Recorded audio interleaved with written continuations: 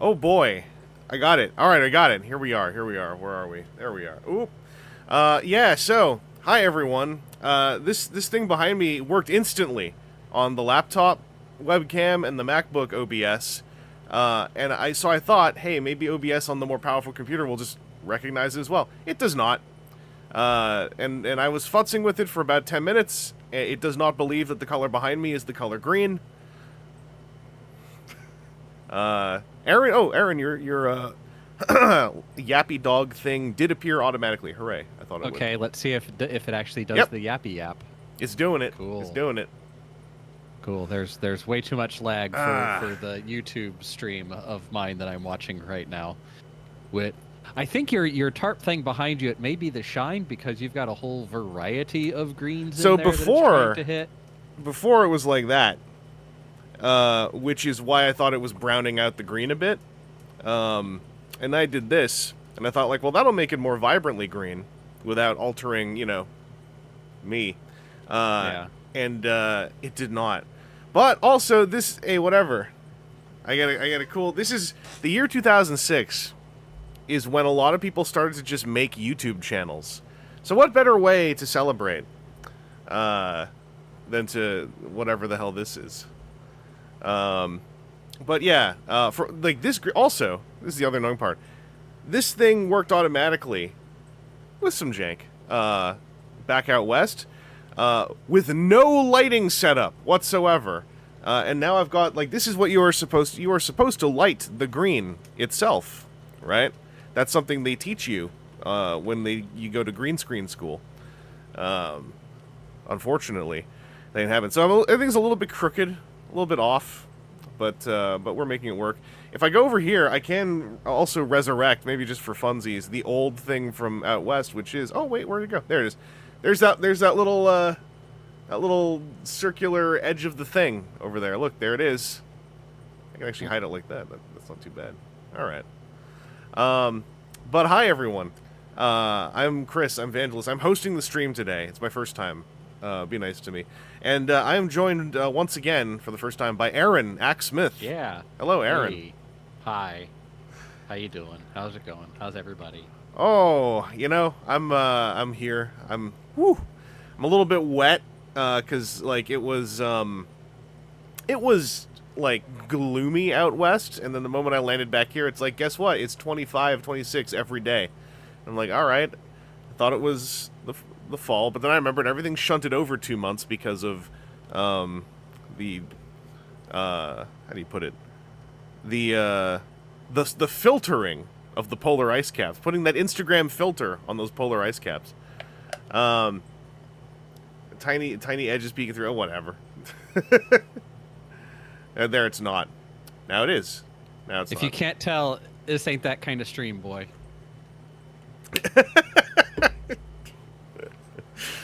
This boy came here looking for a white collar stream. We undo our top button around here. This t-shirt's... It's kid. I was thinking the Return of the Jedi. Hey, we were just in a trash compactor. Shouldn't our hair still be wet? Oh, story. Mine is a little bit. You've probably heard that of then Harrison Ford telling Mark Hamill, "Ain't that kind of movie, kid." Yeah, I shouldn't have heard that one. Oh, you hadn't? No. Yeah. Also, I will share with everyone. Here's the funny. I'll show you all what I've been doing. If I go select color, you can watch. I'll show you all in real time. The fun of this. We go okay. Now I'm in a VHS tape, right? And I can dip it down a bit, and it's like, oh, it's happening. But then I start turning. Everything gets kind of weird, right? Everything gets kind of odd.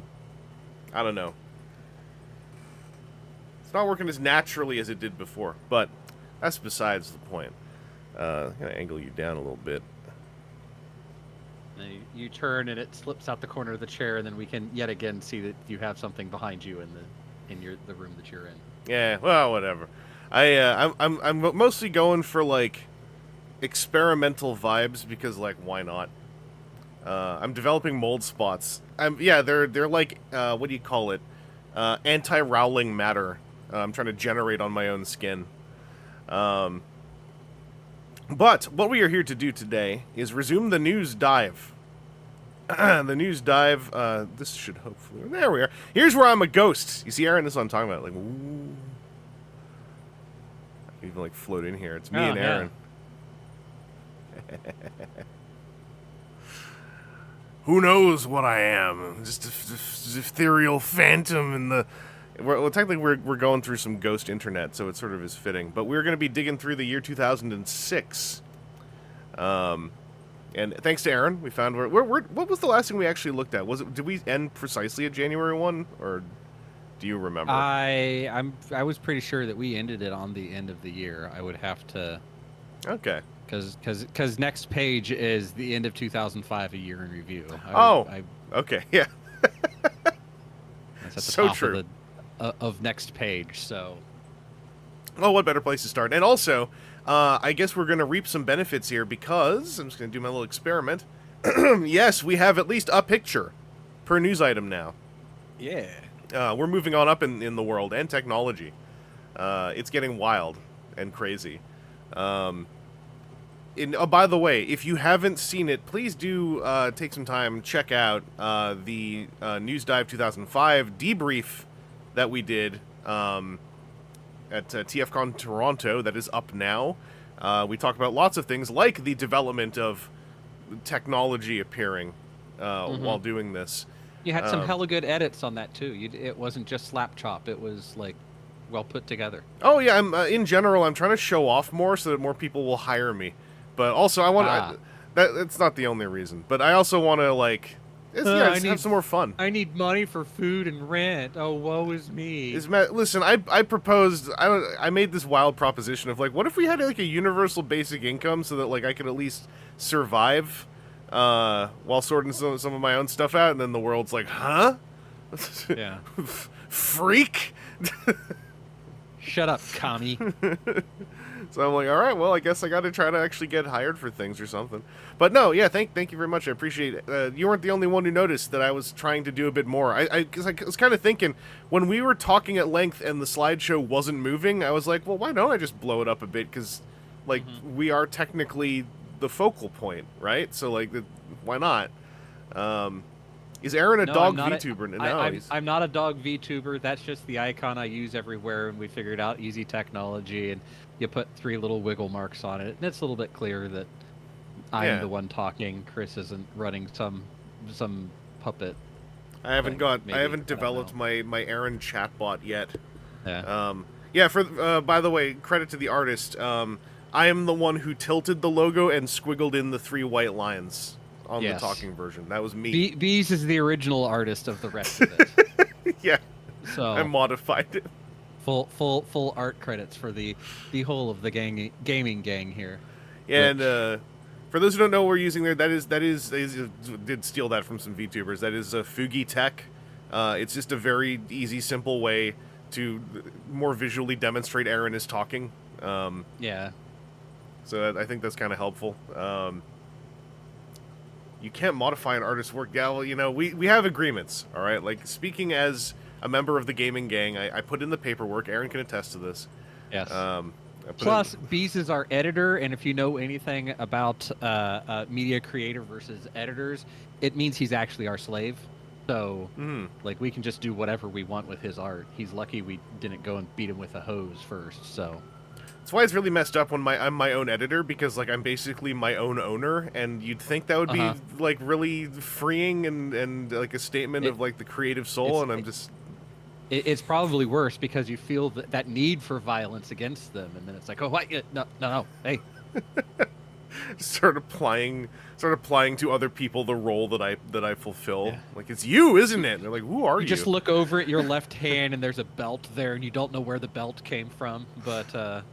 Yeah, Primal, you will hear sirens. I'm near an off-ramp, and there are always ambulances. I'm on the other side of whatever goes between 2 streets of a firehouse.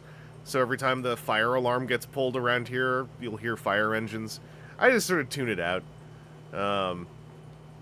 They are, oddly enough, very rarely are they cops. The cops are too busy thrashing the homeless in various park encampments, because like that's I guess what my taxpayer dollars pay for. Luckily in 2006 I was too ignorant to be aware of that. Yeah, we're gonna start off with Alternators Swindle in new Bubble 2-in-1 packaging. Swindle wasn't the one who was in all 3 packagings, right? There was someone who was, if I remember right. It was it Trax that was in all 3 packagings? Maybe.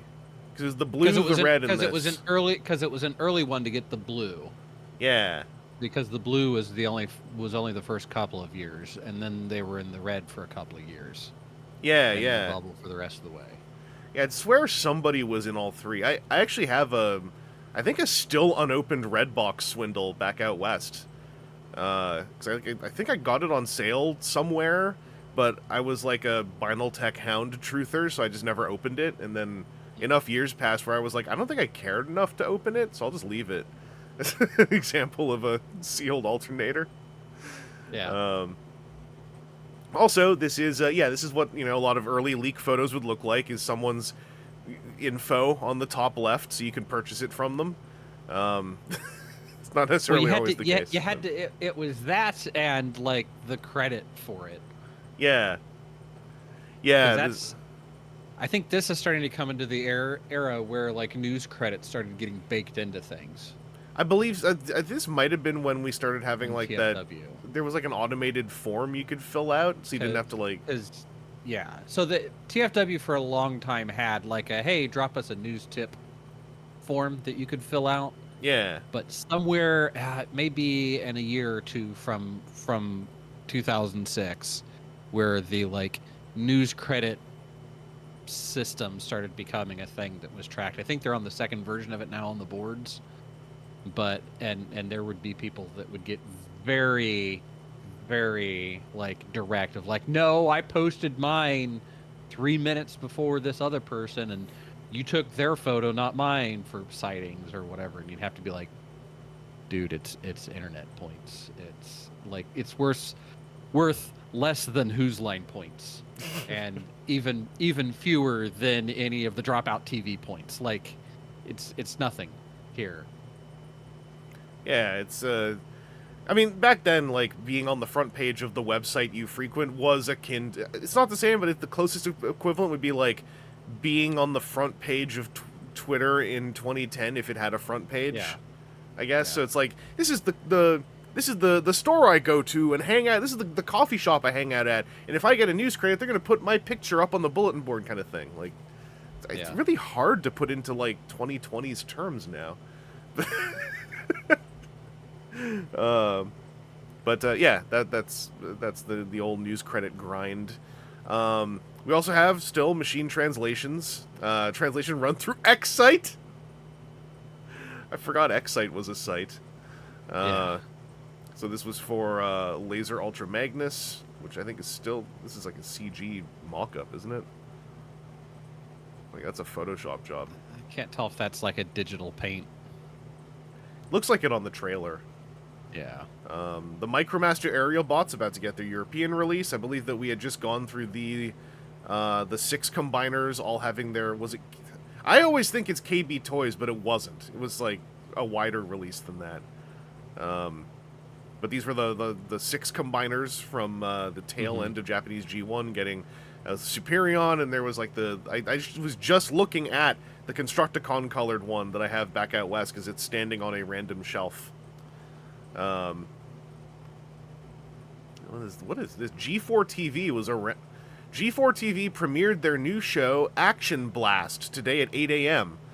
Tony Bacala personally missed it, but according to this thread at the G4 TV forums, the show was a mix-mash version of stuff like Kaiju Big Battle, Beta Man, and Beast Wars with snippets of Cybertron mixed in. That sounds like it sounds like a fun thing to wake up to when you're... Yeah. But be aware that you're waking up to that. That sounds like a wall of noise to wake up to while you're having your cereal. Because like, if it was like, hey, it's a 2-hour thing, you got a half hour of some of these things, sure. But if it's with snippets of this, that, and the other, that sounds like that could be just energetic and or psychotic. Stardust Magician says that's how I was introduced to Beast Wars. Hell yeah, we're having our first one. Wander Knight, this is how I watched Beast Wars as a kid. All right, so was it like full episodes of a thing? Oh yeah. Like, do you remember at all what the splicing was like? Because that's the part that's kind of making me go like, ooh. Yeah. Was it like you got 5 minutes of Beast Wars and then 3 minutes of Cybertron and then a concussion? Like, hey, that Optimus sounds the same. All right. Logo says a friend always talks about watching Beast Wars on G4.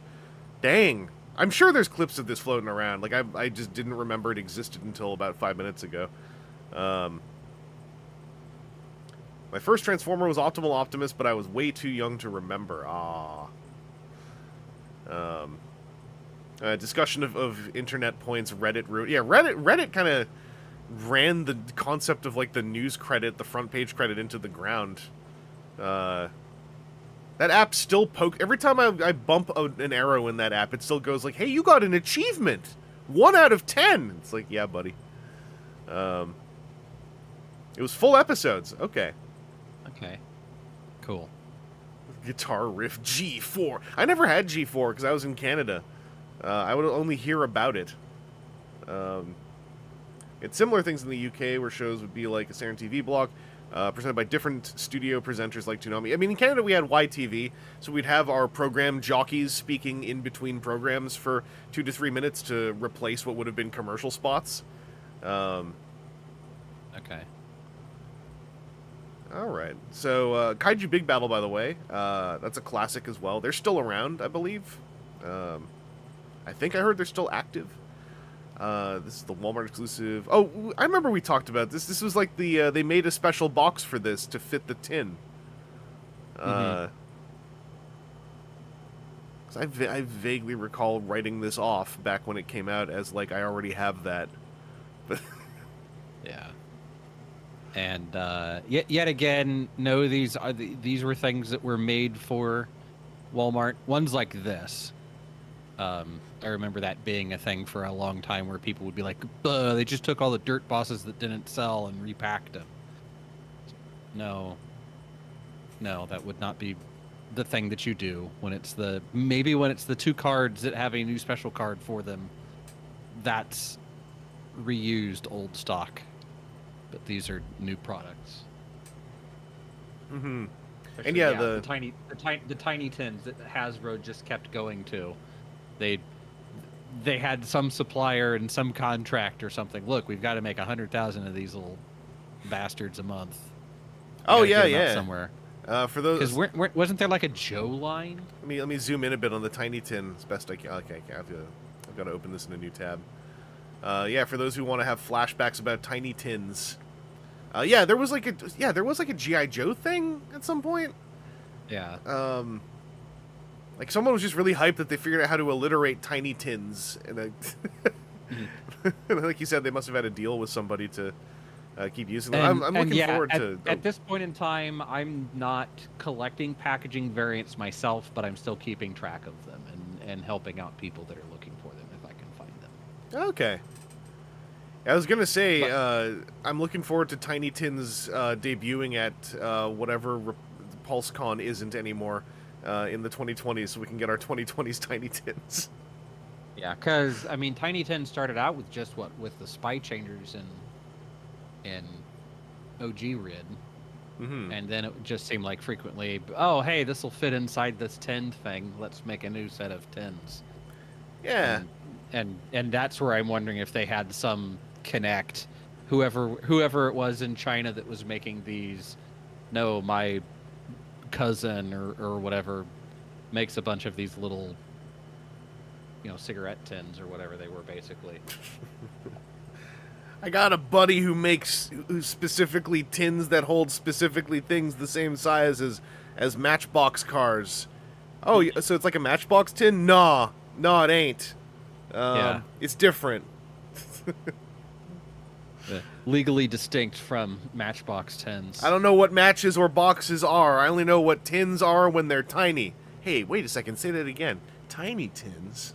Yeah. Yes, Joel. They close up. It's like a sliding. Yeah. Thing. There's a lid. There's a tin that has a rolled top to it, and then the top has 3 rolled sides to it.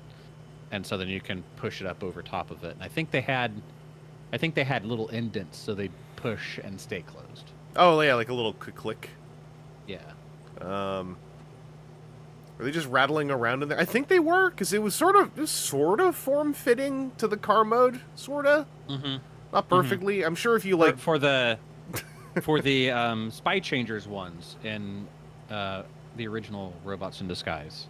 Yeah. They fit in there. And yeah, they have a little bit of play space. I'm sure if you shook it like that, you'd wear some paint off eventually. But yeah. I mean, if you got violent with it and toss it in a rock tumbler, it'd lose some paint, break some stuff maybe. But. Yeah. Aside from what I'm saying, the local toy shop over there has a ton of tiny tins.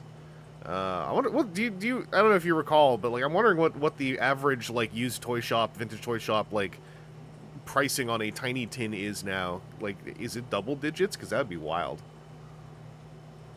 These things were around for so long.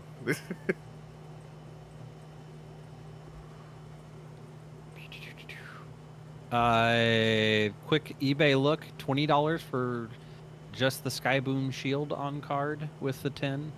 Okay, I was thinking like loose, like just the tin with the thing in it, but okay, so that's the front. They were 25 to 30 sealed. Okay, I thought you meant it was like a stack of loose ones with just like the spy changer in them, because then I'd be like, you know, if they're 30 sealed. There's $80 for a set of 8 of them, or $90 for a set of 8 of them. Huh. Yeah, I mean, like I said, hopefully Tiny Tins can make a return. Perhaps that will be how they can bring Core Class back, is to do retro Tiny Tins. I don't know where my brain's at with the... it's not because of it, but I was like... I haven't opened my retro Walmart figures yet, so I was looking at those packages sitting on my front hallway floor the other day. Because I unpacked my suitcase the same night I got back, which for me is real impressive.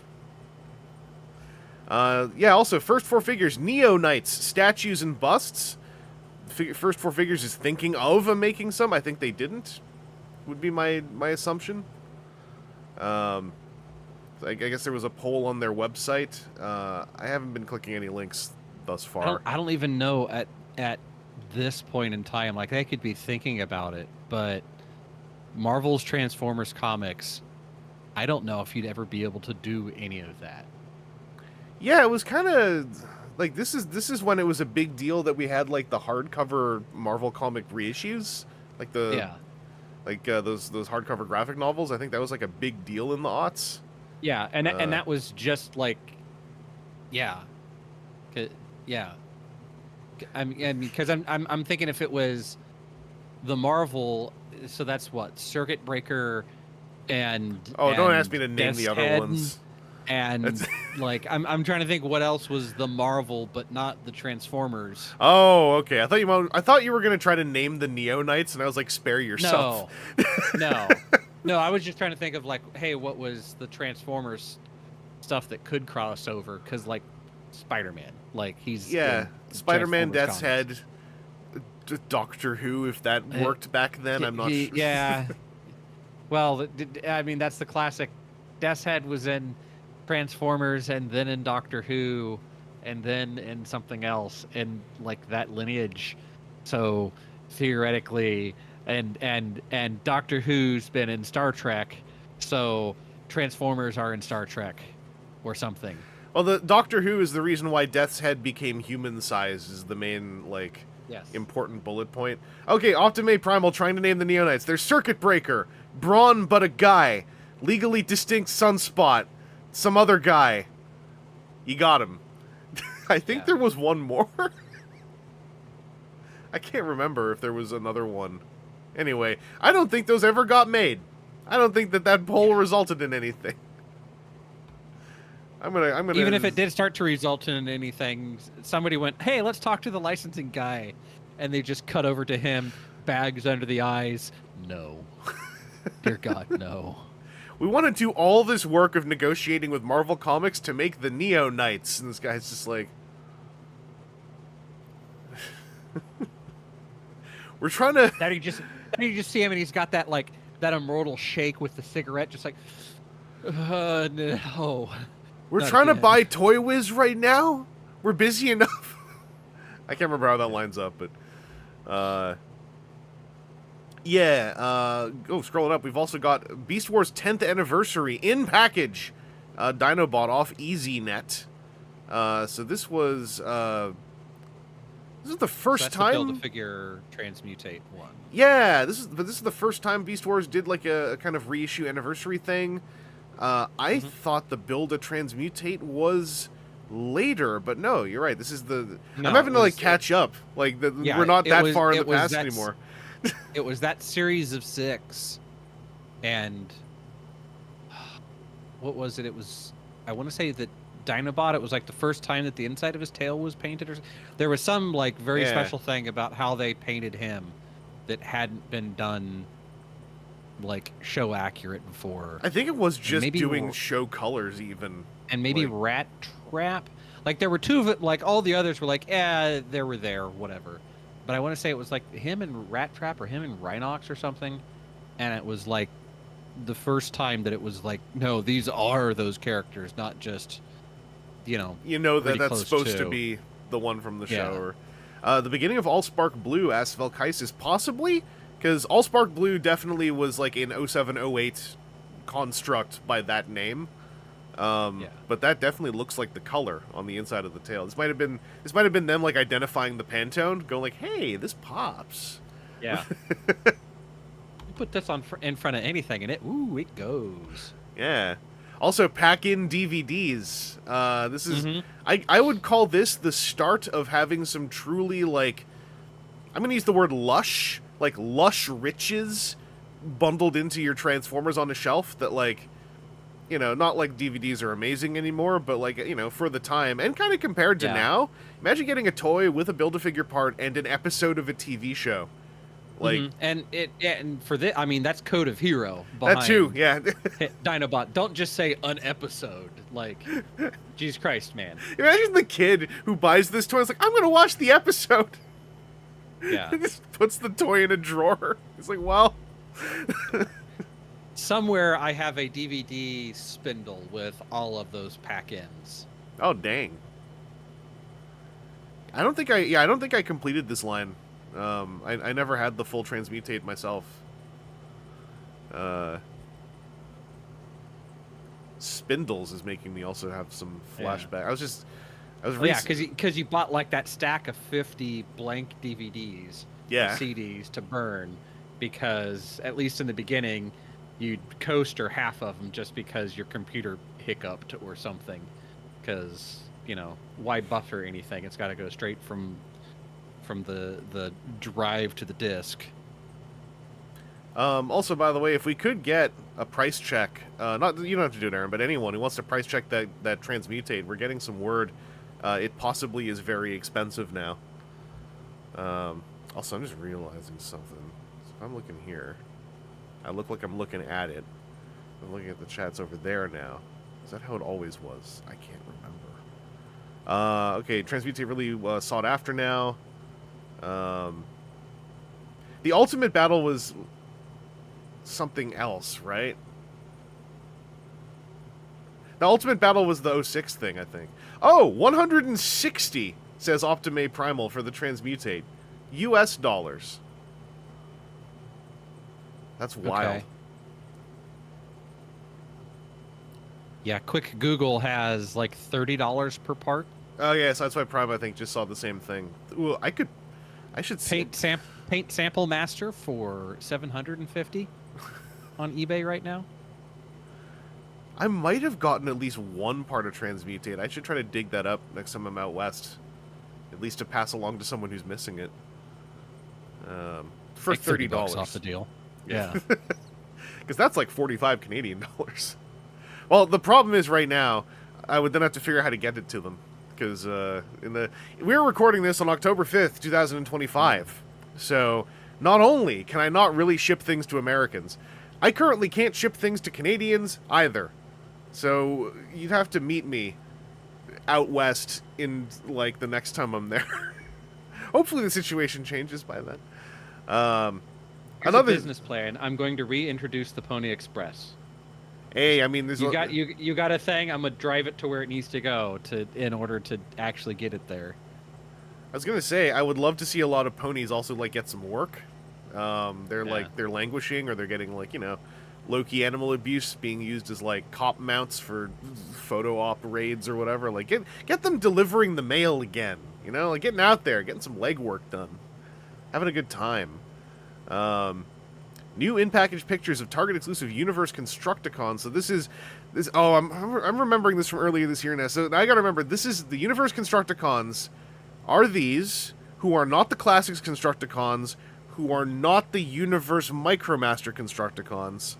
Mm-hmm. And one of them is still Hightower. Mm-hmm.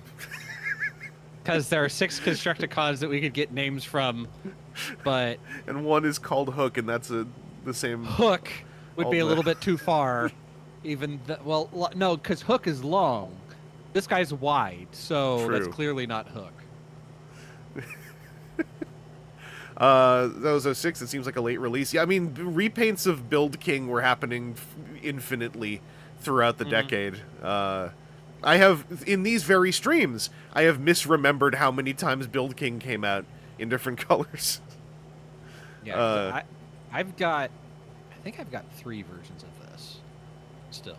I've got the original RID one. I think I have this green one, and I know I have the Walmart yellow one still sealed somewhere. It's a very I think I have this green one is actually a great summation of how I feel about a lot of the fringe repaints when I see them. I'm like, I could have. Yeah. Cuz I want to say that the reason why I'm pretty sure that I have this one is because I remember, like, I want to say that I remember, I'll put it that way.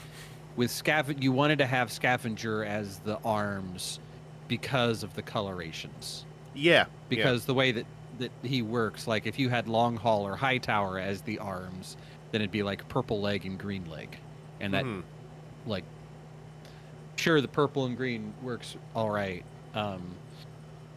You know, as the new Devastator looms behind me here. But, like, that just did not look right. It's very much 20-year-old vibe feels. Also, we see a call for Titan class Build King. I would love to see. I was always call him Build King. That's on me. I would love to see Build King return somehow. Like real, like of the very brave ass toy line that was Car Robot / Rid 01. Like Build King is a super duper brave style toy, and especially in light of how much brave stuff is now basically coming out in Korea. I would love to see the Build King pattern like return under some kind of modern aesthetic.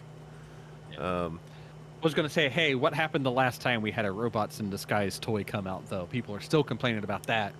I mean, yeah, for those who haven't seen, rip Ben Yee's, of all people to have this happen to, rip Ben Yee's HasLab Superfire Convoy, where he sent the entire fire truck in and received only half of it back. I've seen multiple reports of that. Multiple, no! To people because, well, Hasbro wasn't entirely clear. Like, I don't think that they were super clear, especially they weren't. In messaging of like, hey, send it back and we'll send you a replacement. And they did. I don't think that they necessarily clarified what it was. No, they're not. This is the one where I'm like, when I heard that there were multiple reports, I was like, you know what? Let them burn. Like this is too much now. Like this is just too much. There's no well, there's lots of ways to explain what happened, but none of them are like charitable, right? And I think you combine that with the move that they're also now trying to do an office move to Boston, and it's like, be happy if they even send back the one you sent them. It might have been lost eons ago at this point. Yeah, it's unfortunately a wonderful case of the left hand not knowing what the right hand's doing.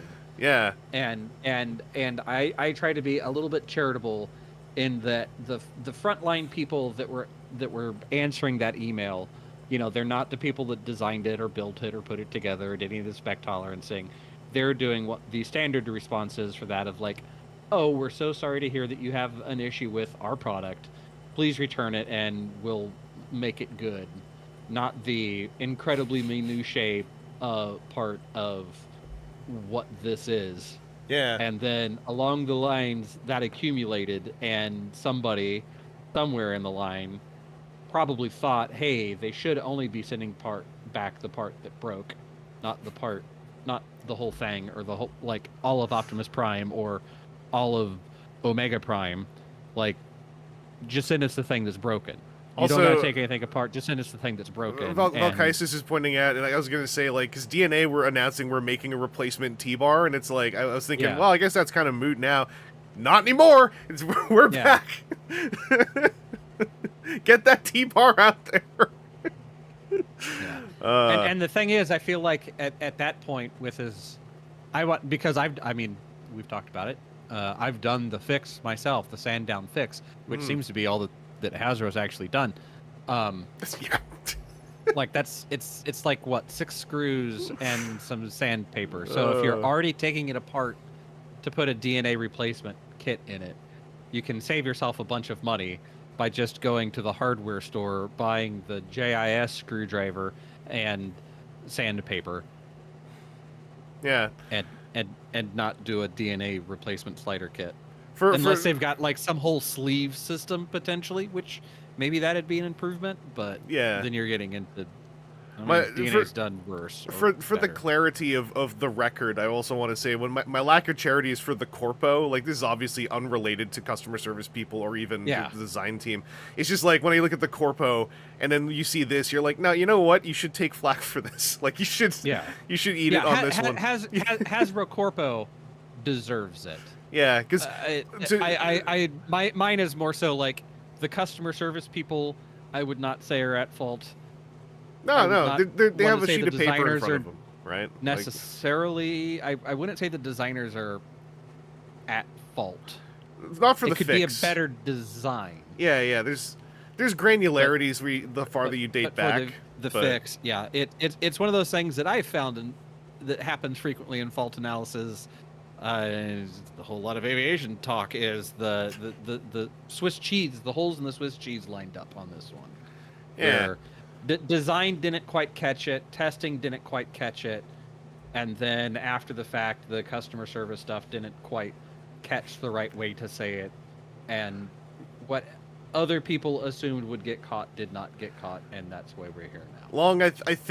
I think they might just quietly not post the secret mode, because I don't know any way they put that video up without like Evan looking just like really depressed. Yeah. It's like, hey everyone who survived, if you have everything, here's how you could put it together. Yeah. Oh, it was just like when I saw that, I was just sighing so hard. I was like, of course. And I also got to throw out there, the scale at work here, those should have just been individual case files. And if that system doesn't exist in the return system, I don't even know what to tell you anymore. Like. Yeah. Well, more so, I'm saying the communication, because there were 2 or 3 rounds because the very earliest people got told, send it all back to us, we'll make it right. And then there was a median group of people that was like, hold, please. When I say case files, I'm speaking entirely back end. Like this is entering into the project manager version of my brain now, where I'm like, how did you not send back the entire? If you only have new runs done on the, well, where are they? my guess is the new runs is just the core Optimus. From the look of the packaging. That's what I mean. Yeah. The insert. If they had, but the people that like, hey, I sent my whole Omega Prime back because you said send it back. Yeah. I don't think that when that came in, anybody really made a note other than like, hey, this thing has been returned to us. That's what I mean is like for something as prestigious and limited run as this, it's like at least start a triple digit case file number for this thing. But how many other things get sent back to Hasbro in the grander scheme because it's broken or it's busted? At a certain level, I say it shouldn't be this way, but at a certain level it's like, okay, customer service says we're expecting a return, here's a return, box checked, move along. They're not opening them all up and inspecting them. If you ever see like Amazon returns pallets, like the amount of stuff that's just like, hey, this is at a certain level, if Hasbro's getting it back, this is broken and or waste, so why should we warehouse what our customer is saying is broken? Get rid of it. That's all making the case for why this should have been notated when they showed up. Like, this isn't on the scale of, and if their return system resembles Amazon's, then like, I don't know, burn the warehouse down. Like, the scale just is so much smaller. But that's why I'm not their project manager, because I'd be screaming at somebody, and as would many other ones. That's why there is no project manager. Yeah.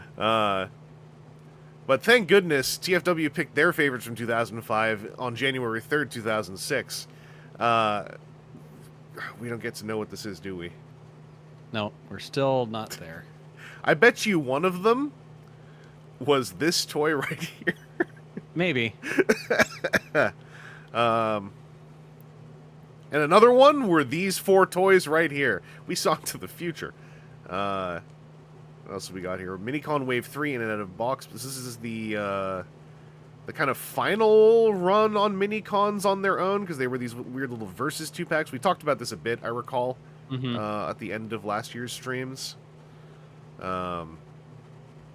Oh, by the way, thanks to Bill's Toys and Games for the news. How close are we to the event horizon on that?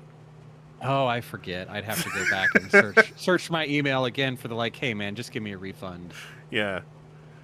Email. I'm trying to keep track of all these like still scaling events we have going on. Oh, by the way, Remy Rotis, classic name. Here is some images of the prototype of THS-02. Again, potato close-up of a toy sitting on top of a cardboard box in a warehouse, most likely. Classic leak images. For those who wanted to know, like some of the, I guess, plastic color layout separations of THS-02, here you go. Corito, hello. Scorp, hello. News is going all right.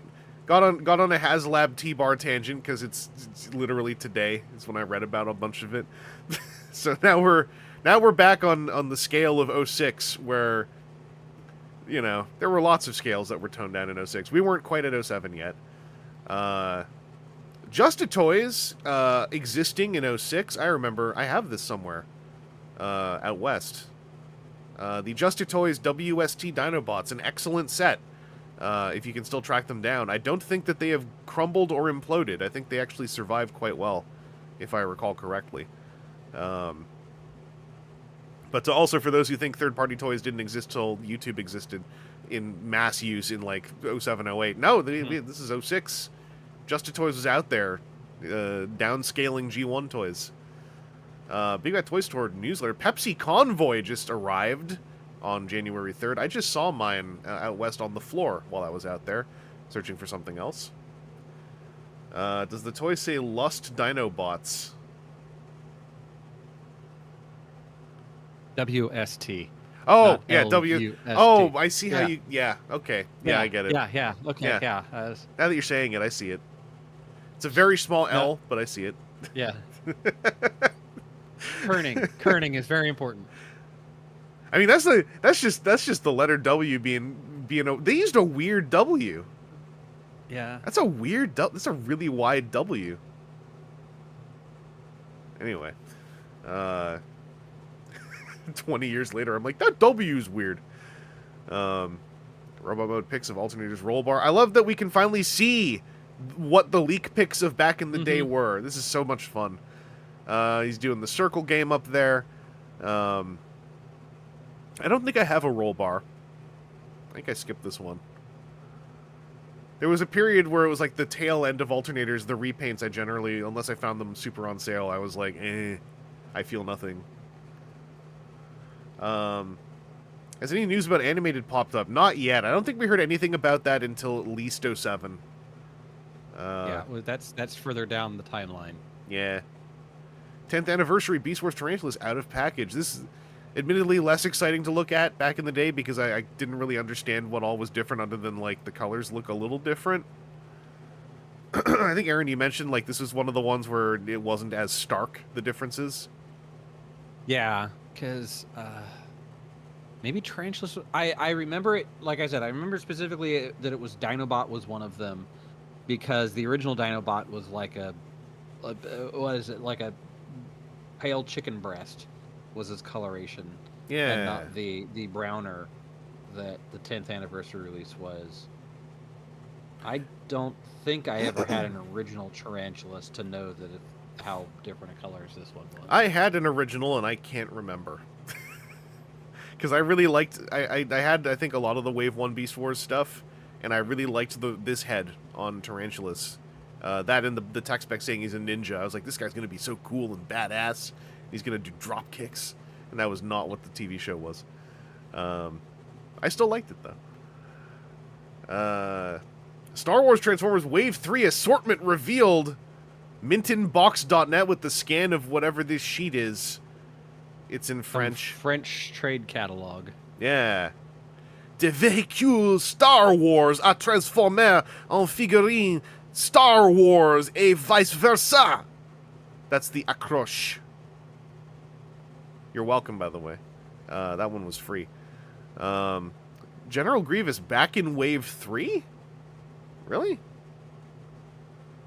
Emperor, Imperial Shuttle, Jango Fett, and Clone Trooper. Oh, General Grievous is just the picture. Okay, I get it. I actually liked that Emperor Shuttle. It was kind of a junky one. I think it had a massive parts form component, but it was very silly. It was still on like the line of silly that would make me like smile at it. But you're Canadian. Yeah, but I stopped learning French in grade 8. I switched to Japanese as soon as I had the option.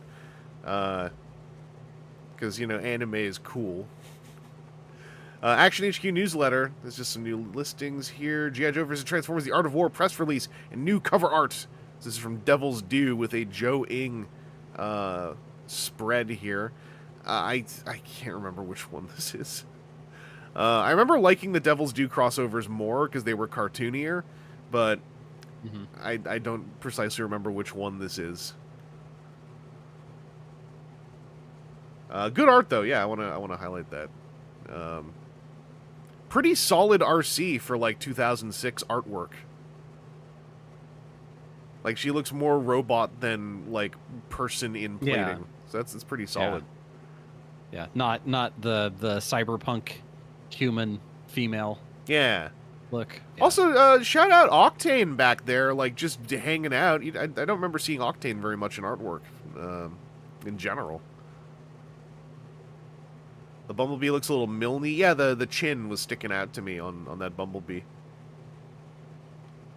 Did Devil's Due try to match Dreamwave house style? I don't think they did. They tried to, but like I think this was also kind of, to use the Grandpa Simpson phrasing, the style of the time.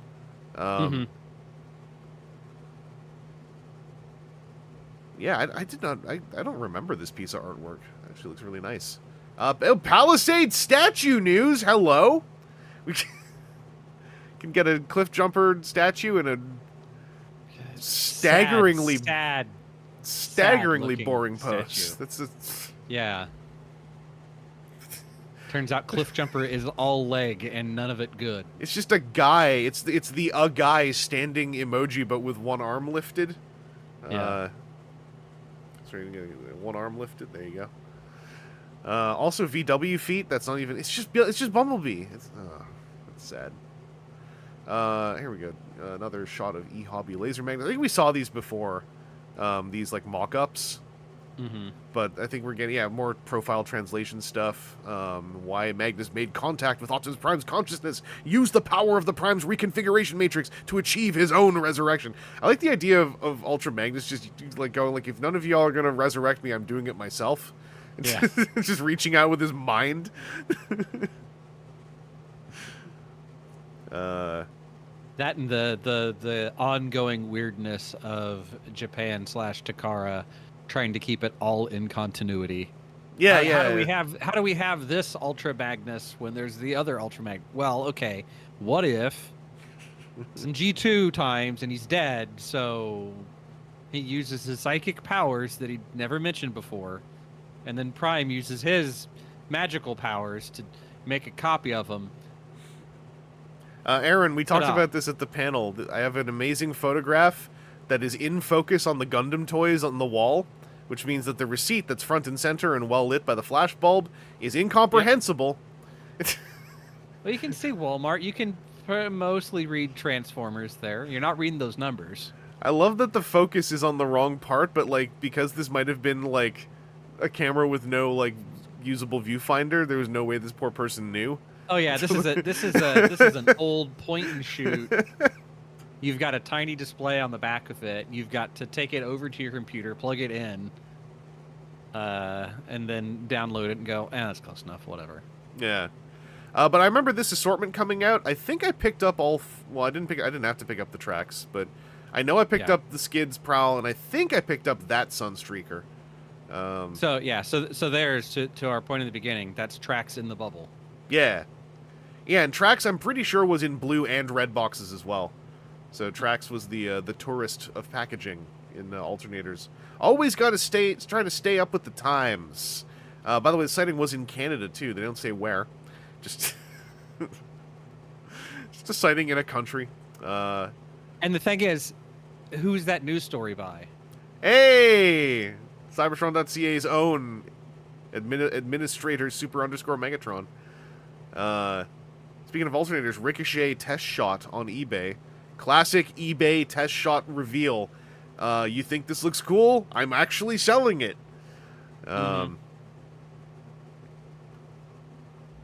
Yeah, crazy how many alternate packaging. Yeah, Alternators was struggling to find an identity, I think, on shelves. Yeah. And someone else mentioned it, that stacking these must have been hard. It sucked having these in the stack. If you were in a dealer room and you bought like a bunch of these and you didn't have a shopping bag and you're like, whatever, I'll carry them back to my room. It sucked, man, because they have a giant curved bevel on the top. And just enough flatness so you could stack them like this, but then you start carrying them, and it's a Three Stooges scene. Enough flatness that you felt like you could stack them like that.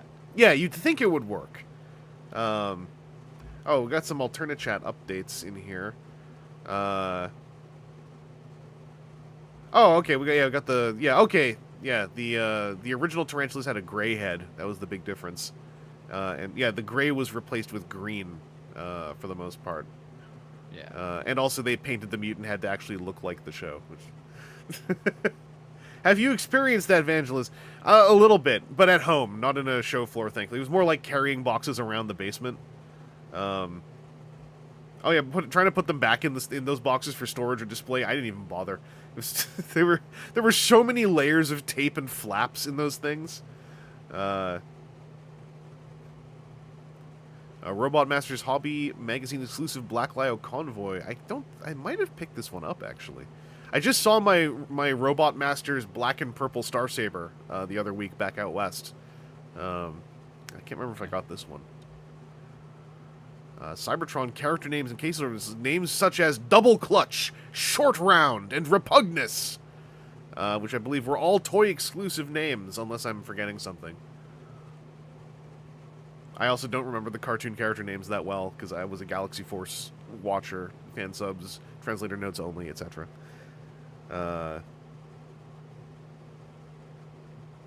Was 2006 the era of Clone Aaron? I can't remember now. No, because that was someone who was referencing the podcast, so that would have been later. No, that was that wasn't necessarily podcast, that was just... That was... Oh, no, you're right. He was trying to take credit as front page news poster. Right. Today's podcast. I think this is after that, or it's roundabouts that time. Yeah. That person still lived here in town, but with shame. Never interacted. Never bought me coffee. What is this new video? So we're never gonna see it. Ops Was a Truck shared a new trailer for the Transformers 1986 movie with new music and some new voices.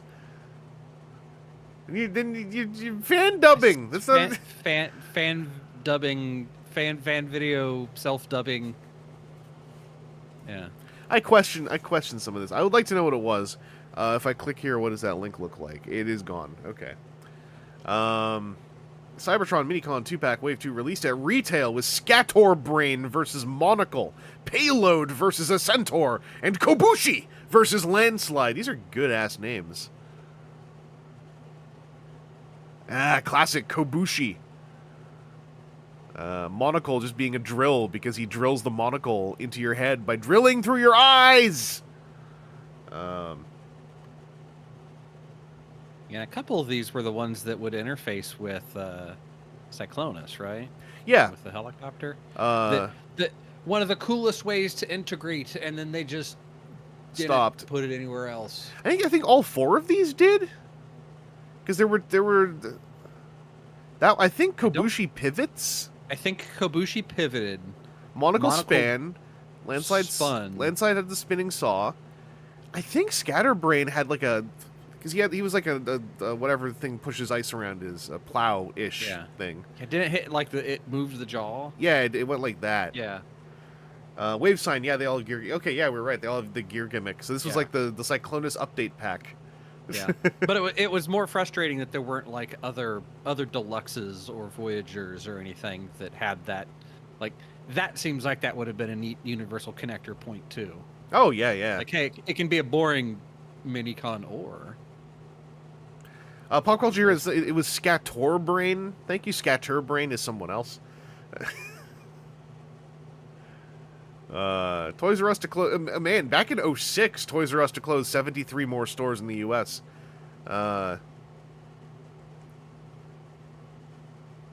Chicago Tribune has an article about the closing.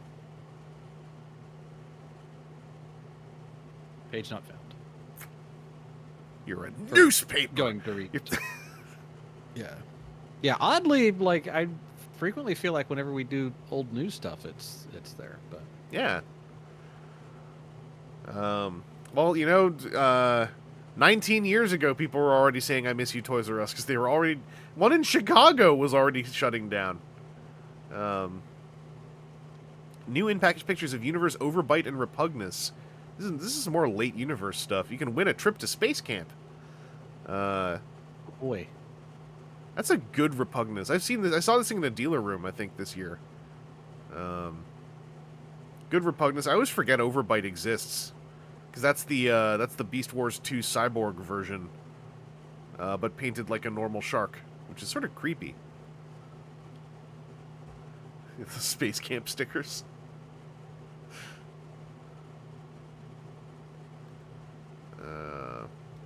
Oh, here we go. Transformers movie location, scouting, script, progress, and design status. Don Murphy has posted another progress update about the live-action film on his message board. The film is location scouting in Canada, the American Southwest, and Northeast, not in Vancouver, for that tool who insisted we were. No, this is kind of morphed into Don Murphy's voice. No, I am not going to tell you where we are scouting. It won't matter until our locations are locked. Design preliminaries are going full steam ahead at last. No, there's nothing to show you yet. The latest redraft proceeds apace. Many changes to the second half, I believe. Scaling back the number on each side, probably back to the original 5 or 6 after they increased in number. Something should have something this week or early next. People are back in town, and Transformers is a priority for myself, for Tommy D, whoever that is, and for Hasbro and DreamWorks. Big Tommy Dick. He's got this... DeSanto? Tommy D. Yeah. Tom DeSanto. I like to call him Big Tommy Dicks. Because his dick is huge. I'm Don Murphy. Hey, Tommy D. So yeah, they hadn't even started shooting yet in January 06. I forgot, like, how wacky this, like, year leading up to release was. Mm-hmm. we're still location again, scouting. And again, I mean, we joked about even on our panel in Toronto about how many times we were told that the script was locked and done, and now we're redrafting again. They've scaled back the number. He's not said that it's still perfectly G1, but they stopped saying that, I've noticed. Yeah, yeah, but they've never adjusted that either. True. JTL, they call me Tommy D the way I Tom on all the D's. So true. I can't believe that this article just sort of turned into Don Murphy voice halfway through. It's so weird. We've revealed Double Clutch. I don't remember this toy existing. I don't either. Repaint of Override? I recognize this paint job. I don't remember this as being a different character. That's so weird. I assume it is. Like good flames. I like the flames. That's Override GTS. Okay, so they did change this name back to Override. Okay. That's what I thought. Oh, thank you, Logos, by the way. Yeah, I put in some work on that panel video. Okay, so I was wondering if I just had completely blanked this was a repaint called Double Clutch. Okay, this was Override GTS. I wonder if internally there was like some discussion or something where they were like, "Why are we calling this a new character? What are we doing?" This is Yeah. That classic. No, we can't get double clutch. That's too generic a term. Fine. Old name, whatever. GTS. Sure. Cool. Whatever. Oh, we got a new image of Alternators Optimus Prime, by the way, the upcoming. And I like that in this new image you can already see, they're like, what the hell do I do with the... Whatever. He looks like a robot. It's close enough. Toss it on the back of your jacket. Take the photo. Yep. Good stitching. Good color, by the way. Don't know if that's the best color for red, blue, and black to be in front of, but... Oh, no, I mean, it's very boudoir style. Like, the pose is nothing, but this is man standing emoji. Monkey not car. Leg panels are upside down, too. That would be a recurring thing. I keep forgetting those leg panels rotate at all. You're right. Yeah, those are kneecaps down there. I need to mess with that toy again, because I have no good memories of it whatsoever. Only bad ones, and that's not common for me.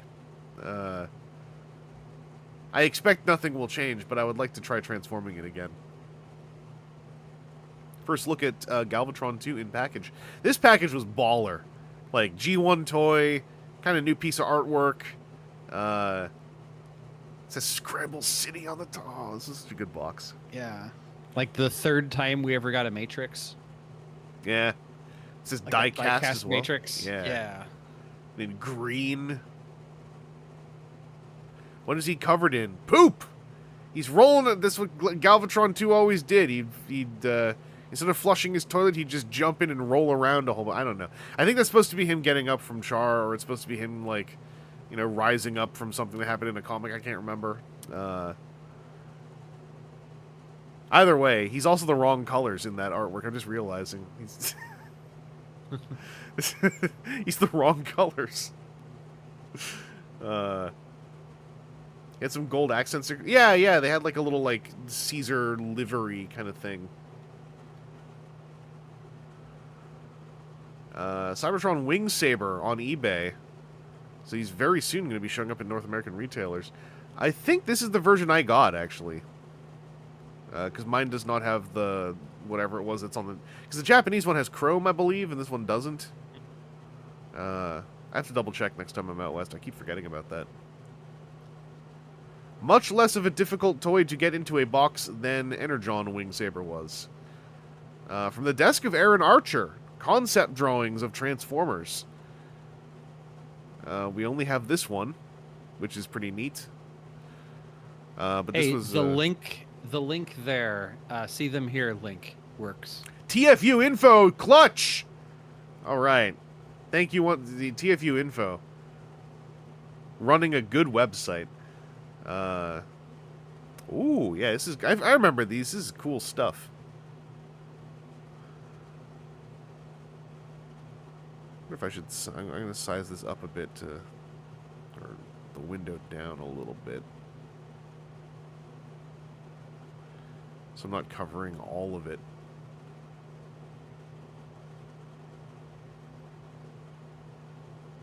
There we go. And it still has these, I think. Oh, sweet. I love the idea of like this dedicated flight mode. Mm-hmm. It's so cool. Day 2 evac concept drawing. Classic. I remember these shapes. Classic giant fist outline stuff. Really good line weight. Slender but strong. Day 3. I remember a lot of this, like, as I'm seeing it, like, yeah, lots of neuron not like, you know, that's Optimus Prime's head, but like that specific drawing is like neuron reconnection. I feel like we saw this like in 02. Something about this specific like design picture.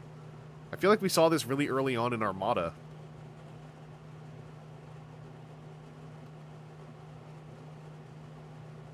I'm trying to think. What is this called? That might have been at a panel or something. Yeah. This color guide stuff, too, is such cool stuff.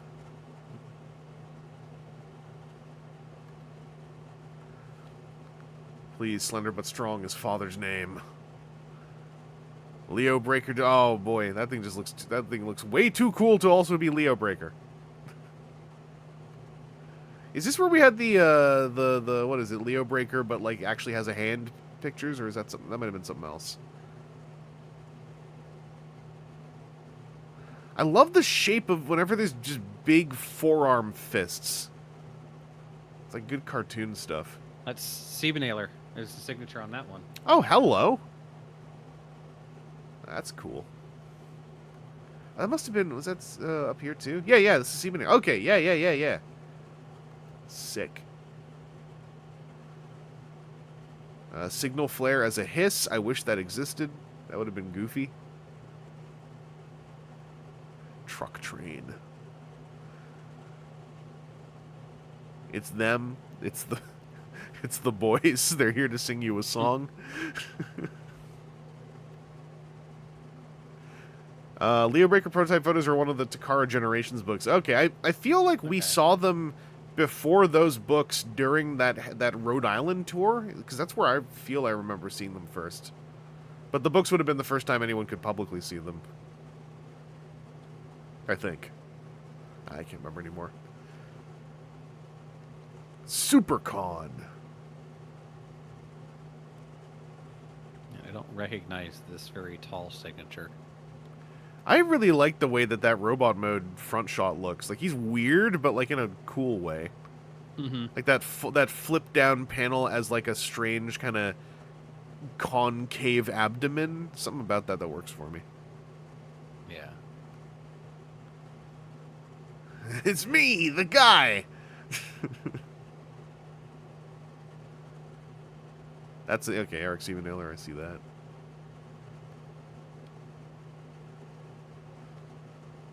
Love these color guides. Aaron Ross says, what I find most interesting here is we're either still seeing the artistic influences of trans tech and or seeing some aesthetic ideas that would make it into the 07 movie. Yeah. Yeah, maybe that hyper,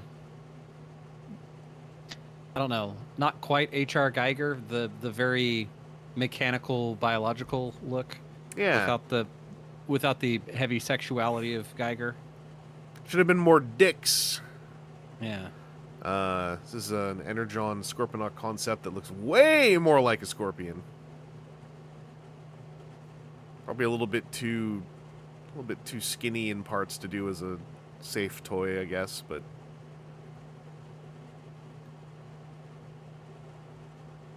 Armada Thrust. Armada Thrust always looks great in these 3/4. Like, just with the giant turbine cannon arms. Yeah. Energon Prime cartoon preview. This was the 3D model, I guess. Yeah.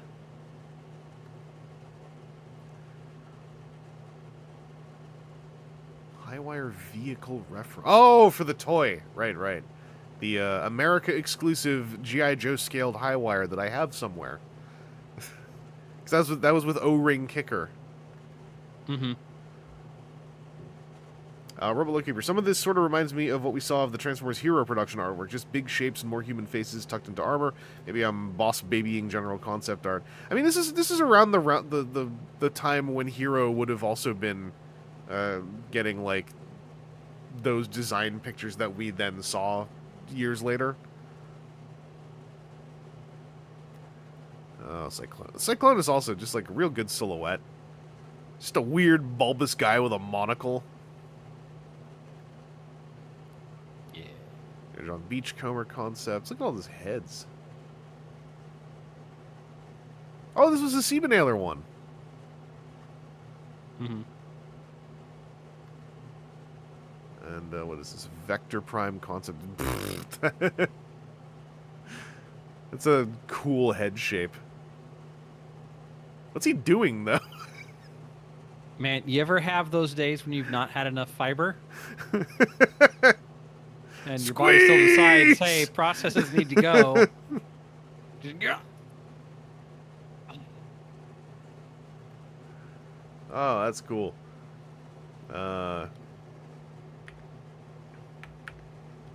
Many thanks to TFU Info for preserving all of that to this day. There's the link in the chat for those who want to see it. Amazing, both versions of Kicker are noted to be incredibly fragile. Well, isn't it like the Micro Man one who isn't in the 2-pack, who isn't Chrome, is more... a little bit better, but maybe still breaks? I haven't looked at mine in a while. Because I know there's the 2-pack one that would, like, shatter, and then the O-ring one would fall in half eventually. Would O-ring. Yeah. I sold, I found a 3-pack of, the Cobra Command 3-pack with, Destro, Baroness, and Commander, and Destro and Baroness had fully, the O-rings, there was no trace of them, and they just had dissolved into gas. So I put them all in a Ziploc bag and was able to sell them for $10 at the toy show. An O-ring figure is like classic G.I. Joes, where you have a metal ring where the waist is. It's like 2 metal rings held together with a rubber band to make it sound worse. It's more of like a rubber ring, but... I think it was actually like a plumbing O-ring.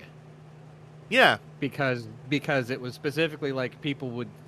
It was like you go to your Ace Hardware store, get this specific, like for your faucet O-ring, and then like a sewing hook, and you could repair G.I. Joes when they would fall apart.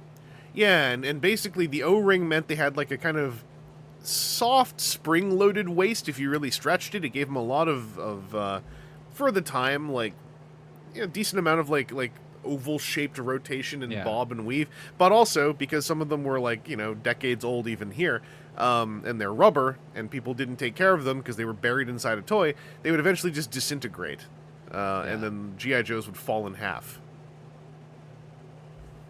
Logos. Apparently the single-release Microman Kicker's hard plastic causes the joints to split. Damn. Guess I'll leave mine alone. Microman Kicker, red, yellow, entirely made out of clear plastic from Griff. Yeah. Yeah, every release was a thing that was like, oh, why would you do that? Well, we've learned. Sort of. Old Hasbro paperwork scans, and this is old in 2006. Fred's Workshop has posted 2 scans at Alt Toys Transformers of old 85-86 Hasbro paperwork talking about the success of Transformers in its first year. Some of the info is staggering. Hasbro first discovered them at Tokyo Toy Fair in '83 when being shown by Takara. Hasbro made history as the largest pre-sell ever at American International Toy Fair in February 1984, with over $100 million of wholesale orders within the first 7 days of being shown, I'm assuming for the Transformers. Transformers sold over 3 million robots in 8 weeks, over 10 million robots in the first 7 months, outsold the closest competitor by a 3.5 to 1 ratio, I assume GoBots. If they're talking about robot toy competitors. Hasbro Bradley claimed an astonishing 43% of market share in unit sales in the first 7 months. I guess that's why Transformers stuck. They had a real good first year. Could say a generational first year. That's wild, though. I didn't know about the pre-sale thing. And we didn't even... That's the biz dev stuff we never see. Yeah. Waveson saying we didn't even know about the Mysterians at this point either. Also, yeah, Griff mentioned to Logos, a lot of Microman figures from the 2000s explode. It's part of the reason why I've started trying to sell all of mine that I kept in package, because I don't want the responsibility anymore. They were all made with like thin, hard, clear or chromed ABS plastic rubbing against each other. And even back then, some of the ones where it was like a chromed, brittle socket for a ball joint, and you'd push the ball in to put it together out of the box, and the socket would just like split in half, like in your hands, and it was a bummer. Oh, this is the vaunted movie test footage. This is what deranged our conversations for a little while. Because we're like, oh, I guess that's what the movie's gonna look like. So much, yeah, Volkaisis, here's the fake test footage, so much work put into those who never revealed who made it. Yeah, I believe this was confirmed fake. Very well made, but fake. On badongo.com. I don't know if that link still works. Vid in alternate chat. Oh, thank you, Ali Convoy. We're veering into Ron Friedman Decepticon insult to you brittle ball joint socket. Yeah, here we go. Here's a oh god, that I forgot about that other kicker. Yeah, I got some alternate chat catch up to take us on here once I line up my windows. Let's put Cursed Kicker in first.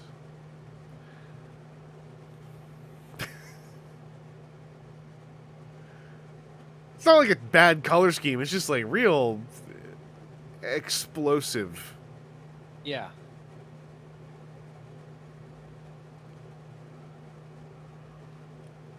Yeah, in this video, it seems they recolored the robot a little bit.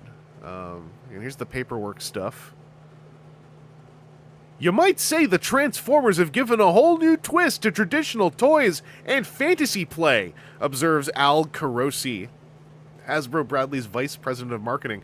The Transformers are fun because they stimulate kids' imaginations. They're challenging three-dimensional puzzles that look like some everyday toys, but turn into robots.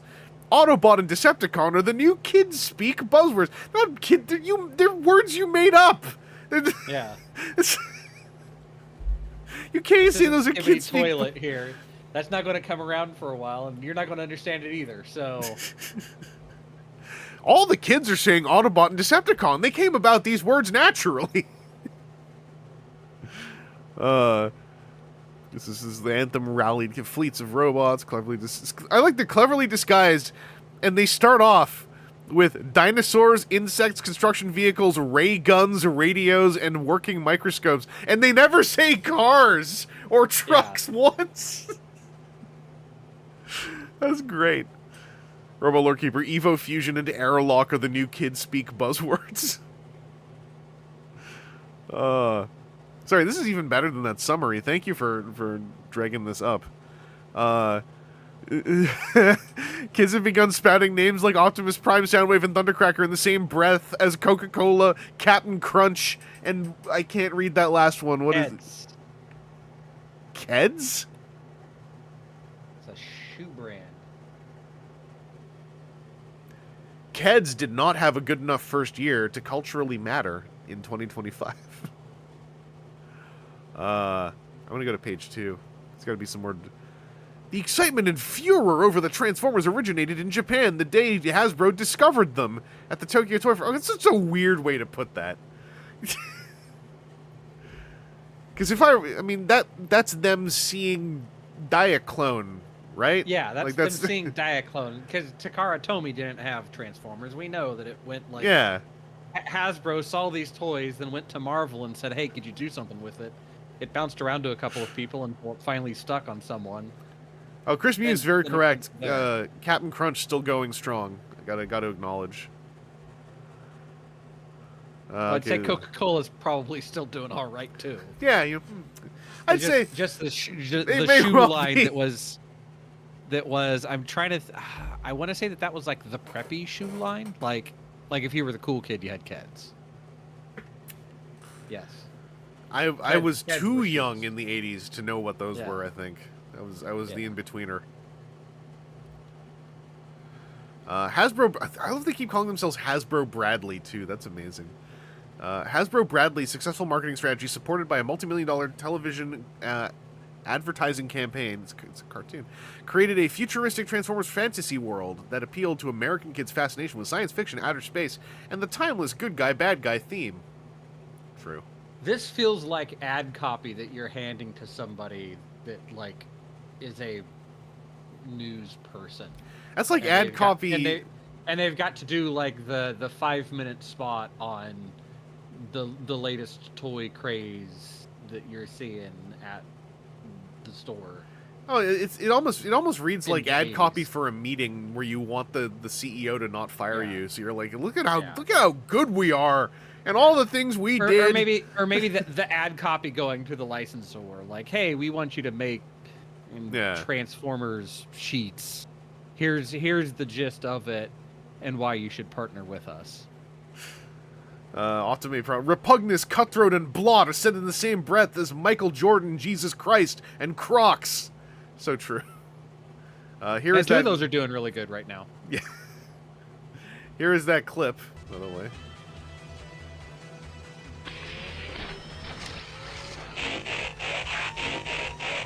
They're trying to patent that noise. Yeah, and this is the actual clip, not the... Yeah. I am in a, by the way, a logged out browser, so this is what YouTube shows you when when you're just watching videos by yourself. I was worried of why your YouTube recommends included a 40-minute timer and alarm alongside Mr. Beast 2. Why is that one of the, like... We think people just want... I mean, I know people use the timer, but, like, for that to be fronted to a random account like this, that's amazing. Yeah. But yeah, that clip was very distracting for a good decent amount of time, if I recall correctly. Mm-hmm. Also, by the way, Yeah. Keds, I recognize these now. Yeah. I want to say that clip was kind of like the dancing sound wave style thing of like, yes, seen it, some dude's college project. It's not a thing, and then it'd show up like 7 days later in the news forum again, and it'd be like, Logo said the 83 Tokyo Toy Show is mentioned in Oh yeah, there they are. There they are. What's that kid wearing? Is it a little paper crown? Making sure we can see all this. it's some sort of paper crown. Me watching you, even though YouTube says it's live, it seems like we're about a 10-second behind. Yeah. But yeah, that's Raiden. This is Diaclone Car Robot, Regie. I wish the color wasn't so gunky off this VHS or whatever this is, but that's a really decent look. That's just a nice looking display altogether. Yeah. But they let kids walk right up to that stuff. Dang. Oh, no, there he goes. He's messing with it. Jam your finger in little spinny thing.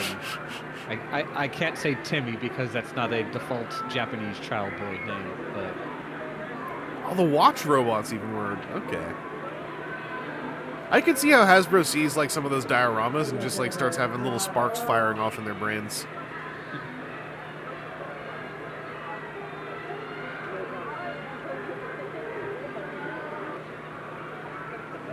Oh, look at the... You'll see it in a second, Aaron. Tall Optimus there. The cursed analog horror Optimus Prime. That thing is standing in your doorway when you wake up and the lights are off. Yeah, that's Night Terror's Optimus Prime. Yeah, this tape is... Whoa, color! We're back. Just a gun! Sitting behind... Okay. It's got a gun. I'm here at Tokyo Toy Fair. There's a gun just hanging out behind a guy. JTM, can you believe Michael Bay saw this footage and said, "What if the cars were racist?"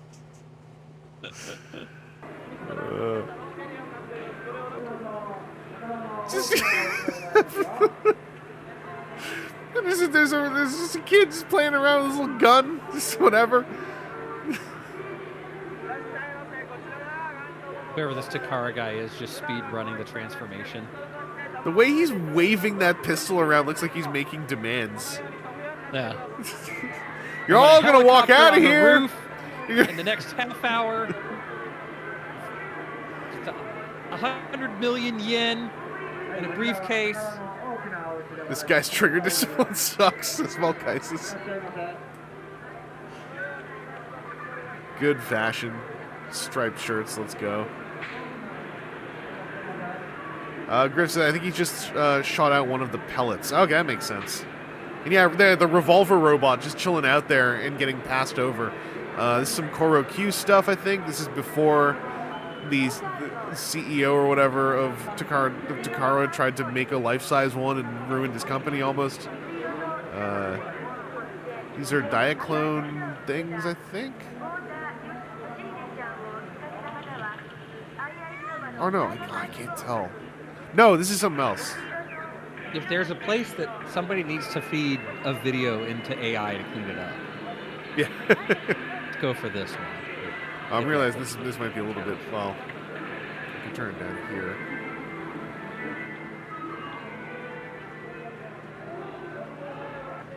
Oh, thank you, Joel. Okay, it's Chorokyu, not Korokyu.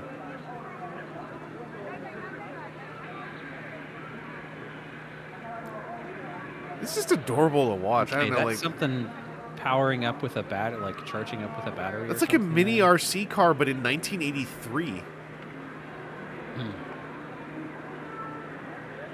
I should probably move along from this, but this is kind of long. This video, this is like 24 minutes, but this is really cool. I gotta come back to this. Yeah. I love seeing like these old trade shows before like there was, for lack of a better term, a culture around, like a wider culture around the objects being shown. Yeah. Like when those trade shows were like 90% trying to just move product. Yeah, that legit feels like trade show. That is. Yeah. Takara is setting up, and the primary customers there are retail stores and other business things. Yeah, do you have a link to that video I got to post it someplace so that there you go. That there, and I'm gonna copy that and file that away that, for my own use save that later. for me tomorrow while I'm waiting on time cards to get submitted. So oh right, it's Monday. So I can actually make sure that people get paid. I've got not to tangent off a tangent. I've got someone in my group that like we've had to tell them multiple times, like you need to submit your time cards on Fridays or Saturday if you're working on Saturday, because we have to do some reviews and make sure that it all lines up to make sure you get paid.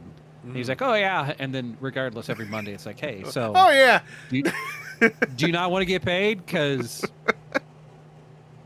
like could be a problem. By the way, I meant to credit. Submit. I meant to credit that's at the start. This stream partly happened because Aaron poked me and said, "Hey, here's my availability because I'm about to evaporate in the time stream for a few days."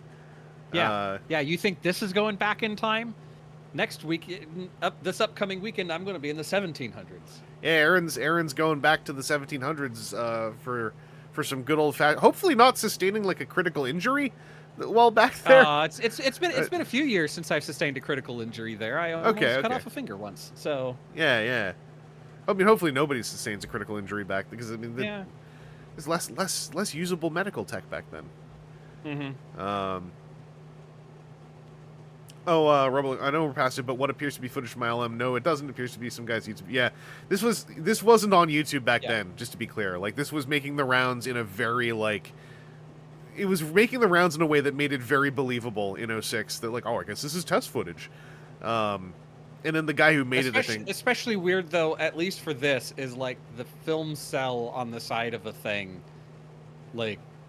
Modern day Aaron sits there and looks at that and says, hey, this is kind of BS that I don't think that they would have cut out an individual cell of film printed stock as a thing. Yeah. Chris Me's asking why Aaron is time traveling. For fun. Wouldn't you? So I'm do historical reenactment as a 1700s French fur trader. Local to me is a trading post that is post Wiatnon, was one of the interior posts into New France at the time for the French fur trade in this era. And so I go and I am Jean Baptiste whilst I am there. No, I'm not going back to fight the Huns. I am going back to trade European goods for basically beaver pelts and the fashion industry. I can talk a lot about it, and will be on Thursday and Friday to a bunch of fourth graders. So, I forgot there's like a whole educational element to that thing. Yes, that's really cool. Chris Muse, I'm descended from French fur traders. That's culture. Well, listen, there will be reparations. Okay, Aaron will bring you like the plague and or whatever it was folks got sick from back then. Le plague. No, I mean, the plague would be one. Scurvy was frequently. Could frequently be a thing if they weren't eating well, but generally, if you're on land, you've got enough variety in diet that you're getting vitamin C. Generally, infections Among voyageurs, the 2 leading causes of death, first was the strangulated hernias, because the bales of trade goods, either furs or European goods, are in 80 or 90-pound bales. As a voyageur, you'd be expected to carry at least 2 of them at a time whenever you had to portage, when you weren't going up or downstream, but were having to go on ground. And you've got a bunch of young men around each other in a potential competition thing. You might think, hey, that guy's a wuss because he's only carrying 2. I'm going to carry 3 or 4. I will carry 4 myself from the boat. And then also around rapids, you would potentially unload your canoe and carry things. And so that was frequently how strangulated hernias happened. The other primary cause of death was drowning, because you didn't want to hire a voyageur that said he knew how to swim, because in case something went wrong, he might well just jump out the canoe and not save all of your expensive trade goods. And instead, he would try to stay with the canoe, and then the canoe would go through rapids, hit something, break apart, and then the voyageur would perish due to said rapids. I was about when you said drowning, I kind of sat there for a second. I was like, "Oh yeah, that makes sense. The water and all." Yeah. Yeah. Inhaled water can be deadly. Don't do it. Adam asking, did we miss anything? World Shattering was this. This was the Transformers movie test footage that wasn't. But back then, this wasn't on YouTube, and we didn't know where it came from, and someone had recolored it. So it was very distracting for the discourse, as I recall. Excuse me, that is some of that endearing brand soda pushing a bubble up my throat. It's gone now. Got an update on Just-A-Toy's Snarl. Release date in Hong Kong is January 20. Just $16 or $30 for 2. These things were super cheap back then. Yeah. And I like the idea of buying 2 of them. Because why not, right? Like, it's so small. Yeah. and the economy's doing so great, and like nothing. I'll order 3. Why not? But if you've never handled the Just-A-Toys Dinobots, if you ever get the chance, they're really nice. Like it's a downscale KO that like puts a lot of care. It was like the first luxury KO in a way. Mm-hmm.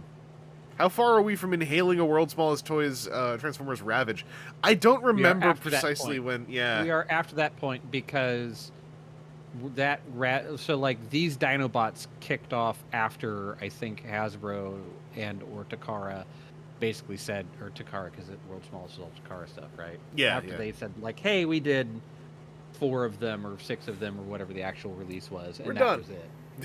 And it was like, but there's so many other things you could do, and like those were pushing toy technology at the time. So yeah. On Channel with No Content, I am the original hater of the term fourth party, so I'm always luxury KO. I was saying that years ago, trying to stamp out fourth party, but nobody listened to me, even though mine's better. I'm always grumpy about the fourth party thing because it doesn't make any sense. It makes sense if you don't know what any of the words mean, which is like the worst version of it. Because I mean, that's how I used to logic things out when I was like in my teens and early 20s. And it's fine, it's valid, but like it's wrong too. So and then the gamers ruined second party in a way that left detritus lying all over GameFAQs message boards that helped cause all this. I distinctly remember. Brian, hello. I hope working is going well. The VOD says hello as well.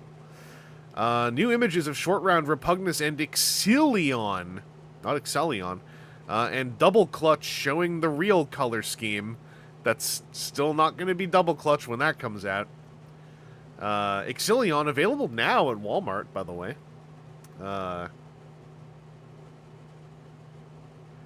What even is second party? That's like... So, gamers ruined it by having a lengthy discourse asserting that second party was licensed. That is not. Second party... and I'm kind of shooting from the hip here, but like, Aaron, correct me if I'm wrong. Second party is the customer. Well, the consumer. The consumer, The consumer. Yeah. The first party is the owner. Generally, it should be that the second party is the consumer, because they're in a contract, there are generally two parties. Mm-hmm. There's party A and party B, and that's where that's supposed to come from.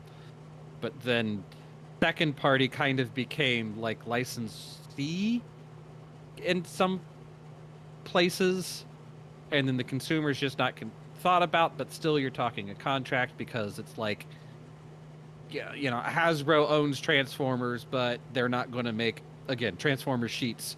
So that could be something like the company making the Transformers sheets for your bed are a second party, a contract with the first party, and then the third party was not a party to actual contracts, but then they're not a party to any contract, so really they're copying. So third party, it's all bad terminology, man. Third party was a bad term. It was a bad term that I had a hand in pushing in the late 2000s because I was trying to figure out how the words work. I wasn't the one who solely pushed it, but like I was one of the ones who's like, that's a good term, yeah, third party Transformers, makes sense. But then like it became, you know, it shot past the language barrier and then just became the phrase, the sounds. Third party Transformer as a series of sounds your mouth makes means this, and the words stopped having meaning. And then people saw the word third and went like, well, we simply increment that. And then it was, and so that's how fourth party came about. And that's when I like had my moment of like many movie characters who undergo tragedy, realize like, oh no, I could have stopped this. I couldn't. Why we're on like 12th party now? Yeah, it's the reimagining of a sixth party thing. So, no song for spiders. Thank you so much. That's the gamer thing.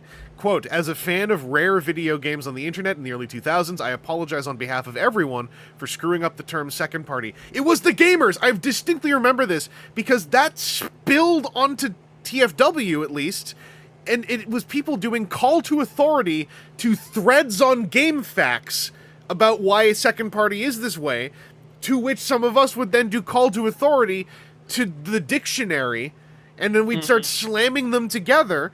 And I remember going like, I was like, where are the GameFAQs threads coming from then? Because people were like, well, this is in-industry terminology. I'm like, but then where? How? What's the root? From where did that spring? And then years later, I'd realize that like that kind of soil to root to nothing but it exists process was what created fourth party Transformers, where it's like, I mean, people just say stuff.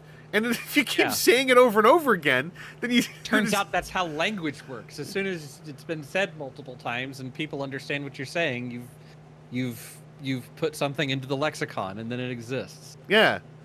So anyway, that's... No Song for Spiders, I genuinely appreciate you chiming in, because, like, I only remembered it was gamers, and so that's, like, the best confirmation I could at least have that my memory is not completely wrong on that. But yeah, it's like Aronoff is saying, it's a way to say unlicensed while removing the negative stigma. Like, you know, it's not like, and that's the thing that somebody for the reps, I want to say was Ali Convoy, BotCon saying no KOs and nobody knowing if they could sell third party. Yeah. Oh yeah. That all of the language gets so mushy within all of that, because, you know, at one point in time, I would have given BotCon the credit, 3H BotCon the credit, or FunPub BotCon the credit, to say like, hey, they didn't want the things that looked exactly like a G1 Optimus Prime and in what looks like exactly a G1 Optimus Prime box to be sold on the floor as a G1 Optimus Prime. That is different from people making some Convoy-esque version of a thing that, you know, instead of being Kenworth flat nose pickup truck or semi truck, it's instead something else that's still a semi truck, or maybe he's SUV now, and the different imagining of it that, you know, now we see with third party releases. And I'm too late to, like, I'm nearly 20 years too late, but like the way to have covered all bases would be to say we don't want counterfeit replicas. That was the real problem, was the counterfeit replica G1 toys that were being sold as real G1 toys. That was the only real, like, user end problem to shore up against amidst all of that. Yeah, but then later on with Fun Pubs, it then became anything that wasn't licensed. Briefly. Because they had to fight for the licensing, and then they realized that also affected artists. But they were okay with artists doing it. Well, that was just, that was bad language. It was bad language, and I think somebody being excuse me, need a drink. Somebody being overreactionary. Wonder who that could be. If you know me and my history of people, you know what I'm talking about. And if you don't, well, never met a reactionary in my life. I don't even know. Yeah. But yeah. Yeah, also, Ali Convoy mentioning, like, yeah, there was a lot of, like, so a lot of these words all got muddled because there were people who just didn't like the idea of IP infringing on licensed toys, so they would then call them knockoffs and counterfeits, which I appreciate where they were coming from, but my problem with that is that was conflating with, again, the actual knockoff, counterfeit, physical knockoff counterfeit toys, which to me was a much bigger, because I understand, like, you know, protect the IP, whatever, but that's when I first started going, like, you know, none of us work at Hasbro, so, like, why is it our problem if their IP is being infringed? The user end issue is physical counterfeits that attempt to pass themselves as vintage toys to sell for a higher price. Like, that's the problem. Like, that's the place that we should be concerned, because I could be potentially looking for something like that, or it could be, you know, some kid that is potentially getting, you know, hosed by this. He's all excited to spend his hard-saved birthday money at a show or something, and now he's got some piece of garbage. Mm-hmm. And Aaron Ross is saying, yeah, the knockoff scene, like, we've alluded to it, if we're thinking of the same thing, like, this is when there were knockoff identification guides that involved, like, the grid lines on the G1 graphic treatment on the boxes. And, like, depending where the grid lines were in relation to the Hasbro logo or something else, that's how you could identify this run of counterfeits, because they put it in the wrong spot when they were making their packaging mock-ups or whatever. Yeah, and like one used the, like, 86 logo on an 84 toy or something. Yeah. And like I said, that's to me, at least at the time, that was the actual genuine problem for the user end, because you could get tricked. Even with, like, when third-party toys, as they are known, were coming out, the people were also making the point of, like, oh, a kid could buy that by accident, and I was like, I mean, yeah, but at no point does anyone who could be duped on a level that would cost them hundreds of dollars of their own money. Like, to me, there was just like a small but important divide in that distinction. Yeah, I mean, that's I know that I've told the story before of there was a pawn shop in town that had what looked like a bunch of G1 stuff, and then I realized that, like, hey, these are all the stuff that was in those KO guides. And I took a look at a couple of them and had to show them the KO guide. And the guy's like, no, I checked them myself. And I want to be like, dog, there's a guide right here showing authentics versus these. And yours clearly don't line up with the authentics. It sucks that you got hit for it, but you're also a pawn shop. You should have a record of who sold you counterfeit goods. Like, there's a way that you can take care of this. I'm trying to help you.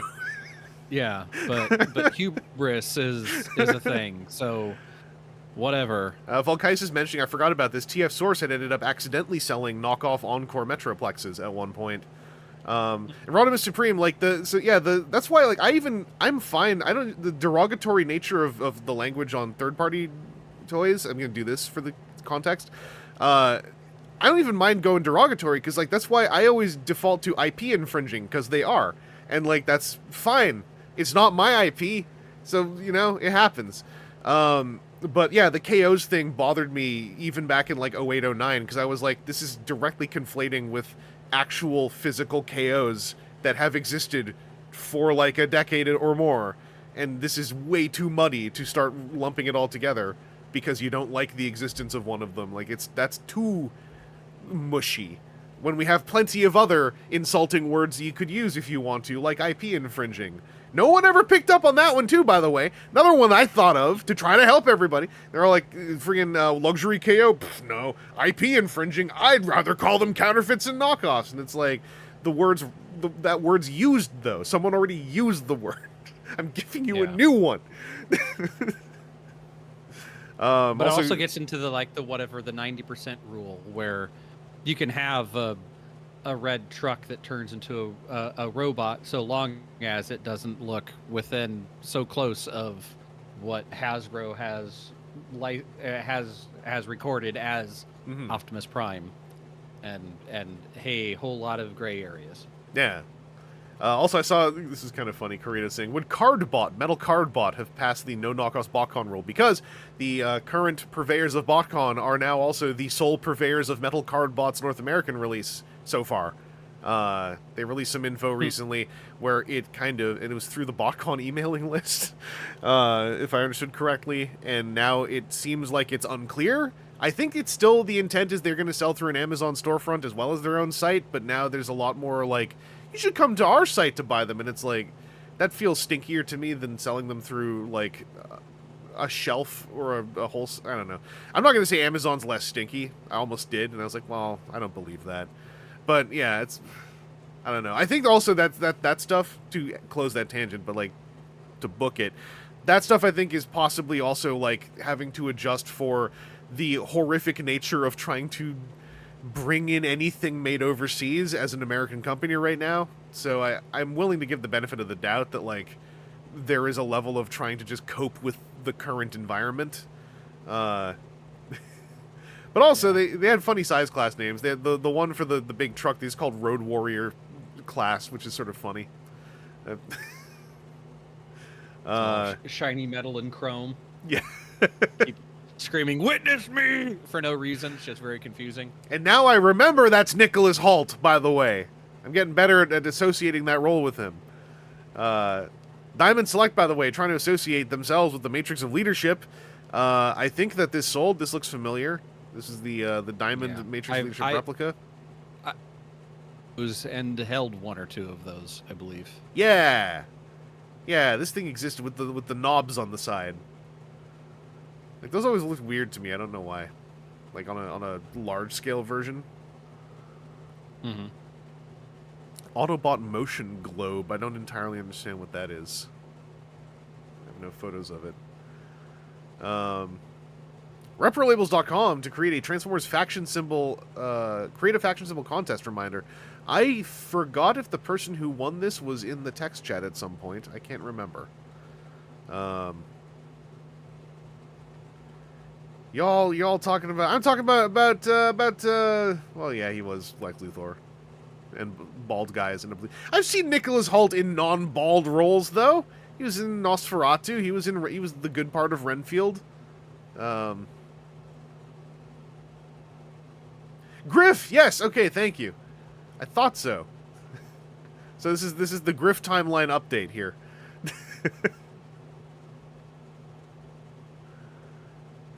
I know. I never really watched the First Class movies enough to remember any of the people in them, other than well, that's funny. Now I forgot his name. McAvoy, James McAvoy. No, Griff is not Nicholas. Also, by the way, it's Nicholas Hoult, not Holt. It's Hoult. Speaking of Happywell, Roadbot Gallery, these things were what? These were there was a wall of these at a BotCon? Sorry, this is right off what we were just talking about. These friggin' things. Where there was someone who had like a giant wall of these across their table at a BotCon, and it was like, it's like, are these these aren't, right? These aren't knockoffs. They just they just look like somebody else made cars that turned into robots, and they didn't clear that with us first. Yeah. With the big light up axe. They resemble alternators, kind of. Sort of. I think we had a Happywell tangent in a previous stream, I vaguely recall. I think they're still around or something. These, by the way, were gigantic for those who never saw. They were like... Yeah, they're 1/18th scale is what this says. But yeah, I feel like these are the same lineage as the Oh, there's one that always shows up at like Walmart, where it's like a large transforming car robot thing. Yeah, Griff, that was okay. Yeah. I'm reassembling all my old memories from earlier this year. Sorry, we also got a photo of the Autobot motion globe. I do vaguely remember this thing. It's super weird. Oh God, yeah. With Omega Supreme like half buried in the mountain. Well, no, that like went around on a track, didn't it? I don't remember. Well, because that's Omega Supreme's track and launcher thing, like just sort of as part of the mountain sculpt. Yeah, or yeah, the Optimus spun. I want to say there were like a couple of different action things that it did. Okay, but yeah, I had to also call out because Aaron Roth mentioned it. Quote: "They just sort of suck." That was also always my impression of the road bots. Is like they're fine, but like they like they were in the this era. They were being presented as like this this. I feel like some people were presenting these as like, here's a stalwart competitor to the Alternators toy line. It was always kind of like, okay, calm down. Like, but yeah, none of these were knockoffs. Valkyson mentioned they got car licenses Hasbro couldn't. And yeah, they had a whole lot of much more knockoffy releases that Griff had linked us to in a previous stream, I believe. Valkyce is saying they copied engineering that they didn't understand, and it shows. Yeah, that's a good way to put it. That was a. They weren't the only ones. Every now and then there'd be a knockoff where someone would look at a transformer and go like, "We'll just make all the parts move like that," but like with no intrinsic understanding of why any of the parts are moving like that, and like it would just feel like garbage.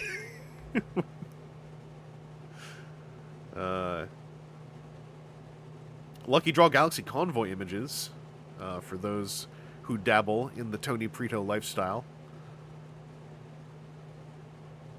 Aaron Roth, I found those shrunk down Guard City sets in the wild the other day. Those rule. Oh yeah.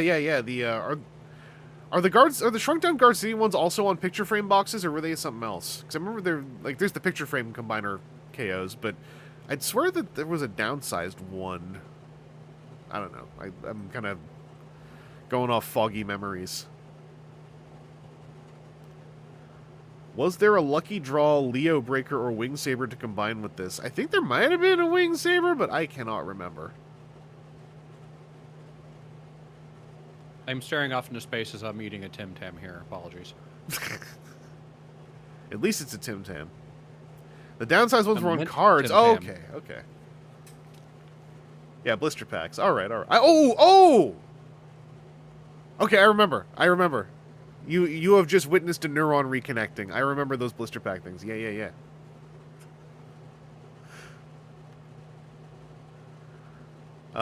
Here, January 11th. So it was for less than a week. Don Murphy says Transformers movie test footage is fake. Do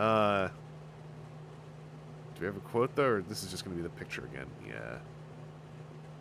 Let's see if I can find that on Wayback so that you can get some proper Don Murphy again. I gotta get my Don Murphy for my throat exercises.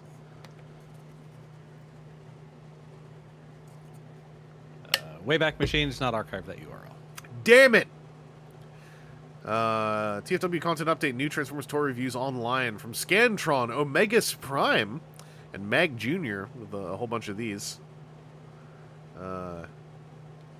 Get your Don on. Photo gallery of the new custom 20th anniversary Optimus Prime trailer. This is by Daliange. I vaguely recall this. Yeah. This is like a guy who was making trailers for MPO1.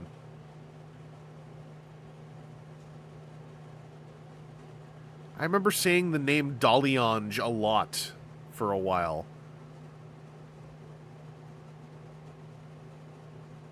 Yeah, these things were, like, expensive, weren't they? I never had one.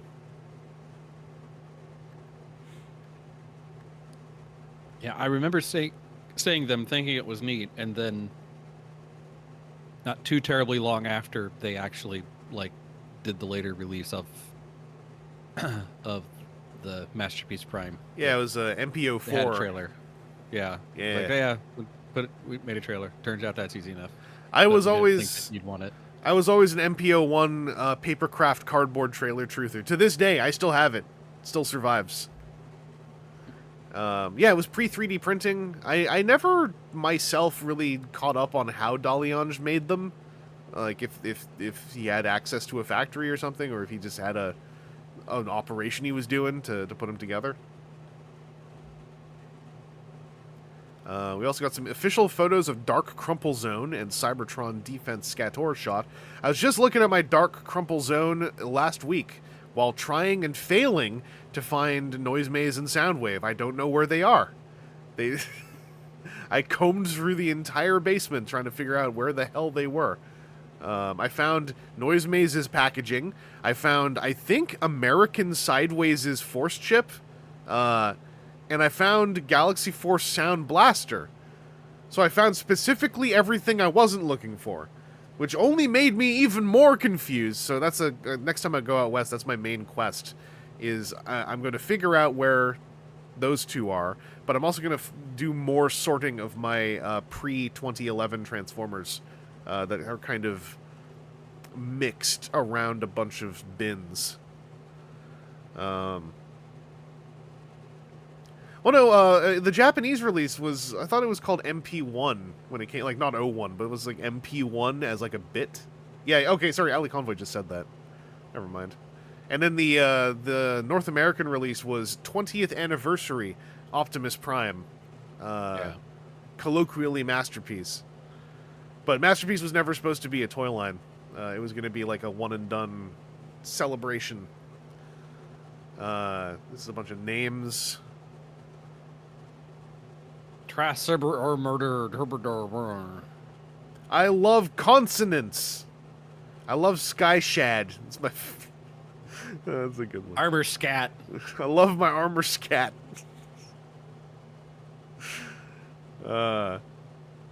Interview with David Kaye from board member Optimus Prime 200 on the Saga's website. That's a proboards50.com URL. I don't know if any of those work.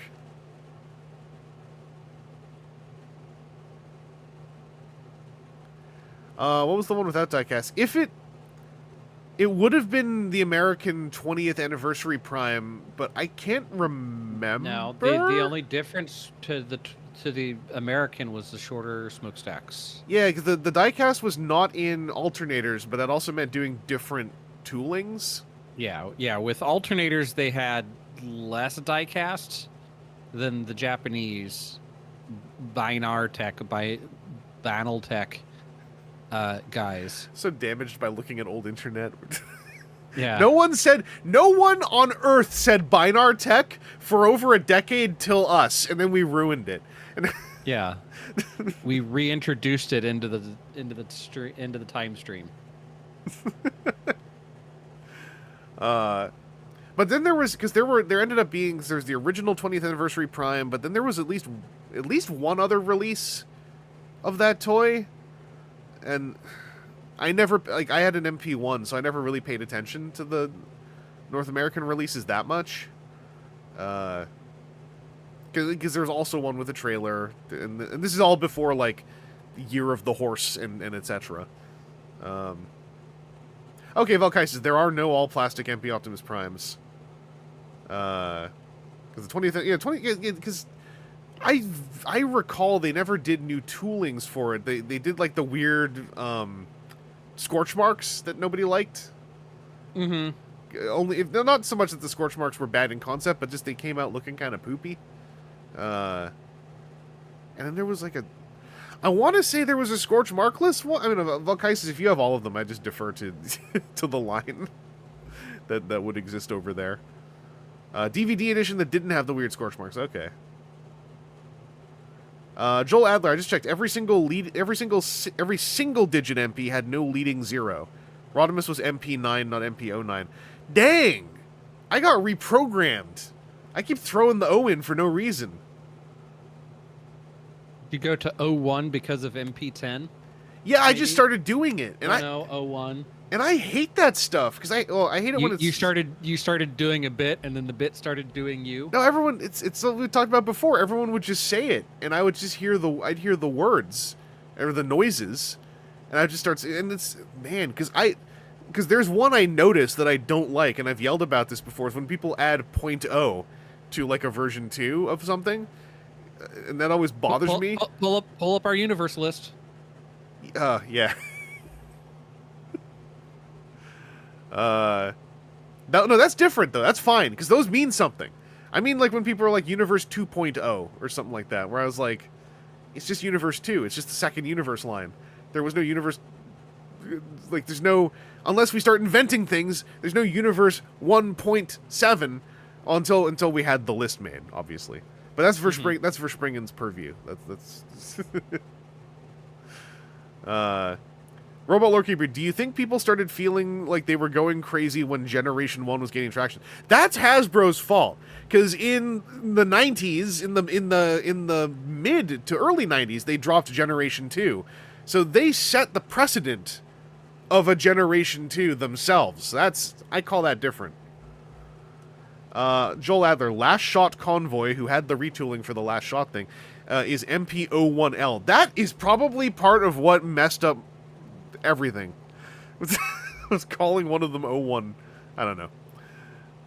Oh, numbers are so weird. If you want to talk the weird generation stuff, you could probably then point the finger back at Star Trek because they had the next generation that seeded generation into the brain to make G2 Generation 2. It's these damn Trekkers. By the way, they used to be called Trekkies. They used Don't to be you called say Trekkers in Trekkers. this household, son. That was the whole thing. Someone Don't yelled make me at call your mother. Someone yelled at me about that once. I forgot who. They insisted to me. This is when I was a kid because I heard Trekkies and I was like, "Oh, are you a Trekkie?" Like, no, I'm a Trekker. And I don't remember what the distinction was. There was a period of time where there was a very strong, the original series Trekkies, Next Generation Trekkers. Like, oh no! Like that, some of that Kirk, who's the better captain, Kirk or Picard, and like, it was knife fights and snapping at each other in a dark alley between the two of them, and then like more Next Generation era stuff kept coming out, and it was then like a fire hose, and I want to say, to me, it always felt like it was the OG people were doing some of the gatekeeping, and then more people came in later, and then the real old heads were like, "You don't talk for us, shut up." And yes, Lee Calba, Cisco is the better captain. Very who's we. Yeah. There is a reason I have an LCARS version of the Defiant on my wall.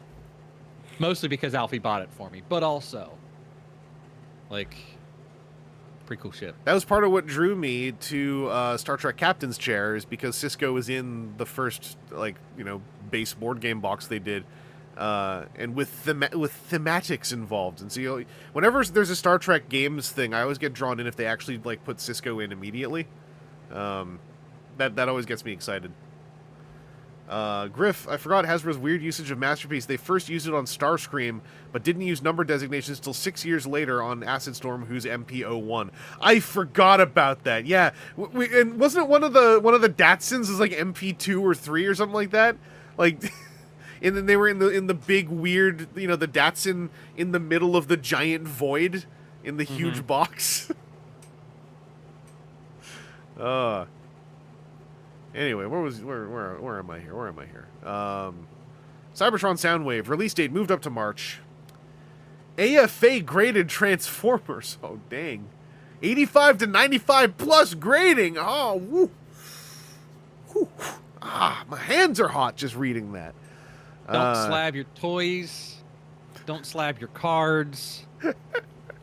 Maybe comic books, because whatever. Ooh, so hot. This is in range of when we started having the BotCon and TFCon tables that were just a castle made of slabs. Was that at Aaron or Roth? You might know. Was that at a TFCon? The guy whose table was just a fortress of slabs, and nobody bought any of it. So he just sat there all weekend with his fortress of slabs that everyone took pictures of. I remember one of those. That had to have been a TFCon. I don't think that was a bot. My memory is it was the old TFCon dealer room, Yeah. but no, Aaron, it was I think it was a BotCon. It might have been both. Was it a BotCon? It might have been. Yeah, it was one of the smaller dealer rooms where like someone could make a fortress of slabs and you'd notice it. Oh, by the way, we got Aaron Archer in again. Hello, robot people. What's up, Aaron Archer? We were just looking at your from the desk pictures that TFU Info still has up and archived. Yeah, don't. I mean, if you like slabbing your stuff, go for it. It's just like, if you're actually paying a lot of money to get it slabbed, like, I hope you enjoy it. Yeah, it's a thing where I'm of two minds on slabbing things. If it's a thing that you are collecting and want to have it graded and kept for yourself, okay, it's your thing. Do with it as you will. Once it starts to become like, I remember it was briefly here, and now it is for various card games of it's becoming, hey, no, you got to buy all of this stuff and then immediately send it off to be slabbed so that you can have a value for it, so that then you can hold on to it like it's some sort of stock and or bond. Yeah, no, don't do that. Yeah. We had some affirmation from Jim Sorensen at the end of one of my panels at TFCon Toronto. Specifically, it was like sometime me and Jim want to try to get together to do some kind of talk about like why serious investment in hobby products is an extremely poor idea. Because I'm a big supporter of talking people out of trying to do serious investment in hobby products. I think it's really, there's no good future in that for most folks. Yeah. And there are occasional flash in the pans where it might be profitable, and then that vilely overwrites so much other stuff. Yeah, it was because I had done my more like the most recent version of my Why Do We Enjoy Collecting panel, and at the end someone had well-meaningly asked about like how any of that relates to like your investment in your collection, and I kind of tried to like softly like talk down that notion, and then I think Jim very non-softly talked it down when he asked a question. And I was like, hey, fair. Yeah, I remember that question and thinking, where are the people with baseball bats? This is their time. Take that guy out. Yeah. Yeah, it's just it ain't worth it. And this is, this is. Let's see how the Elvis memorabilia and Beanie Baby collectors are doing. Exactly. Yeah. The AF, like, this is 2006. This is when like a lot of this stuff I think was really in its nascency of like, well, I guess this makes sense. I would learn a few It was years later, but it was only like a few years later. It was less than 10 years later when I heard about. This is in the early 2010s. I did a version of my panel. Sorry, mid-late 2010s. I did a version of my panel, so maybe 10 years later. And it was at a general convention. And I told the story before, where some VHS collectors told me that they were in the midst of trying to stamp out a nascent attempt at graded VHS collector services. Because most of the people in that fairly niche community identified it for what it was, and were also, some of them, in the midst of watching it take a grip on video game collectors. And so that tried to pivot into VHS collecting, and at least this couple had told me, like, in our community, we are stamping it out on the site. We're like, this doesn't make any sense. This is pointless. We're not paying you money to slab our VHS tapes. And like, the damn thing is, VHS tapes have a ticking clock on them. Yeah. Because that magnetic tape media is always dying. Like, right now, every tape in the world is slightly less good than it was at the start of the stream 2 hours ago. Like, that's all going away. Well, also, Timu, they'll just die. They don't. It's not need to be used every now and then. They just die unless they're being rewritten. The more important other bullet point to that, because I had asked them this, I think, during that panel, if I remember right, or either on mic or afterwards. I was like, so what are they even claiming is the quantification for any of their numbers? Because that's the other thing about these grading services when they rise up, right? Is it's like, what do how are you basing? They've got to make up some scale. How how centered is the art on the box in comparison to our exemplars?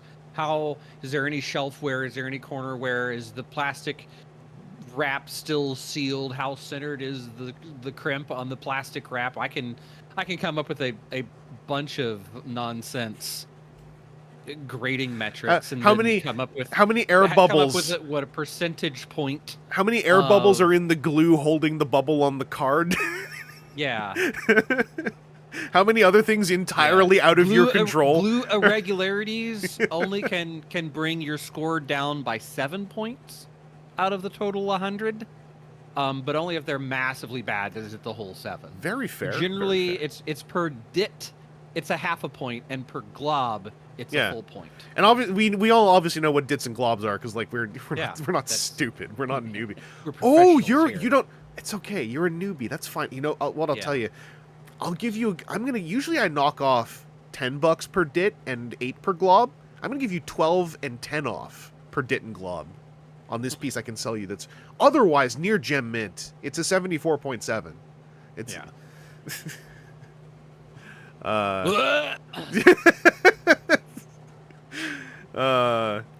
The improvising the grifter is always like an easy glove to put on, but also it can cause nausea. Yo, I hope no one wanted eHobby exclusive Twincast. He's sold out. As of January 12, 2006, you're out of luck. They sold out. They ran out of them. We got a Them Funny Robots update. We actually can look at a picture this time. A little to the left. No, my left. Okay, you got it. Now slow to the right. Just a little. It's a little bit more. All this. Slow. This is obviously part of a wider comic book. Or Seth was way ahead of his time. Trip 91 is backing in, so I'm guessing he's. No, if this was the entire strip, this is just a piece of art. Oh. Then, like this is way the hell ahead of its time. Oh my God, it's him. Okay, here we go. First 4 figures. This little guy. The first actual images of the statue. Mm-hmm.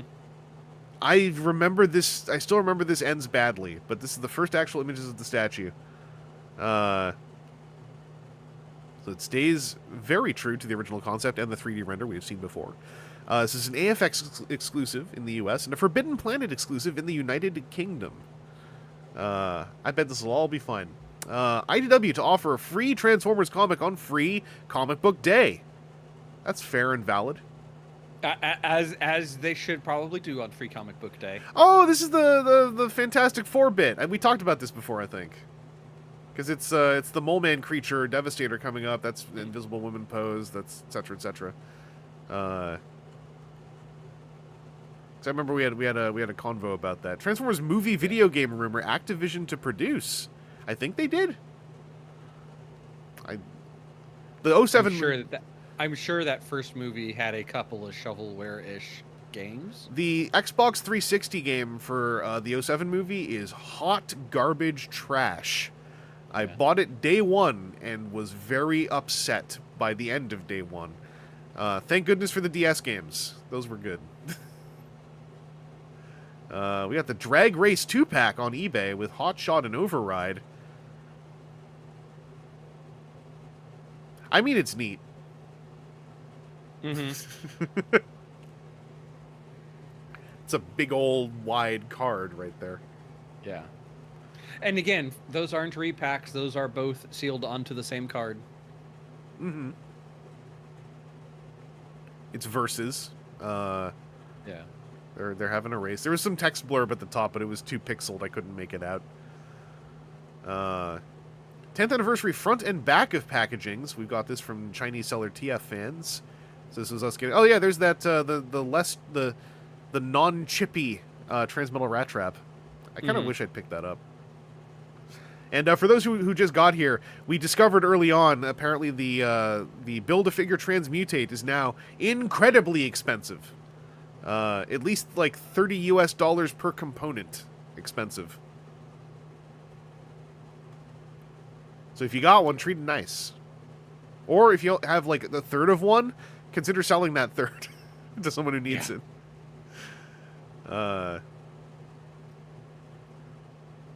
Okay, here we go. Of note, the back of the card shows the cross-sell of the Override repaint with the name of Override GTS. So now we're shoring up to the present again. We're resyncing the timeline. Logos, Activision... Oh, yeah, okay. They produced everything through Devastation, and then all of it got delisted when they lost the license. That's right. That's the Transformers gamer nightmare. That we get that front page blip every, like, what, 8 months of, like... The store page kind of came back, kind of. Maybe this means something. Yeah.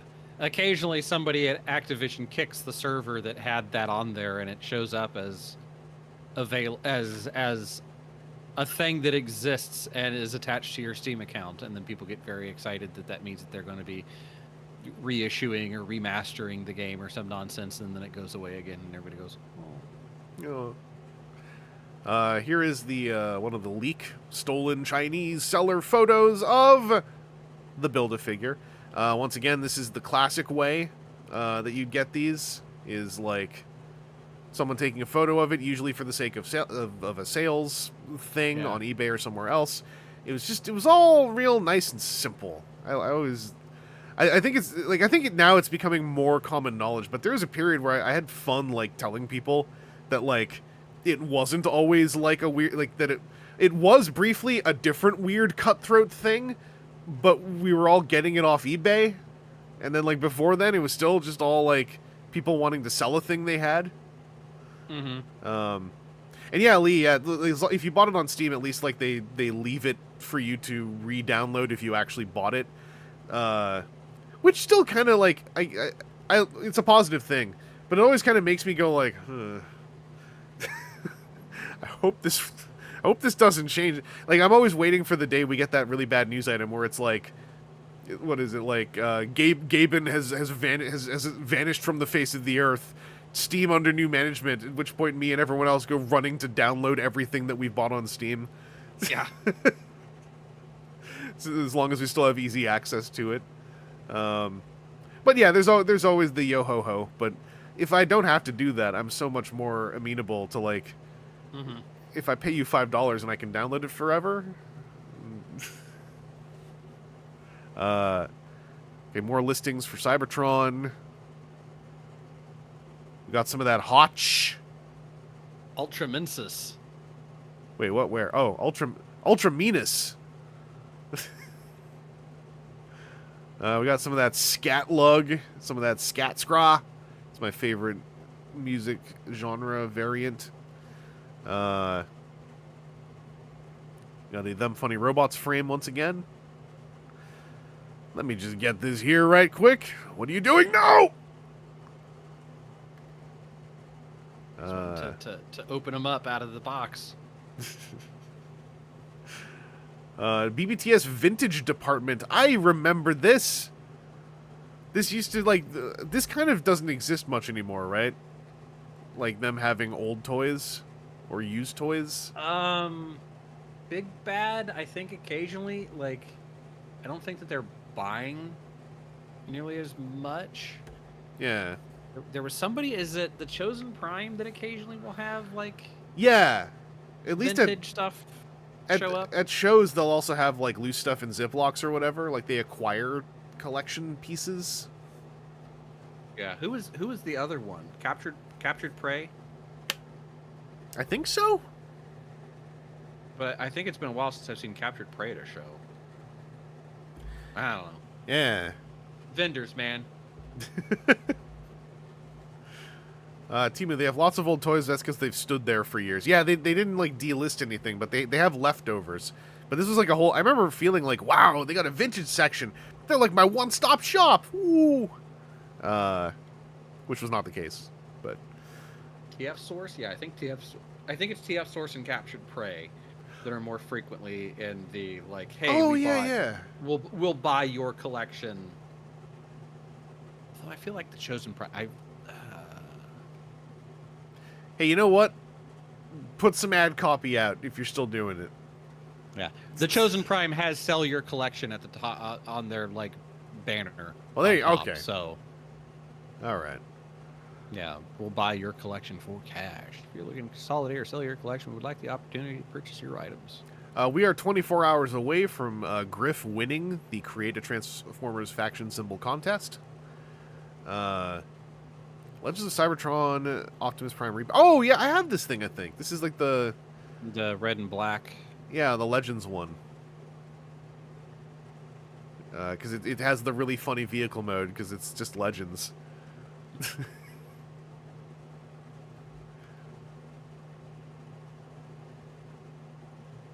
Action HQ. Oh, they're bringing the best to you first with brand new Star Wars Unleashed battle packs. Those were the Transformers had those, right? Like the big, like, super fancy action scene, but it's also just a statue, basically. That was, I don't know if those were battle packs, but that was Unleashed. Yeah, that was. I think that's what this is. Unleashed. Unleashed battle packs. Let me actually put all of those words through Google. We have a Cartoon Network delay on new Cybertron episodes. RIP. Star Wars Unleashed is a set of 7-inch plastic statues of Star Wars characters in action-oriented poses. 2002 and 2016, Star Wars Unleashed battle packs containing 2-inch versions of the 7-inch statues were released. Each pack contained 4 figures in slightly different poses from the 6 of the 7 Star Wars movies. Okay. So the battle packs were like 2-inch versions. So like the much smaller versions thereof.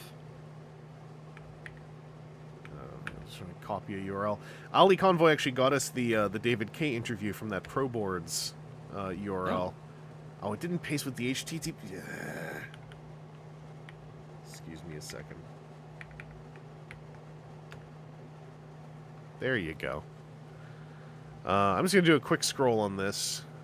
See if there's anything that really stands out. Yeah. How old were you? The statues, but extreme. We got, I know somewhere I've got the Bumblebee one because it was thrown at my head at BotCon 2006. Well, it was thrown and it hit my head at BotCon 2006. And I was like, whose is this? And nobody said anything. It's like, well, it's mine now.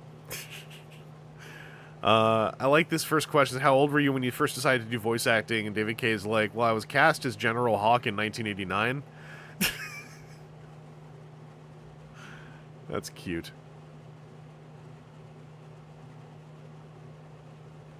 Mel Blanc inspired, of course. People calling out the header as very 2006. Like, listen. That could well have been done in 2005.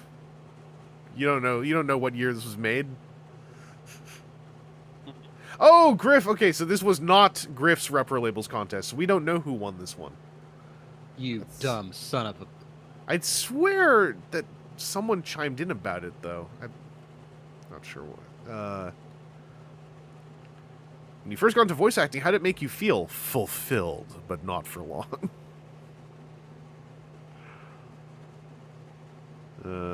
Still likes me. Turns out David Kaye would go on to still really like Megatron from the Beast Wars series for some time. Perhaps even making merchandise around it, like a button that you hit for him to say yes.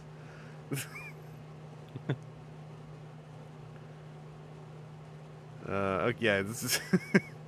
if only 2006 baby David Kaye would know. Like, you think you're having fun now. You just wait. You just wait.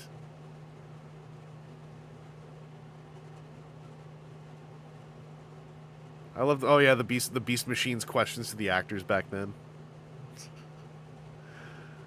How much of your lines are improvised? There are some.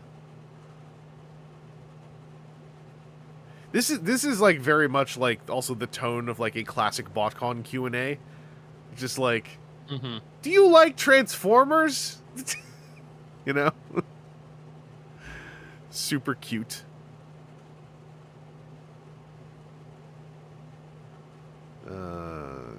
It's above.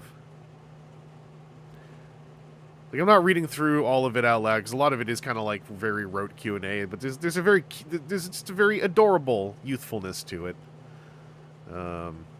Yeah, you see him all the time at conventions, David Kaye. Constantly. Yeah, I mean, do you think you'll be Megatron in the live-action movie? I'd love to, of course. I'd love to work on a Paramount film. No, I hate money and all the money that they would give me if I was in a movie on the big screen. Why would anybody ever want that? They must be silly. Also, this was in the PS2 era, so this is the heart of David Kaye on Ratchet and Clank, Psychonauts. Now that you're the voice of Fox, will you be leaving Megatron behind? Oh, this is when he became the voice of Fox Sportsnet. Mm-hmm. I think this is like that's one of those like moments where it's like that's not like a juicy like fandom playable role you put on a t-shirt, but that's also the start of David Kaye where he's just getting work all the time. He's like putting his kids through college on the back of doing ads for the Brick on a mobile recorder while he's like on the road. Yeah, I'm trying to think. Was that a recent show where he was talking about where he was like on a river trip or something with his wife, and like his agent had to contact the ship to contact him because they needed him to do some like 3-minute loop or something. And so he ended up going back to his room on the river cruise ship with a bunch of like blankets around his phone. Or something, yeah, it was something like that. To do like a 3 minutes of stuff because something important had happened, and he was the voice of some like the overhead voice on some show or something. Then he like came back later. He's like, yeah, I just made like $8,000 or something. I remember because it was urgent and flat fee or something. I remember him telling some story like that was like, man, if that was happening all the time, he'd be in the money. But that only happens occasionally. I remember like an early David Kaye escalation was when he shared at a convention that he built a sort of like bare bones recording studio in the basement of his mom's house so that when he visited his mom, he could still do work. And I was like, damn. By the way, little known story. My mom met David Kaye's mom at a convention, and they got along well. Just saying. Also, if someone did not get along well with Vangelus, I think that they would have a serious problem. There have been people in history who have not gotten along well with my mom, and I question a lot about their lives. Yeah, they are terrible people that probably need to have serious discussions with their mothers and determine where they went wrong in life. At that convention, by the way, I went to the David Kaye Q&A and went up to ask a question, which I believe was mostly just me saying, "Hello, Mr. Kaye. My mom talked to your mom, and I think we might be in trouble because they were talking about you, and they were also talking about me, but I'm not sure yet. Anyway, thanks. Bye."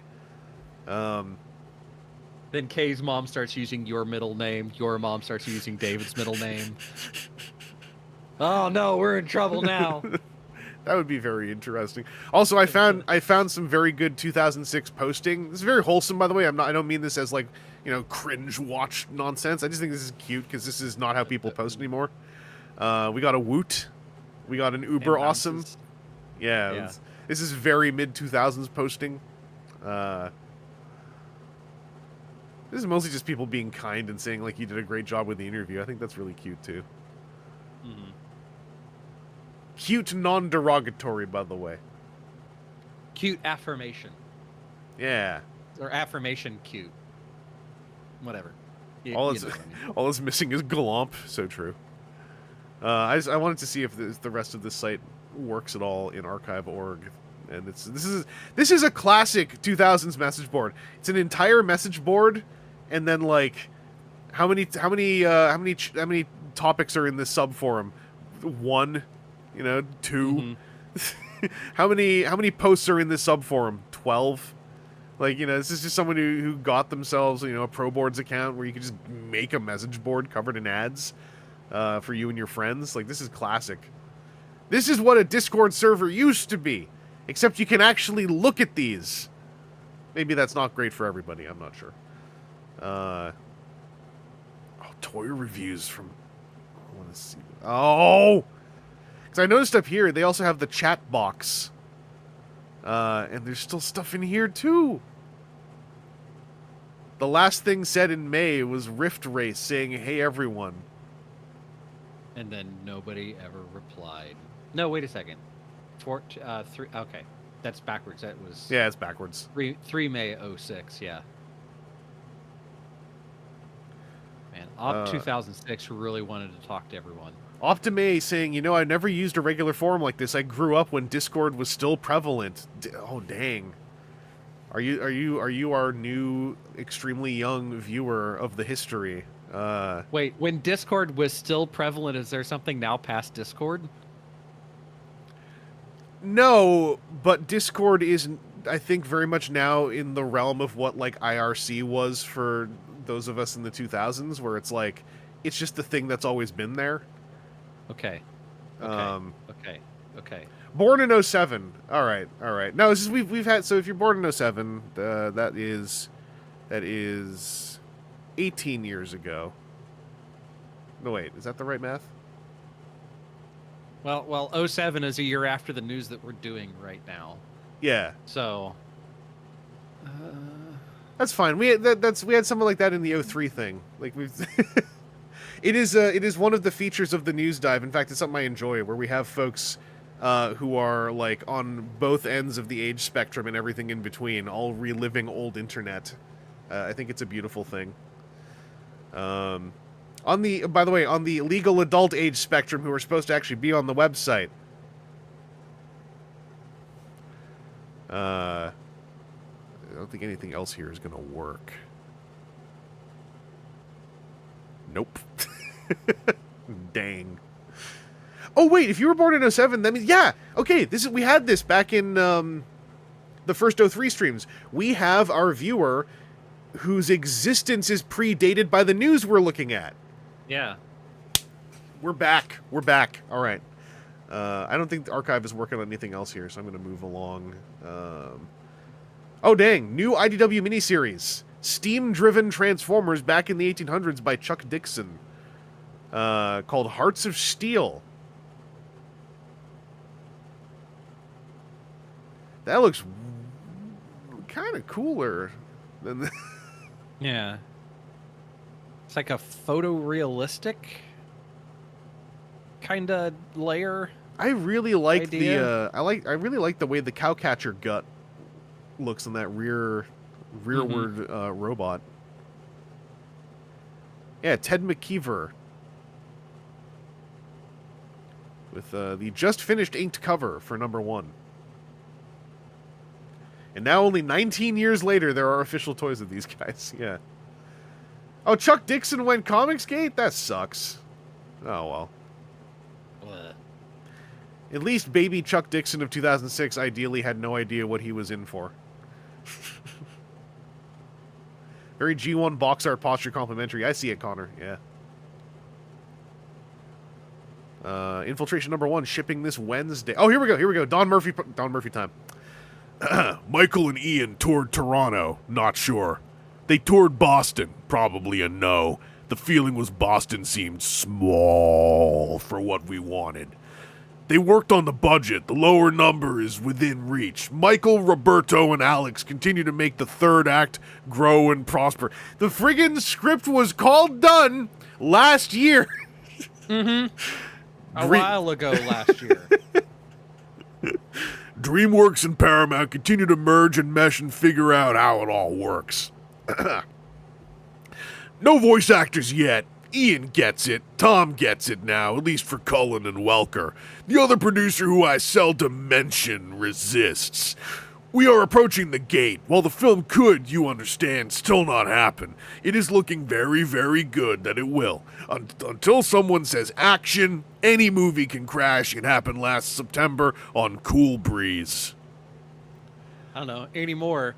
Even after the movie, after they've said action and then done everything for the movie, it can be ready to go out and it can get thrown away. Little did they know in 2006 the nightmare vulgarity that was awaiting us at the Who at this point would be the other producer that he doesn't mention? It couldn't be Spielberg. No. It couldn't I think possibly. Spielberg would instantly grok why you would want the original voice actors. Was it Lorenzo? That would be funny. I'm gonna pull up the Wikipedia for produced by. Produced by says Lorenzo, Tom, Don, and Ian. Lorenzo's the only one he didn't name. Yeah. Lorenzo's the only one he didn't say my name. I was just saying that as a bit, because it's a stupid bit we started doing. Yeah, but he also seems to continually be the one that doesn't understand the things. Because Bumblebee and Rise of the Beasts are in the same line as all the other movies. Well, I think something that's more in line with what's being talked about here is like, was Lorenzo not the one who had that funny quote about like, no one would watch a movie about Optimus Prime? That would be like watching a movie about Obi-Wan Kenobi. It doesn't make any sense. Like within a calendar year of the Obi-Wan Kenobi series launch, yeah, or being announced at least. Anyway. No phone. I did not say your word, although I said part of We got more 10th anniversary Optimus Primal and Megatron photos. I think I have these ones. This is the Beast Wars Reborn ones. I think I have these ones. Yeah, these are the like definitive versions, as I remember. Show head sculpt Optimus always looks super weird with the toy cannon arm. By the way, I love it. But also, this cannon arm gimmick underrated, and I think it's weird that we kind of lost it as time went on.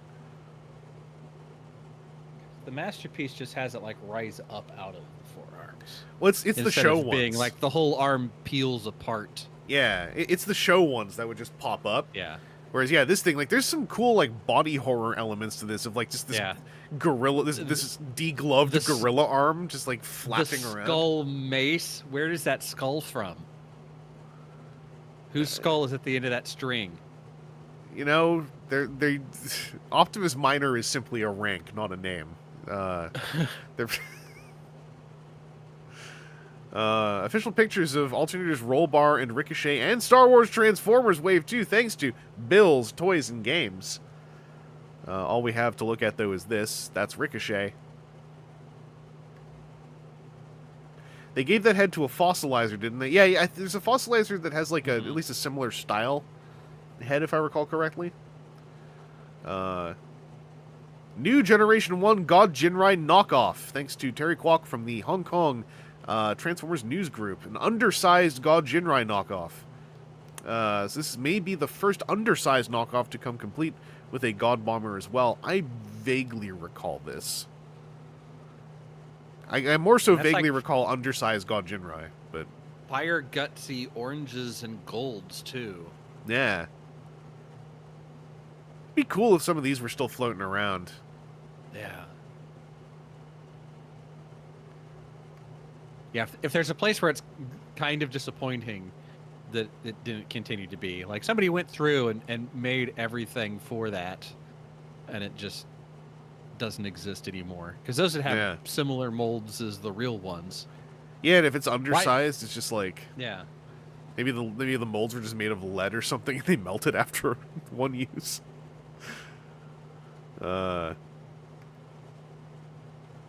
Alternator Swindle out in Italy, thanks to Franco Villa for that piece of information. Argos catalog news. Here's Transformers prices in the UK in January 2006. Deluxe is $9.99. Voyager's £19.99, I guess. Ultra's $24.99. Optimus Prime himself, $40 or pounds, $39.99. Star Wars Transformers $12.99. Micromaster sets 4 per pack, 12 to collect. No price, I guess. No, we're out of prices.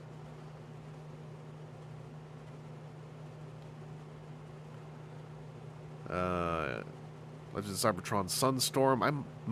No, I don't think I have the Sunstorm. I have the Bakcon one that was like, I always forget what the actual name is. It's this, but in white and like a little bit of blue, but mostly white and gray. Yeah. I forgot what the name was supposed to be for that one. They released a lot of those. Ramjet. Thank you, Connor. Yeah, the BotCon Ramjet repaint was like I think an attendee freebie or something. Yeah. First look at Alternators Optimus Prime in the package. Blam. I like the artwork. But like I said earlier, I gotta mess with this toy again sometime because I just have nothing but bad memories. Like I remember it being interesting but not great because it's a pickup truck. Like the legs are the entire, like the bed of the truck, which then crushes so much other stuff up into the front part of it. But it's also, you know, your seats, cab space is also open. So it was like all the parts of it were kind of up under the hood. Yeah. And yeah. And there was a lot of like, I recall lots of crossways flipping where like things were threading through themselves in the torso. So like there was tons of collision and like the order of operations was super strict. That's just alternators. Yeah, it was like worse on Optimus, I feel like. Yeah. Like that's just because I liked alternators a lot and Binaltech. That's why the Optimus like really let me down because I was ready for like I like Grimlock. I was ready for something kind of complicated and weird. Also, yeah, team lots of people miss extending the legs, so he just has weird stumpy legs. We got some Argos catalog nostalgia from the UK boomers. Let's see. Shock Blast to be released in 2-in-1 bubble packaging. I don't know what that means. Yeah, that's the bubble pack. Oh, okay. Like it's just those. Yeah. I thought it might have been like some kind of weird variant. No, I think it actually had like 2-in-1 written on it. Where, oh, okay. Like the blue and yellow or blue and red boxes, I don't think necessarily had like, hey, this transforms. Oh, for some people, super clearly. Here's the gold leaf sticker sheet. I think Valkysis mentioned that earlier. So yeah, that's with the eHobby Galvatron. Dylan Abbott, was the best alternator mold in your opinion? I was always partial to the very last ones, like Rumble, Ravage, and Mirage. Yeah, those felt like they really had it figured out. Yeah. Like, this is our scale, and we want it to do these things. They felt like the first 3 figures in, like, an Alternators 2, almost, that never happened. Wasn't there a bit of a gap before those released? Yeah, so it definitely was like a, hey, we've learned all the things. The Jeep mold was pretty good. Yeah. Because it also had, like, suspension to it as well. To the point where a friend of mine that was a Jeep person, like, I got her one of those, and she was losing her mind over the fact that it had, like, springs in the suspension, and you could bounce a little bit. She's like, I don't even care for it to transform. You got me a Jeep that's the same color as my Jeep, and it does this. This is awesome. I was like, okay, it turns into a robot too, but you don't care, so... Also, this is, I think, some more of our unofficial World's Smallest stuff, as the line was sort of officially dead. So the development of hundreds of trailers and hundreds of colorways of Optimus Prime. Rhino responds to questions about Beast Machine's aspect ratio. Okay, but why it will not be in widescreen. The article is on tvshowsondvd.com. Kind of guessing that site no longer exists. That direct link. The link took me somewhere, but not to what they were asking about. Also, I was going to say, Valkysis has already said it, but I kind of wish they had done a Laserbeak to go with the Ravage before the line ended. So that, like, it's like... Because it felt like Ravage, if they did a Laserbeak where it's car to bird, like the car to Jaguar Ravage, then, like, you'd have, like, some of the Soundwave tape characters having a form of autonomy that did not also come part and parcel with, like, and they're bipedal, if that makes sense. So the reasoning is on archive.org. I bounced it to you and DM. Oh, hello. For everybody. Basically, it comes down to we wanted to release widescreen masters such as the fans and creators wanted, us too, and even held back our release date while we explored the feasibility of doing that. There are widescreen masters for every episode, but they're very much unfinished. We don't know why Beast Machines was ultimately presented full frame. That's more of a question for Mainframe and Hasbro. In any case, there were revisions made to the finished full-frame masters that would need to be found and applied to the widescreen masters, and that involves a lot of manpower to research those revisions, find and edit the elements. It was easily a 2-month operation and very expensive. In the end, we opted to go with full-frame masters, except for some fans who saw a widescreen version of an episode at a TF convention several years ago. Most fans of the series only have ever seen it full-frame. To be honest, it's the way fans remember that show, and that's a legitimate enough reason for Rhino to release it that way. All that said, we think the quality of this box is maximized. They said the thing. The package looks great. That's not what they said. And the extras are fun and informative. They didn't say maximize in Beast Machines. They said I am transformed in Beast Machines. By the way, we got linked to wait, hang on. What was this called again? The header image to Don Murphy's message board. You are not your post count. You are not Spock. You are not a zombie of the stratosphere. You are not impressing anyone by trying to be a smartass. This board is not an official board for anything, and indeed is not authorized or approved by DreamWorks, Paramount, Hasbro, Meltdown Comics, or even your mom. No one likes it. Everything on this board is an opinion. There is no sanctuary because they are all frozen. We don't tolerate illegal behavior like copyright infringement, and we will mock you for it. If you want to be annoying, please try Ain't It Cool or IMDb where you belong. The Stooge revolution is already over, and they won. If you even think this place is serious, then you need to jump in a blender. We don't like the cut of your jib. If you were on fire and we had a full bladder, we would not piss on you. You are not your system specs or your bandwidth. We wash our hands of all of you. Don't go away angry, just go away. It is only a goddamn movie after all. I guess he's right. Yeah. Damn. Owned. I envisioned him saying that, and then the person that he was saying that to just clocking him. Just, it's one of those instant karma videos where you see somebody chirping a whole lot to somebody that really doesn't care, and then finally they say the one thing and just get put down. This had to have been caused by something. Like, yeah. What was the day where Don Murphy decided to eschew sleeping and instead write all this up?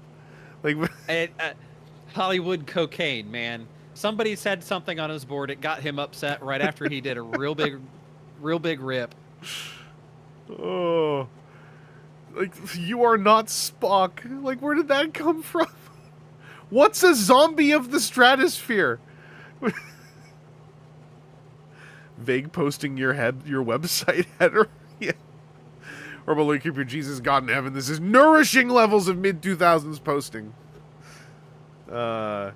Zombies of the stratosphere. It's a 1952 movie. Also showing up as radar men from the moon. Okay. That's all. That's what Google gives me back for zombie of the stratosphere, man. I've never heard someone call someone that. Should I start doing that? Should I call people zombies of the stratosphere? Oh, okay. People know radar men from the moon, I guess. Do people call people that? Anyway, we also have, these are the logos. Griff shared these. So Griff's is the logo on the left, shared second place with the one on the right, and the one in the middle was the first place winner. Those are pretty cool. Okay. How'd the zombies get up there? I mean, someone threw them, obviously. Zombies are pretty light.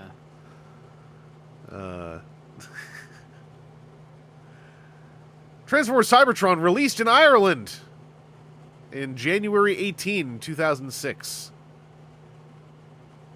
So these are the Micromaster combiners? Yeah, this is the 6 train. Yeah. New Transformers Classic listings. Oh, here we go. Just Classic, Deluxe, and Voyager. That's all. Beast Machine's DVD box set inserts.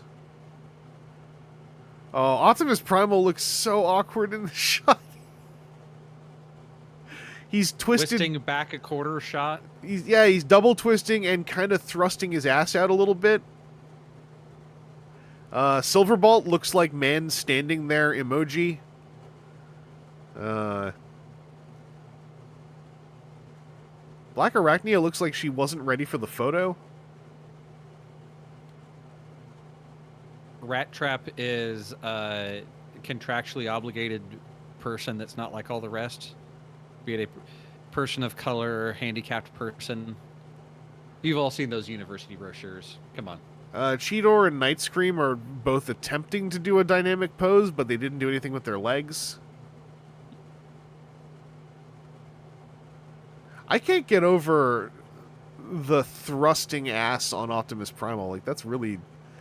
when you've got a dump like he does, like I feel like every one of his toys highlighted his glutes. Yeah, true. Like he knew what he had and what he was working with. It's just like, like it's really there. I mean, it's if you can do that slowly, it's a good stretch for your back, you know. We got a preview to Infiltration issue number 2 with a big old scrunch and a kazitish, and it's too pixely to read any of the words. Well, I mean, you read 2 of them. Well, I read the onomatopoeia. Those are considered sound effects more than they are actual words.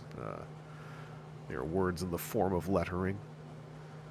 Gotta stretch your arms too. I mean, true. I mean, if there's one thing Optimus Primal here is doing wrong, it's that his arms are hanging so heavily at his sides that, like, he's basically able to scratch his kneecaps. And it's like, dog, you get the shoulders up a bit. Get those out there a little bit.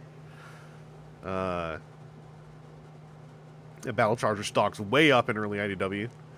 What is this? Infiltration Generation 1 number 1 review. That's a really weird way to write that. Thorough review of Infiltration number 1, which is a boards link, so I suspect it is unusable. Still errors there. Dang it.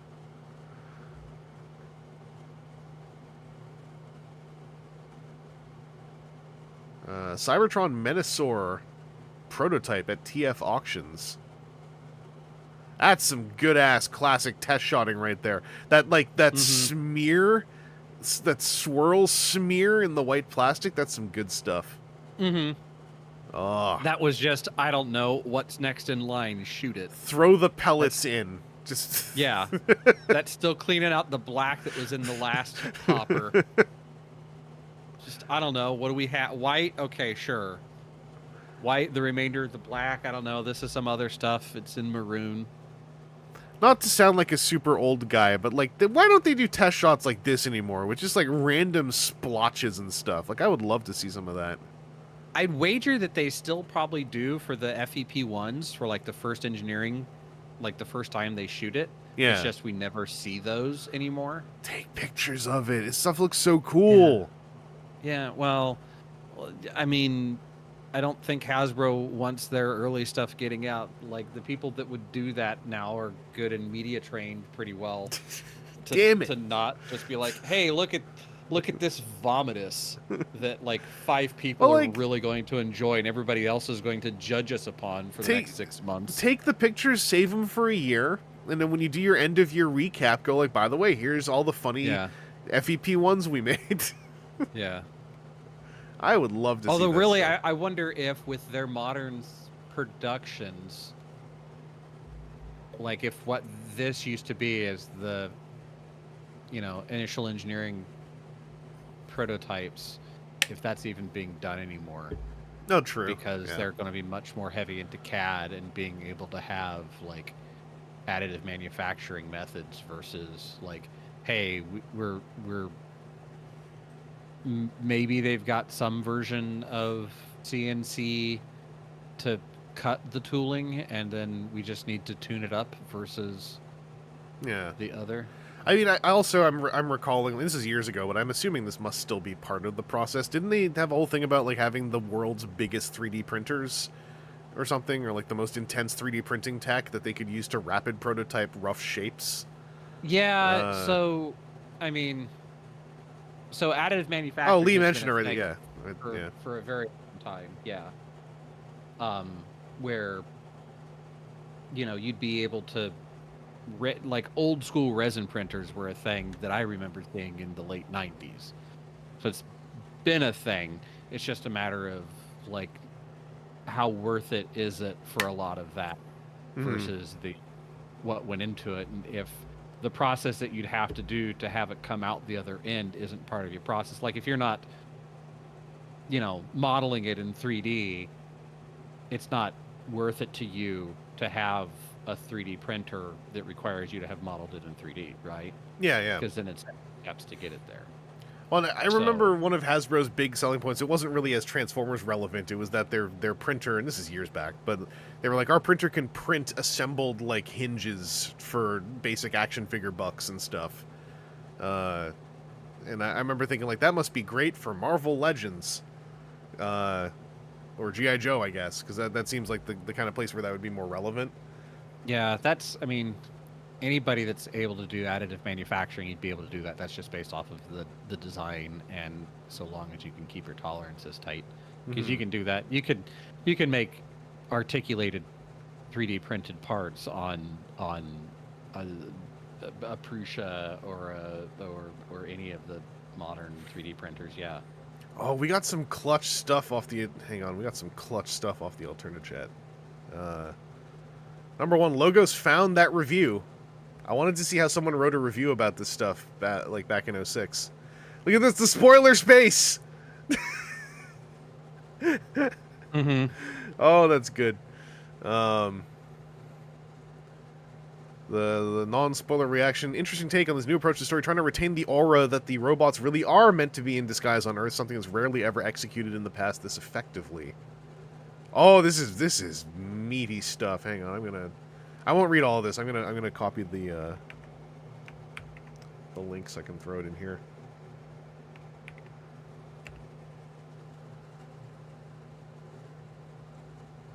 Inside cover details. That's kind of cute. McBratter's coming off hot. Wait, whereabouts? The first response. Oh, let me go down here. It's there's comments here too. 2 covers tops. There are 10 goddamn covers. So true though. He's not wrong. 3.75 matrices. Sorry.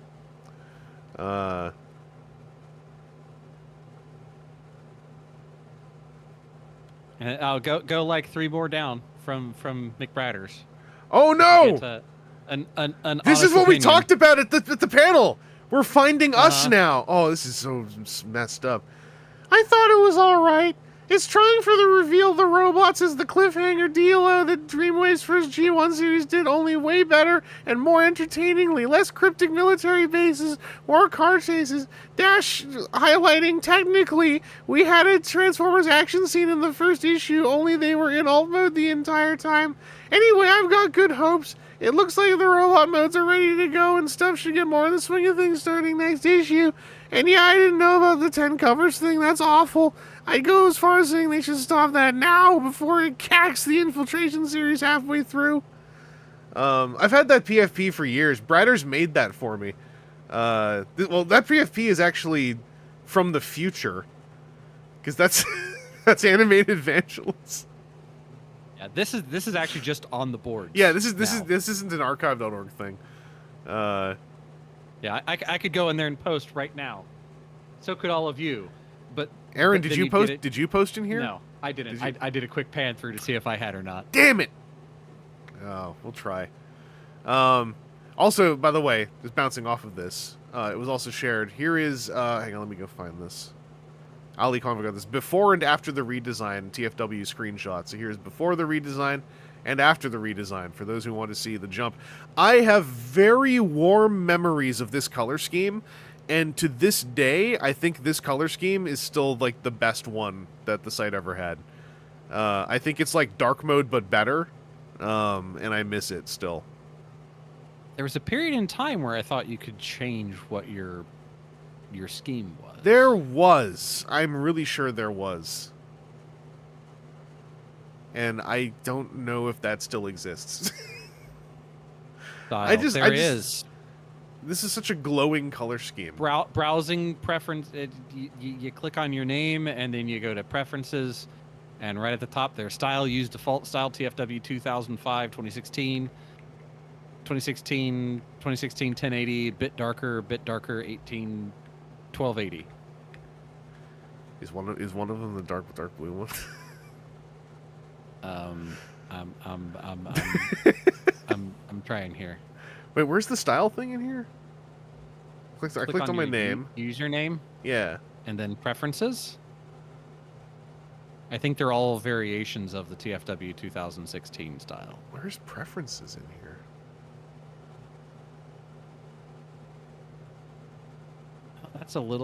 That's gray instead of blue. So See, like when I click on my name, then it has my name, it has my picture, and then like the fifth thing down on the left hand side. I haven't hovered over my name in a very long time, so I forgot I could do that. These are all 2016. Just okay. What about bit darker? Save changes. That's like semitone darker. Yes. What does it say? Does it say very dark? No. Does it say much darker? No. It says bit darker. It's way too literal. Anyway. When we're not streaming, go down to the mob forum and say, "Hey Tony, hey Tony." At least make it a shade darker. I know that I'm technically 9 years late to saying this. Sam Welba, Old Ranger Board. Yeah, Old Ranger Board was another dark mode site that I liked visually. This Ranger Board always ran like trash on my browser, though. Like, it felt like the site was perpetually trying to load me with a Trojan, is what I recall. What is this, by the way? What happened? We're the redesign thing. Okay, this was the redesign. Yeah. Boombox has more of a presence in the layout. There's member blogs. Those don't exist anymore. Yeah. We probably lost a lot of like really like juicy but probably incredibly problematic nonsense out of losing those. Blog entries, eBay stuff. Okay, so we were. I don't remember the blogs at all. So there was an intent to keep them somewhat clean. First look at eHobby Galvatron 2 with the stickers applied. Yeah, here's with the cool little gold livery stuff. I always thought it was kind of neat. Like it sort of feels weird on the G1 toy, but I would love to see this on like a modern one, like leaning into it a bit more. Oh, he's got a crown, so here's some filigree for it. Yeah, like actually etch that stuff in a little bit. Free Comic Book Day Transformers Comics to be a Transformers Beast Wars special. I do not remember that very well. Sponsor update. Metals Transform Vinyl Tech knockoffs. I don't remember these at all. This is coming from Maz. This is what a knockoff is supposed to be. Yeah, right here. Look, it's got check boxes on the front of it so that they don't have to change the box. They just say this is the white one, so we'll put a check here maybe, or just maybe not because it's white. You can see the car's white. There's a white splash here. It's the O2C. They left the name Lambor on there. That's probably a mistake. Probably shouldn't have done that.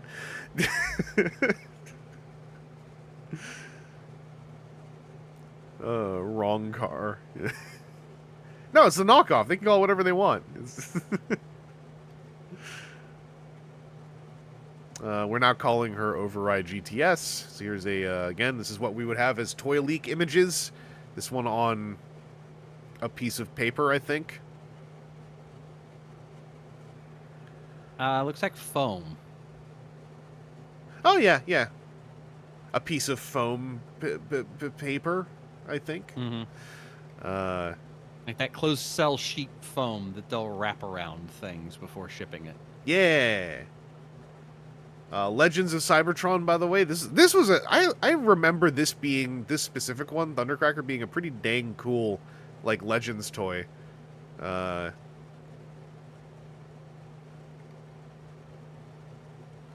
here it is. Buyer beware. The replica knockoff. See, this is the problem right here. This is what we were talking about. Was it not this one that there was like a wall of these that someone had brought? Or the table lump of these? Yeah, there was a this is the one where, like, BotCon 2006 was near or adjacent to the fun pub table, and there was a dude that had a wall of these, and I had asked the question, like, oh wow, that's a lot of Optimus Primes, and they look fresh. Like, yeah, it's a factory find, or some nonsense, where it was like dude, like, come on. Like, I know what's up. Yeah. I wonder if we can find one of those grid spacing guides from back then, specifically. Here's Override GTS in the package from FC Toys. I don't recall if there was ever any major, like, tech spec storyline fiction for the GTS color scheme. Oh, dang! Don Murphy talks Transformers in an IESB interview. This looks like this is going to have some dish. Not secure, but it's not loading. Let's just kick it to archive, though. Oh, Ali Convoy found something with very frightening ads, apparently.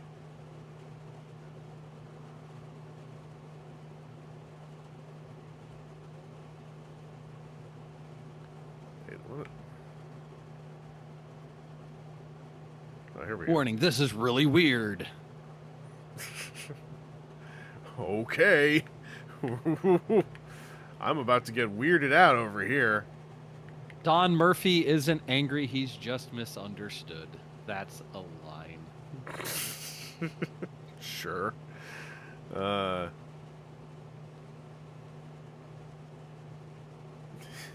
On the contrary, Don is quite likable and very friendly. He's something that's rare in Hollywood. He's real.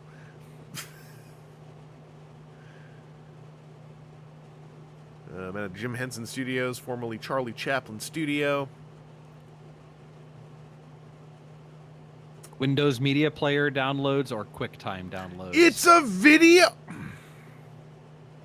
Oh my god. Sorry, I just scrolled down. These ads are... Look at this. No, I haven't won one. You're an animated GIF. You're a liar. You're...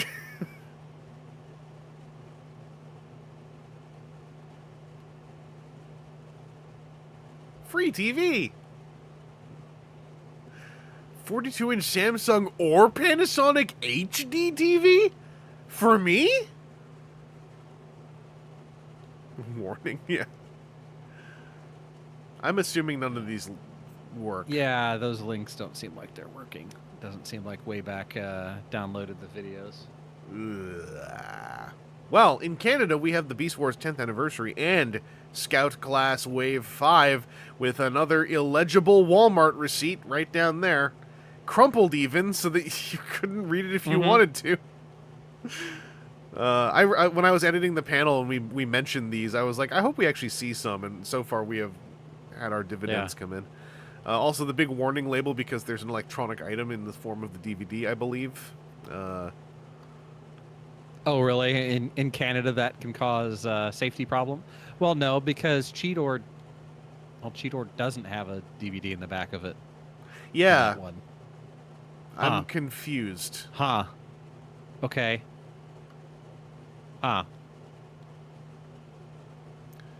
Well, there is a new contest on TF Auctions. 5 keys, 5 sites. Here's the details. We can't read them. Oh, that's low res.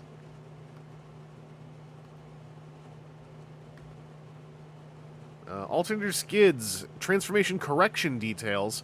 Thanks to Loser Broadside for this undocumented transformation step. What are we seeing here? Look at that MS Paint! The MS Paint has written before after up there. Oh, that's so good.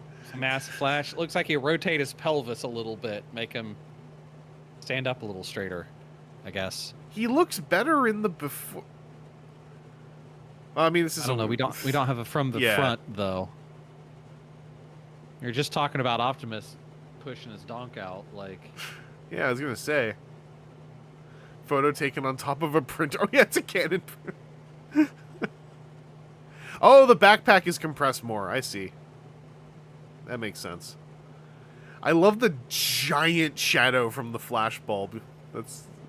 Yeah, no other light in the room when he took that photo. This is blurred out. You can see the door is in focus. The lines on the door are in sharper focus than the toy.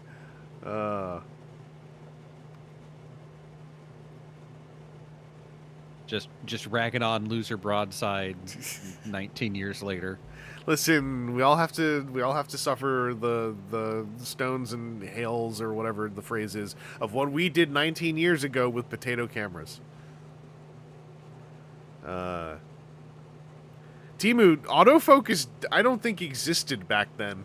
I think it was just you had a I forgot the wording now, but there's a plane that's in focus. Yeah, you have it's called a focal plane. Yes, Mr. Videographer guy. Listen, I push buttons. All right, like I'm pretty sure like most point and shoots would do a little bit of like. Did they pick a plane? Yeah. I can't remember. Yeah, because you could shoot at things far away or close up, so there had to be some differentiation. I just remember close-ups never working right. But yeah, I can't remember anymore.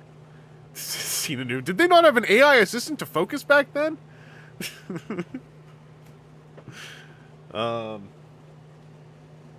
heard a wait. What's going on with my settings? There we go. Fan-to-fan updates. THSO2 in color.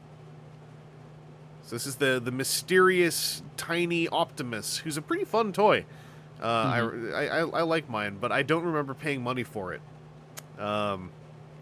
So as long as you don't overpay for it, like it's kind of fun. Was this not like are there not Kawamori connections on this one too? Now I can't remember. But yeah, the truck mode is goofy. It's a super goofy truck mode. It looks like a stack of plates perpetually falling over. Cybertron Deluxe Class Wave 5. Oh, I can read that receipt a bit better. Yeah, Walmart Supercenter. What else? For less. What Manager's name we can dock Steve Benetti. Benetti? What else did this person buy? PSSWATAT. So some 2 Star Wars AT-ATs at like $5. 2 Star Wars DC Vader, Star Wars DC Imperi, also at $5. Are those maybe like the 3.5 inch? Yeah, Wars, like AT-AT drivers. Kawamori did indeed do Hybrid Convoy. Yeah, that is Hybrid Convoy. So yeah, I remembered right. And yeah, the 2-pack with Megatron and DVD. Those 2 2-pack toys were exclusive or unique to that 2-pack, at least for a while. I can't remember if that Megatron came out in a different color scheme later. But yeah, Hybrid Convoy was smaller too. He was like very small.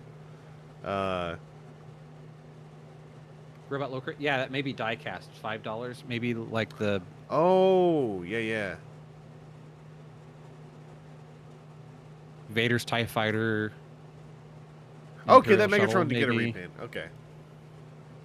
I can't remember how that 2-pack spread out after the fact. Also, Critical Path pack. I don't know why it's called this. That Sideways. I have that. I think I do have that US version. By the way, win a trip to Space Camp. Because I found that Force chip with codes written on, like the 4-digit whatever, 4-character code on the back. So I was like, that's You know not the... what's funny, time being a flat circle, I saw both of these toys in their modern iterations today. True. Yeah. Well, no, different red alert, technically. On a severe technicality. Oh, well, yeah. Still looks real friggin' similar for that and Flatline. Saw Flatline today. Oh, dang. I haven't seen that one yet. Left it there, but I want to gamble on getting Flatline for cheap, like I got Red Alert for cheap. This is that Target stuff again. BBTS news. Star Wars Transformers. The first 4 figures of this brilliant licensing scheme, combining 2 of Hasbro's most popular lines, has just arrived. just also like how are these hard returns happening here? Yeah, because it looks like there should be a line. Zoom out a bit. Then it's not. Nope. No. Nope. It's worse actually. That same way. Yeah, worse actually. I'm gonna go back to this. Oh yeah, Lee, Flatline looks great. It's just like, I think I don't have to pay retail for it, so I'm gonna wait and see if I can not. But that's no no slight against the figure. I think it looks really cool.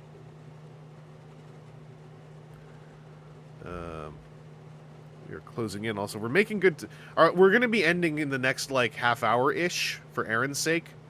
Yeah. But I think we're gonna make it to the end of the month by then, which is always the soft goal, is to finish at least a month. Mm-hmm. Oh, speaking of, Alternators Rumble, a Honda Civic being an image we can't see, but the combining Han Solo and Chewie Millennium Falcon, which I still have never played with to this day. I think I might have handled someone else's at a con once, but this legendary combiner. Yeah, I've got that. No idea where it is now. I know where it was pre-move.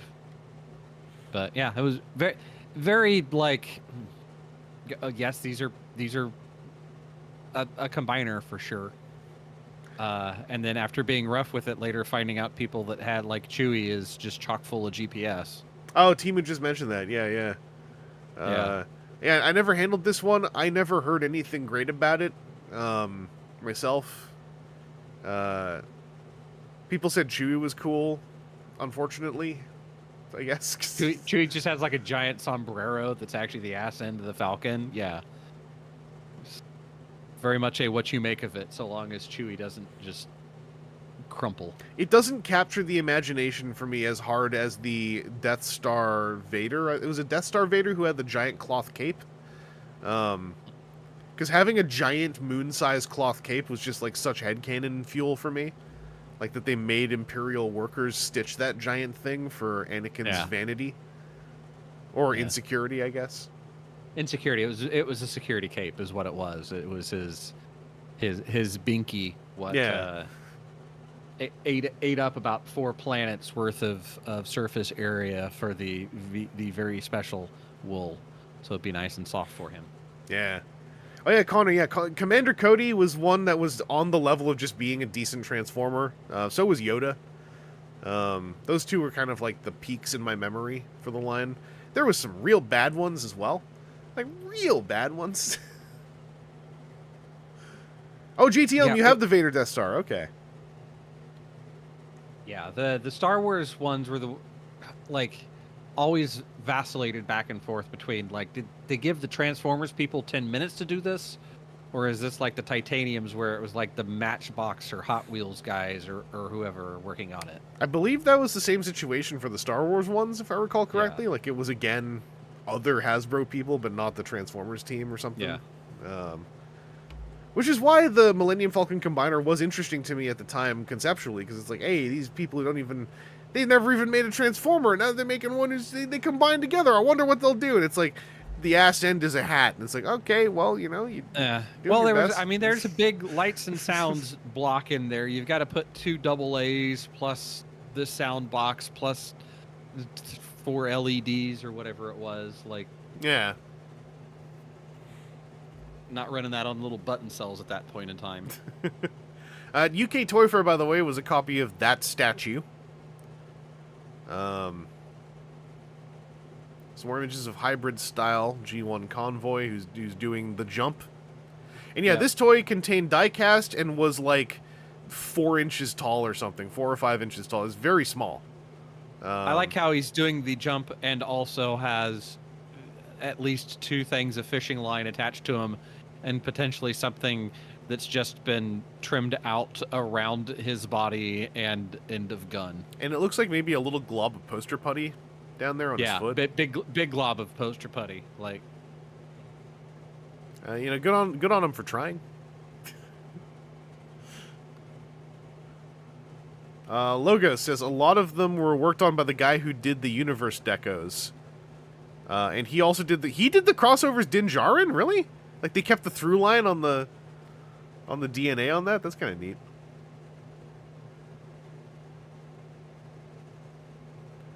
He's the Greybeard coming back to do Din Djarin. Everybody's like, "Oh my gosh, you did these before." He's like, "Yeah." Let me tell you what. They're like, now I get to talk to the Takara Tomy people and actually like develop the folds. Wait, okay. How does the hinge work now? Can you tell me that again? Okay. Like left to right. Oh, around a point. Okay, that makes a lot more sense. Also, by the way, this toy pretty cool. Dark Crumple Zone, hell of a remold. Unnecessary levels of retooling to make him borderline a different character. Super damn cool toy. And Dark Crumple Zone was a limited exclusive in Japan, even though he was in the show. So it was like a win for North Americans, I guess. Mm-hmm. Next alternator is going to be a Jaguar sports car. Huh. Wonder what that. Wonder what it's going to turn into. First for figures also had. I thought for a second this was a flocked bust, but no, that's sculpted. Yeah. This is really getting into what I feel like was the dragging the bottom of the barrel era of some of these bust sculpture things. Well, we're supposed to still be doing them, right? It always felt weird to me when the bust went down to the groin and you could see some thigh, because then I was like, at what point is this too much of a character to be a bust? Yeah. What's the line between, statue, maquette, bust? Like, where are those? Because isn't bust generally supposed to be like head, shoulders, top of torso? Yeah. Not like full body hips, full body knees. Like, it doesn't show the feet, so it's not a statue. It's just so close. Like, it's so close. I'm like, almost. I remember even back then, I was like, why don't you just finish it?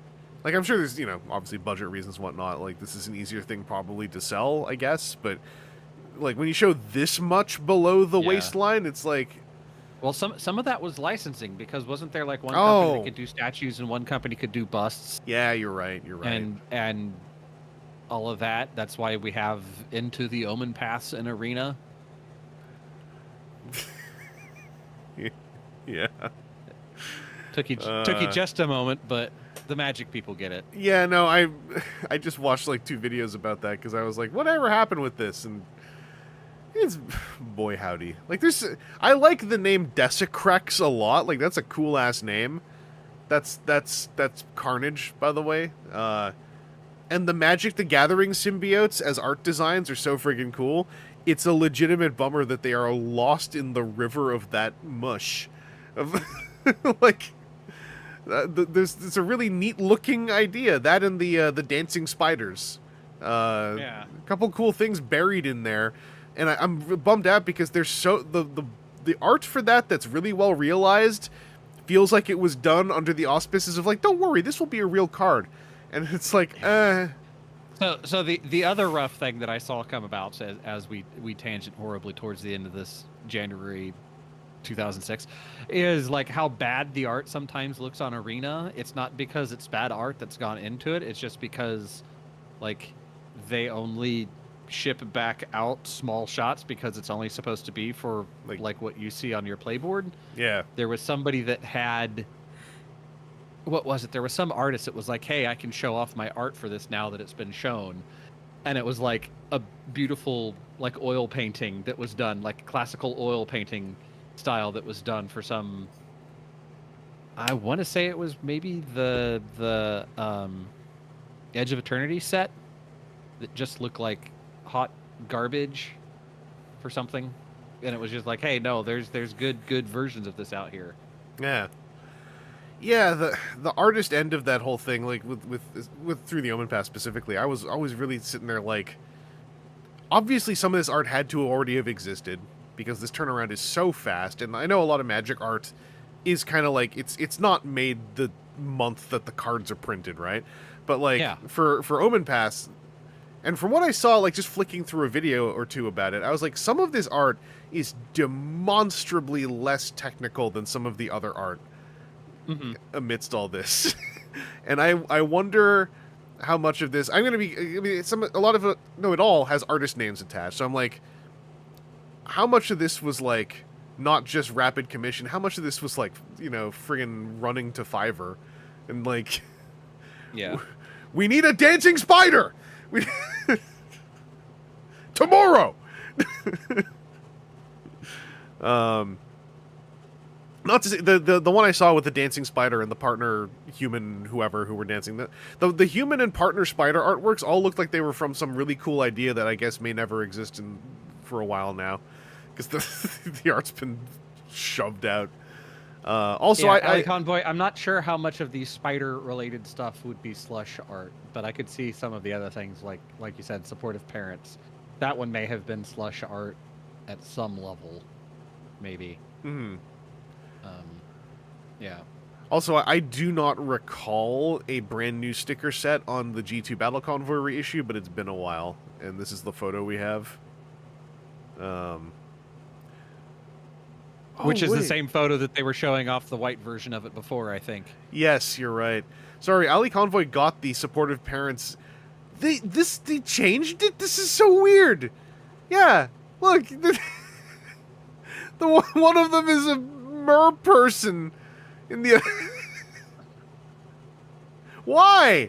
Like, there's nothing wrong with it. It's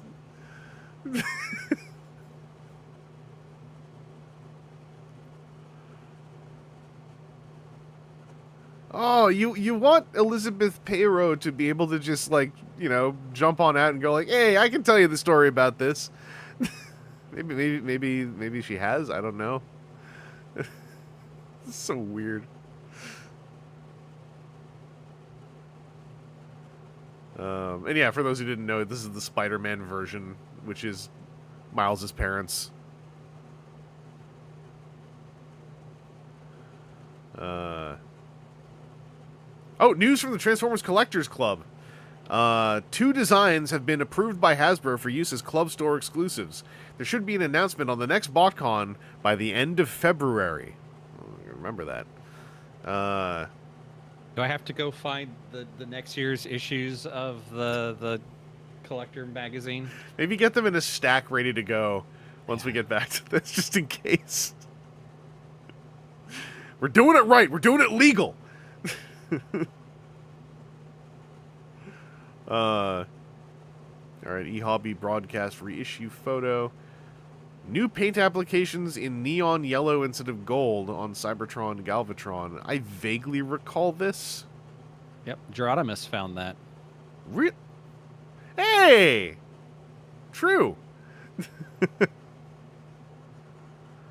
I have a copy of this here with me in one of my details. I have to fish him out, see if he's yellow or gold. I can't remember. Look out, because the little tabs on the top of that break off. Ask me how I know.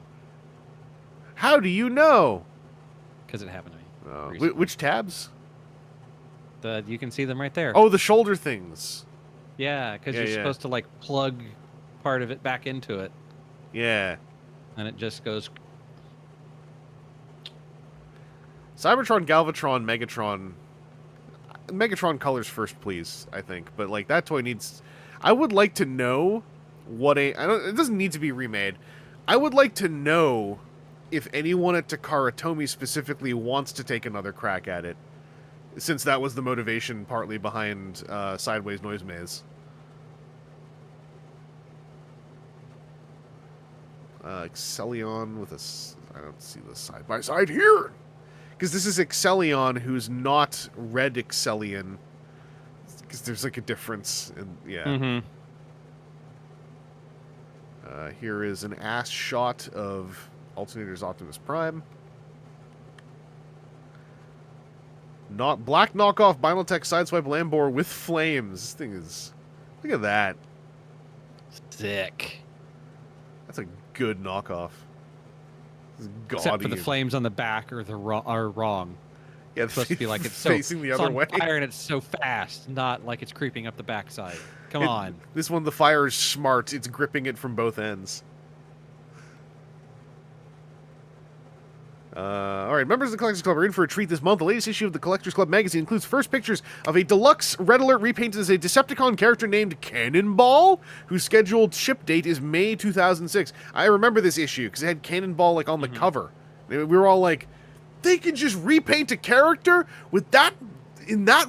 They just paint the eye patch on, and it sells as a new. Like I remember that was so earth shaking to me at the time that like that redeco creating a new character like landed so well.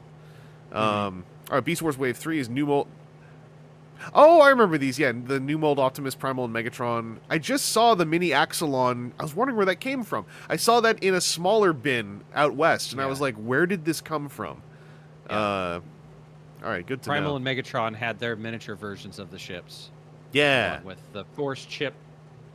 Like Primal had his surfboard. Yeah, well, because there was like a Cybertron version of the two. Or there was a redeco version of each of them for Cybertron, I think, right?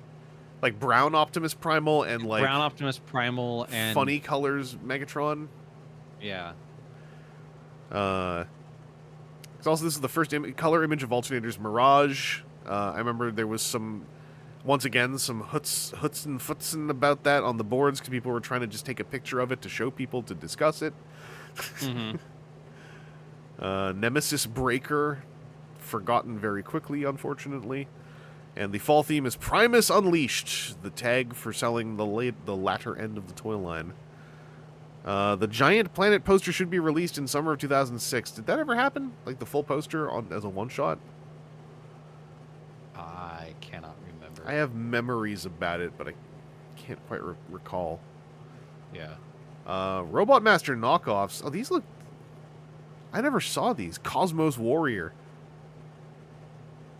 Robot Master Seeker is a perfect toy to knock off in this era. It's just dinky enough on its own that like a knockoff version of it would be like seamless. Let's see. The 2006 Collector Club figure will be Landquake based on Energon Kickback. Now, both of those names mean nothing to me, but I remember that means he's a tank. I think. Yes. Because Kickback is a tank. Yes, because a big cannon kicks back. Also, people pointed out the dunce cap up there looking thing. That is indeed, yes. That's how we do it. Legends version of the Excellion repaint.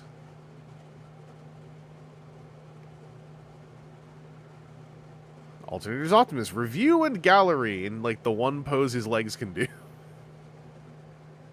Yeah, because his knee is like damn near in his crotch. Yeah. The first Nexus guy was one of the Jets, I think. The one with the goggles. Yeah. I can't remember. Skyfall? I can't remember any of their names. Well, the Skyfall is the right arm, Landquake is the right leg, as of 2006, because it's 7, 8, and 9 before it was complete. And you'd have to go look up the name for the combined mode that was never searched before they decided to use it, apparently. Dildo Kong. Yeah. Toy Fair UK questions and answers from Hasbro UK. I would like to know what they said, because I believe that was a period of time when, like, Hasbro UK was very specifically hated by everyone in the UK for all the distribution woes.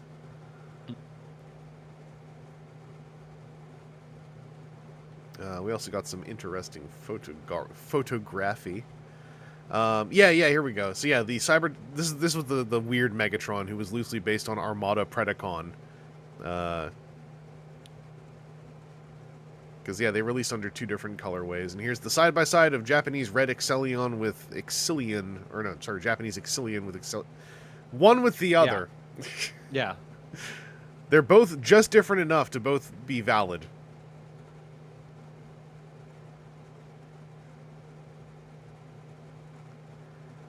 Here's the leakers coming in with Cannonball, coming in clutch for those of us who didn't have the magazine. Yeah. You can't stop this one because it wasn't from the magazine. Exactly. This is from EasyNet.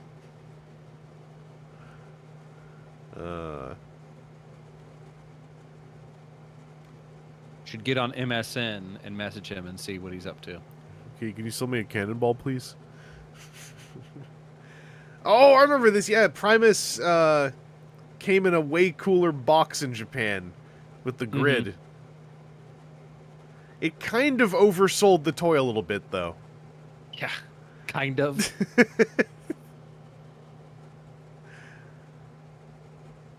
Made him look number 00. Man, it's the before 01. It's the first one. Yeah, this sort of. I remember this always felt like this oversold what this toy actually was just a little bit, but it was also pretty cool.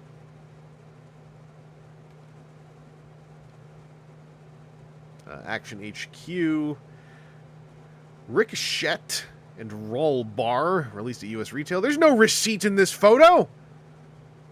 How do we know it was actually sold there? You could have stolen this. Binaltech Jinrai and Binaltech Asterisk Black Convoy canceled. I remember this. Because this was another confusing moment where, like, Jinrai didn't come out, but then they just did a... Like, I'm gonna get it all wrong if I try to remember it again. But the toy did come out in Japan eventually.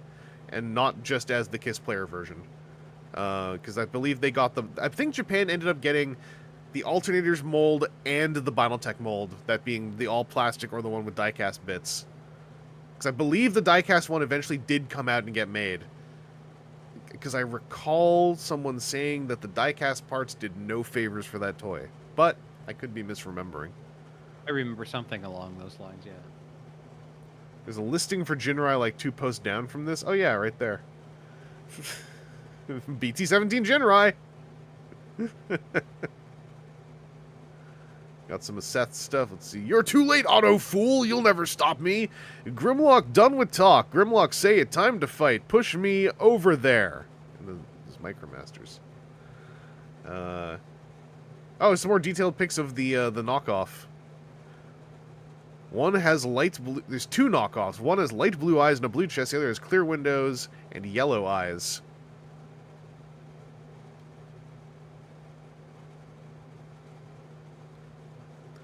Logos, yeah, the eventual BT Convoy had metal parts. Kissplay Convoy is all plastic. That's what I vaguely recall. Repugnus in and package, out of package shots. Beast Wars #1 New Dimension Comics exclusive cover. That's pretty solid. Yeah, this is the 10 different friggin' covers. Mm-hmm. Oh, the KO thumbs are also a lot different. I can't tell from this photo. On the KOs, I was looking actually, like, yeah, one of them seems like he has taller thumbs, and the sprue mark comes into the first knuckle, but the other one comes in at the second knuckle. Oh, you're right.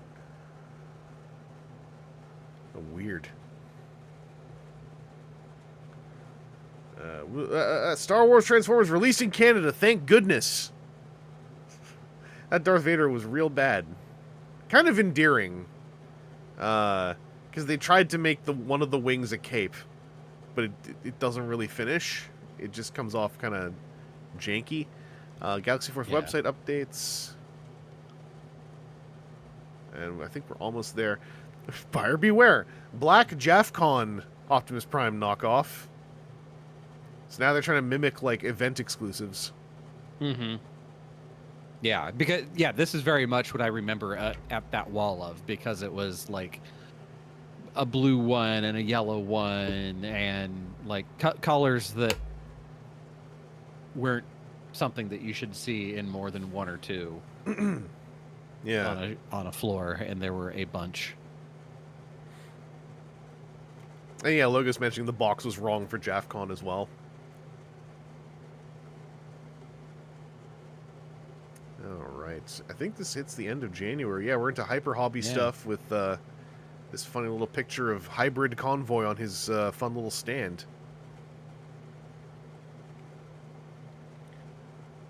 But yeah, Aaron, we did it. We got a month in before you disappeared down the time stream.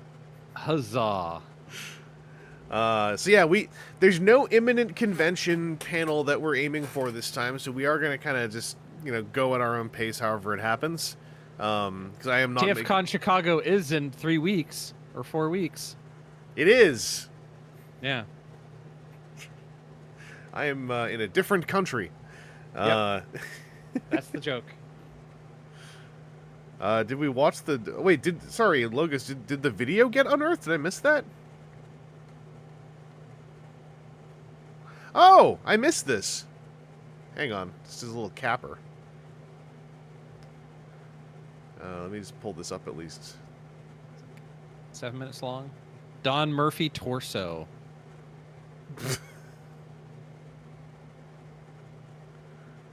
What a strange way to... Okay, let's see. One last video before stream ends. Aaron, do you want to stick around for this? Oh yeah, I'm here. Okay, I'll do a 3, 2, 1 click for the play. Okay. So let's say 3, 2, 1 click.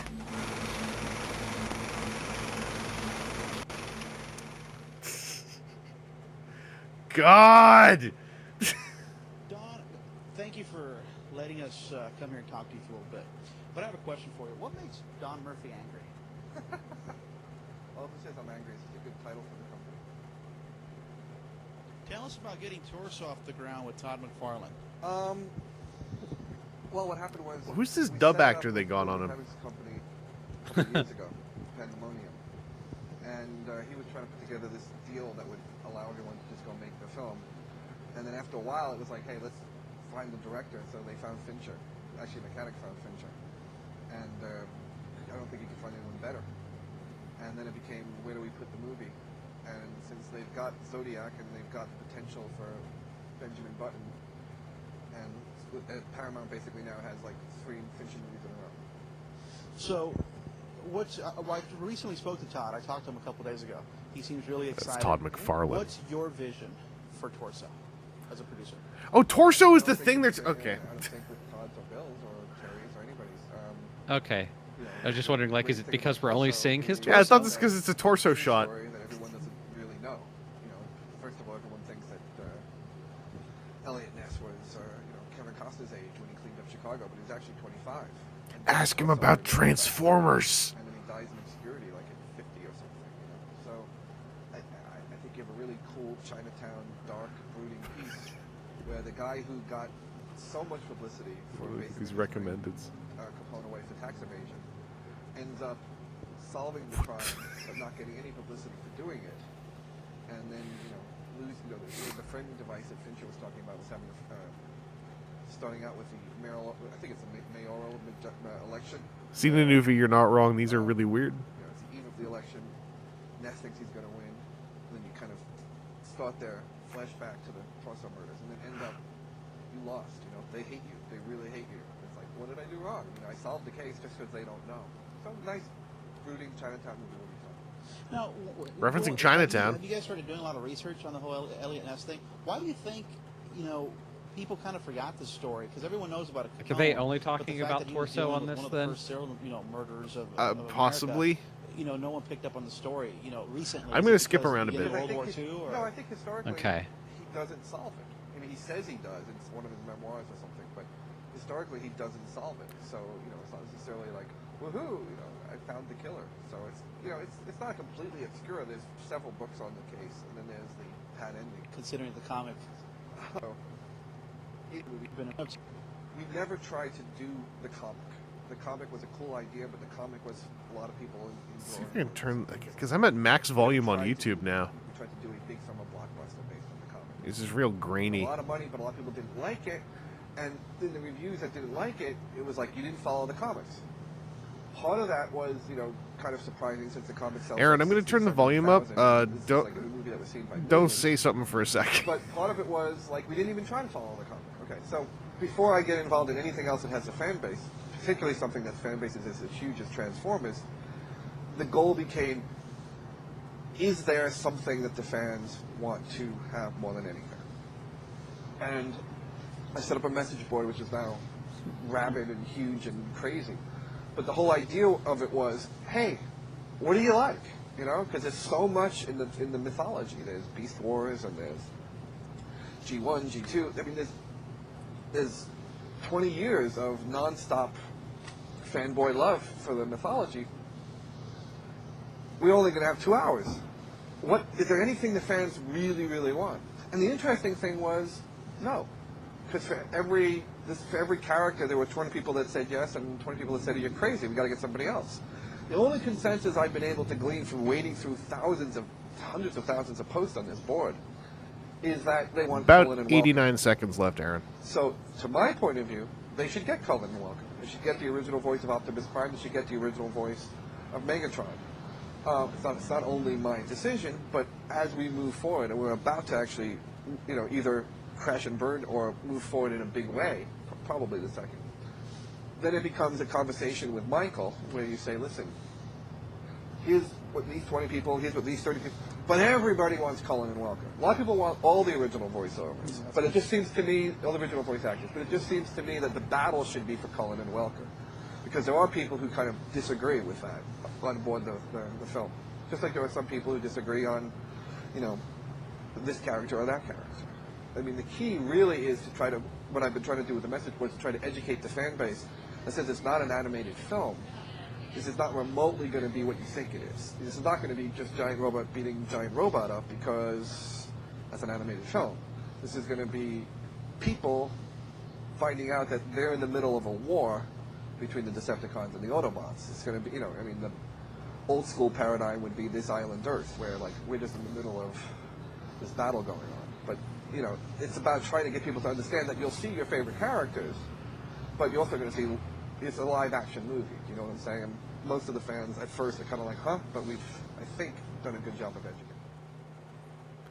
I can't believe his illusion was, you know, this isn't just gonna be robots, but it's gonna allude to this island Earth, as people discover that they're trapped between a conflict between aliens, etc., etc. What the hell is the thumbnail on the top right of the recommended wall that Only just came in? Japanese people do these exercises. Like, what the? Is that like squat toilet stuff? Is that like What's some of that? number? Okay, never mind. Number 2 is the ankle. I see it. Yeah. Goodbye, old age. What's the Number 1 is the butthole. Number 2 is the ankle, so that you don't poop on your ankles. Am I a 2 or a 1? I mean, we didn't want to tell you this, but you're a 3. I'm a yeah. All right. I'm an unknowable. This interview was very cute. It's very I don't know how to put it. It's very funny and adorable to hear the producer going like, we're not just gonna have giant robots fighting, when that is literally the only thing the movie was remembered for years afterwards.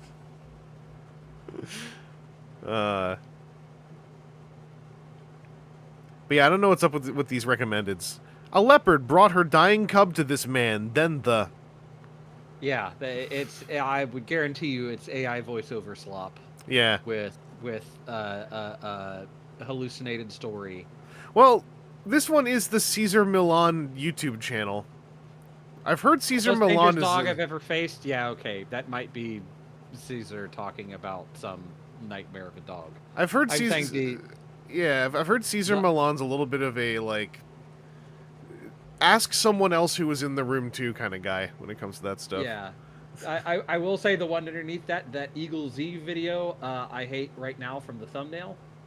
Oh! Because that is totally a nonsensical aviation style, like where's the second propeller attached to there on the... Not just that, but like, that's like a turbofan intake and then a propeller out the front of it, and it all looks like it's old and rusty, but it's giant sized. And look, there's got to be like $530 more of donations to my Extra Life page before I start going into this. We're getting the Die Here InShot preview again. So you have no idea what's coming. Ex OpenAI scientist warned. I just gotta peek these. Just gotta peek these briefly. The guy isn't even in the photo. These are just noises. It's half an hour of engine noises. Ugh. Are they patrol boats and tugs? It's a true icon of classic marine. That's an AI voice, I believe. I recognize that tone. The same one. 39.7 liter V. So it's 30 minutes of engine noises with a thing talking over it the entire time. What's the point? Why would I crank the volume to the max? To get watch time and to inject ads into it. All right, what's this? As it begins to self-improve, its trajectory may become extremely. It's a chat bot. It's just a chat bot.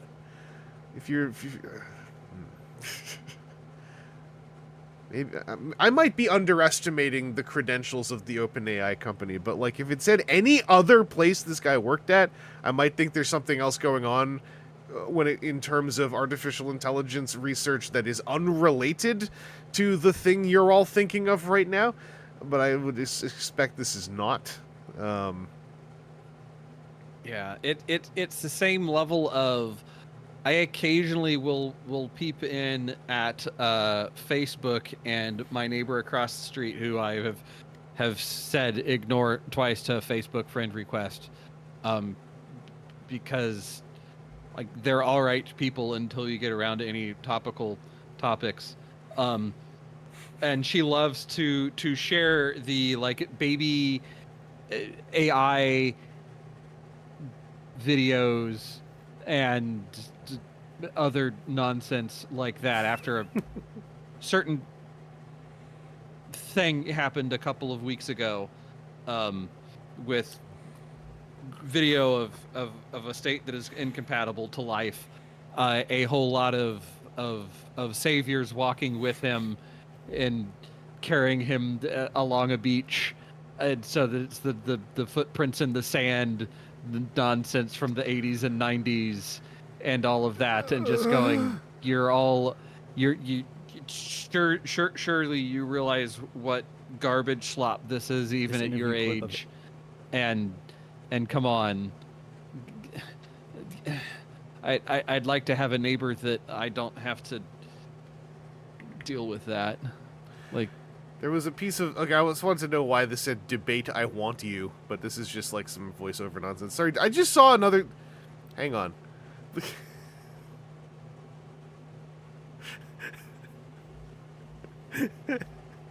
Look at the title of this and look at the thumbnail.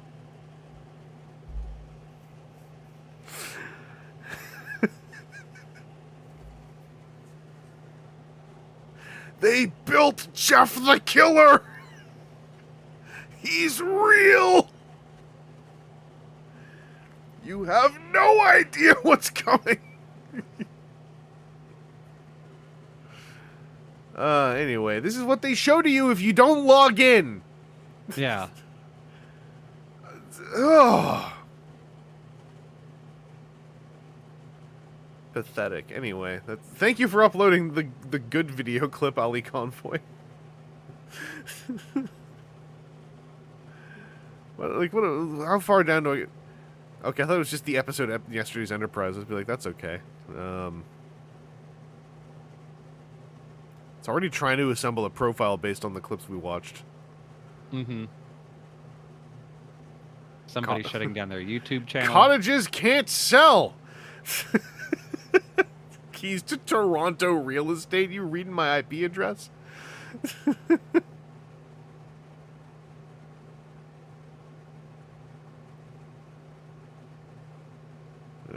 Yeah. Ugly. Quick change magic revealed. They're actually wearing 5 different costumes all stacked up in different ways. Congratulations. First they reveal the outermost layer, the one you're looking at, to reveal the second costume, a layer under the first one. Next, they remove the second layer to reveal the costume underneath, the third costume, also known as the third layer. Anyway, Aaron, thanks for coming by. Hey, you're very welcome. We'll check back in once you have returned from the 1700s. Yeah. Let's pop Hopefully back it doesn't take 300 some years, but we'll see what we can do. Yeah, we'll try our best. Now we're back here with the proper 08 level green screen flicker right above my head. Being this well lit is doing one thing. My frame rate is higher. Also, because I do have this chroma key filter on, it did let me tweak things a bit, so visually I'm a little bit more punchy in a way that I like. So feels like if you maybe hit the stuff that's wrinkly with an iron and got it to be more level in tone. I gotta play with this some more. There's more stuff I could do. I could always get one more light pointed at it as well. Well, it looks like the crinkly stuff is hitting a light edge. That's what I mean. It's like it's acting like a bit of a key. You need another fill light that just blats it. It's doable. I also don't really mind this. I mean, this is kind of funny looking too. Yeah. If anybody has a hard time with it, do better yourself. Yeah, I mean, on the look, internet. This green circle behind me, I purchased at a drugstore. I don't know. I just like it. I like it. I like being in a bit of a floaty void. It means that I no longer have redacted drinks. They just exist. And like, check this out. This is a big new development. I can just pick up an action figure and hold it, and it's visible, kind of.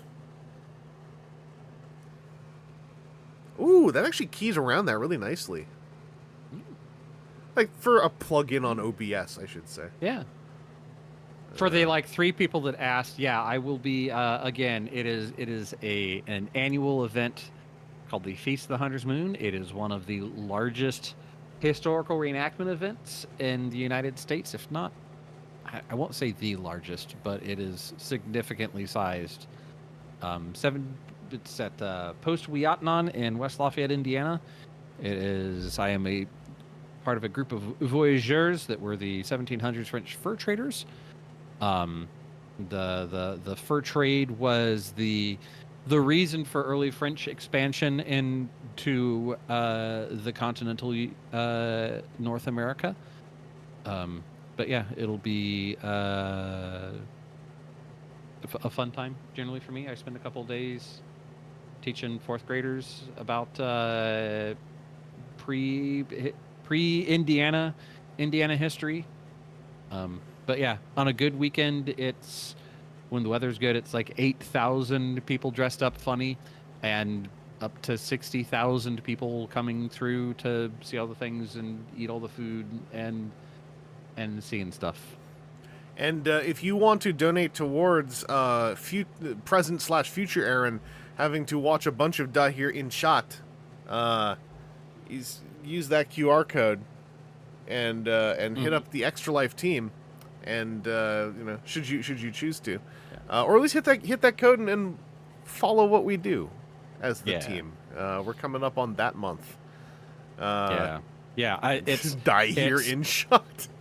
It's this weekend is historic reenactment thing. Then I have a recovery weekend, and then it is TFCon, and then it's the 24-hour weekend, I think. Yeah. I'm gonna be broken. While you're all out there enjoying TFCon Chicago, I'll try to shore up some resources over here to See if I can get some Canadian digital caffeine funnels or Yeah. something going. November 8th. Okay, I'm going to have a little bit of time because TFCon Chicago is... When is that again? The 24th to the 26th. Okay. So it'll be that weekend, and then, and then a recovery weekend, and then 25 hours of gaming. Christ almighty. You people should donate. I agree.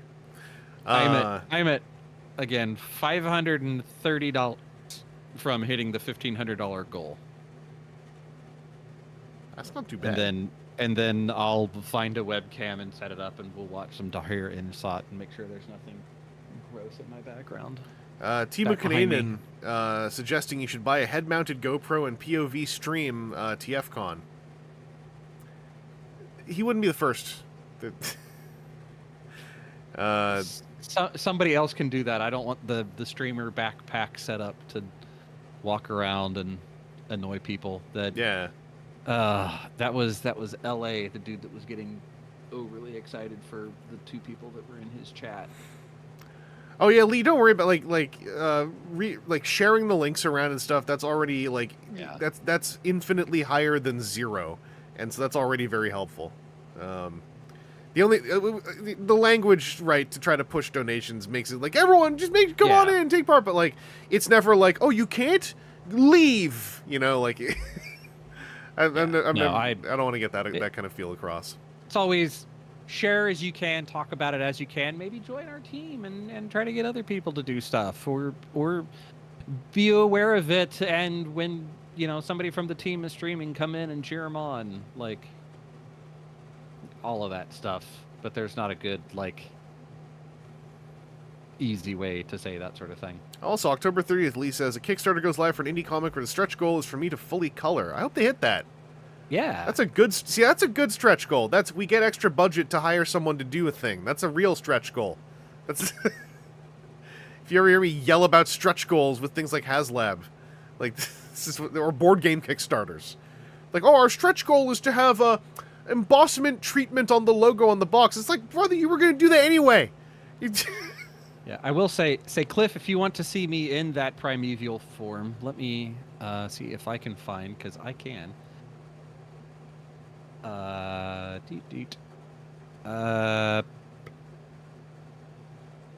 this have me in it? Oh, that doesn't load that image. I hate that when you're on Google and it shows you an image and you're like, yes, I want to see this image, and then it just loads you to the page.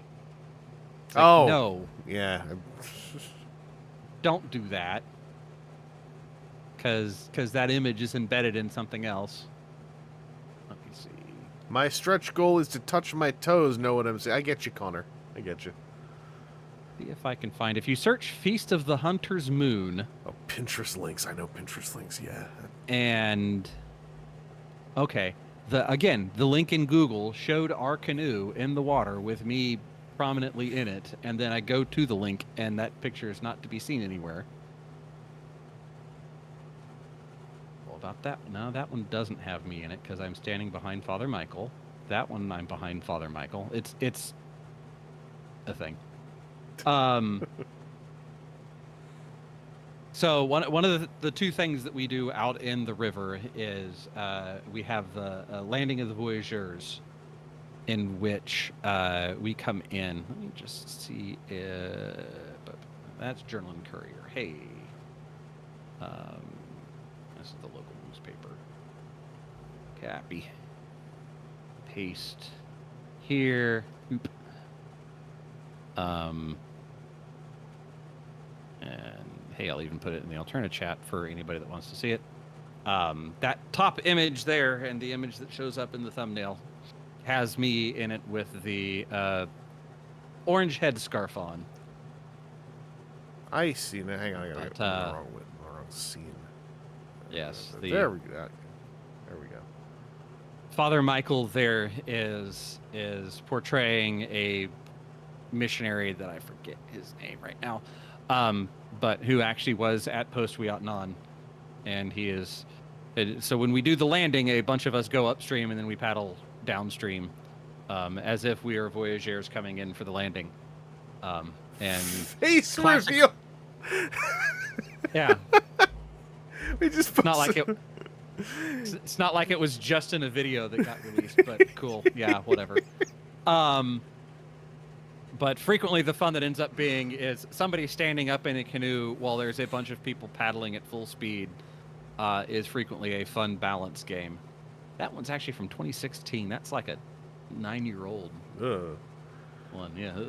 Also, Lee had the Blue Sky post because the Kickstarter hasn't launched yet, so it's in the pre-launch click a button to be notified stage. But this is the Blue Sky post. If you all want to find that, there's yeah, that's more legible now. So they said they were looking for 4K Canadian. I hope they can hit. That seems reasonable. That's real reasonable, I feel like. Yeah. Okay, Mitch is doing promotional stuff right now. He says, okay. Mitch is doing promotional stuff right now. He's from BC. Okay. Yeah. I was wondering if this was like a I was gonna say Ontario, but really, like, is this a Torontonian indie effort? BC is good to hear. But all right. Well, on Very that cool. note, I think I'm gonna say goodnight to everybody. Thanks for coming and all of that. And yeah. Yeah, no, thank you for coming by, and we'll pick this up again. We're not on any kind of schedule now, at least till the summer. So it's just gonna be like, you know, when we feel like, when we want to. We might do a bunch. We might do, you know, take a little break here and there. But yeah, thank you, Aaron. Have fun in the 1700s. Will do. I'll try to stay not entirely intoxicated the whole time. Excellent. You have a good night. Yep. Bye. Ah, it makes the okay. It disappeared. Look at that. That's so cool. Hey, you're stuck with me now. Where's the freaking? You remember that time I streamed and I was like, "Ooh, I feel like I'm starving." It's actually started happening about 10 minutes ago. I've realized I haven't eaten since the morning. I should probably deal with that. But I also have some stuff to stream that is not this, that I'm going to be kind of popping in on here and there for the next week or so. I got some stuff I picked up out west that I just didn't open because I wanted to stream opening it, and I was busy, so I just brought it back with me because I didn't have a ton of luggage. So I've got some toy opening streaming to do, some of that box shredding, etc. I have a Yappin stream to do, which is I've collected 2. I need to find them again, but 2 third-party transforming robot unofficial IP infringing toy instructional videos. 1 fans toys, 1 less instructional and more just it's the video that's up because it's X-Transbots.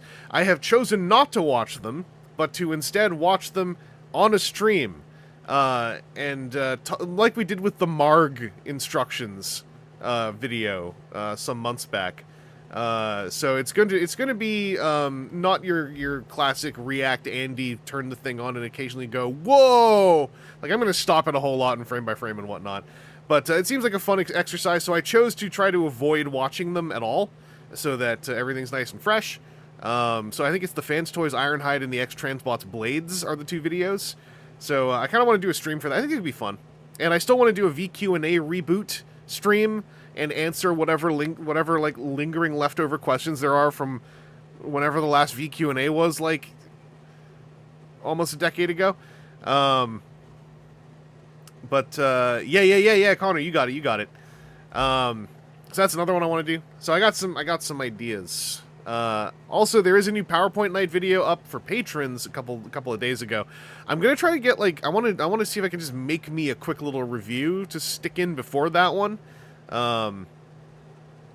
So I don't know what it'll be yet, but I might do Brawn since I've been like trundling through the mini bot deluxes anyway. I'm not gonna do it like tonight. My eye feels weird. I think I got like, oh, you can see it, can't you? I got like majorly dehydrated last night without noticing it while I was asleep, because I remember waking up and I was like, wow, my tongue is like, fused to the roof of my mouth.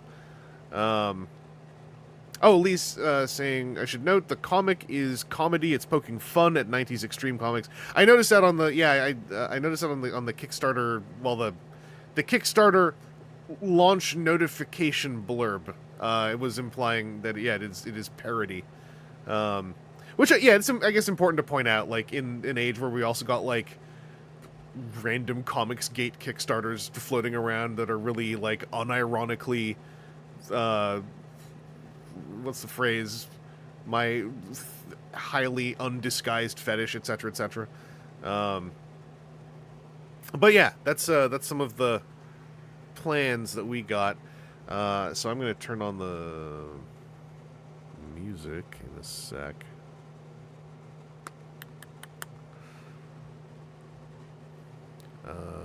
Oh, while I'm here, I'll show you the what I mean about it's the color depth on me. I actually really like how this looks right now. And if I turn this filter off, I get muddier. You see, I'm like a little bit waxier now. And now I got some depth. And I kind of like it. Because this is just me with my funny thing behind me. And now I got some depth. And I'm like, I kind of like it. I'm a real deep person. It's hard to understand me.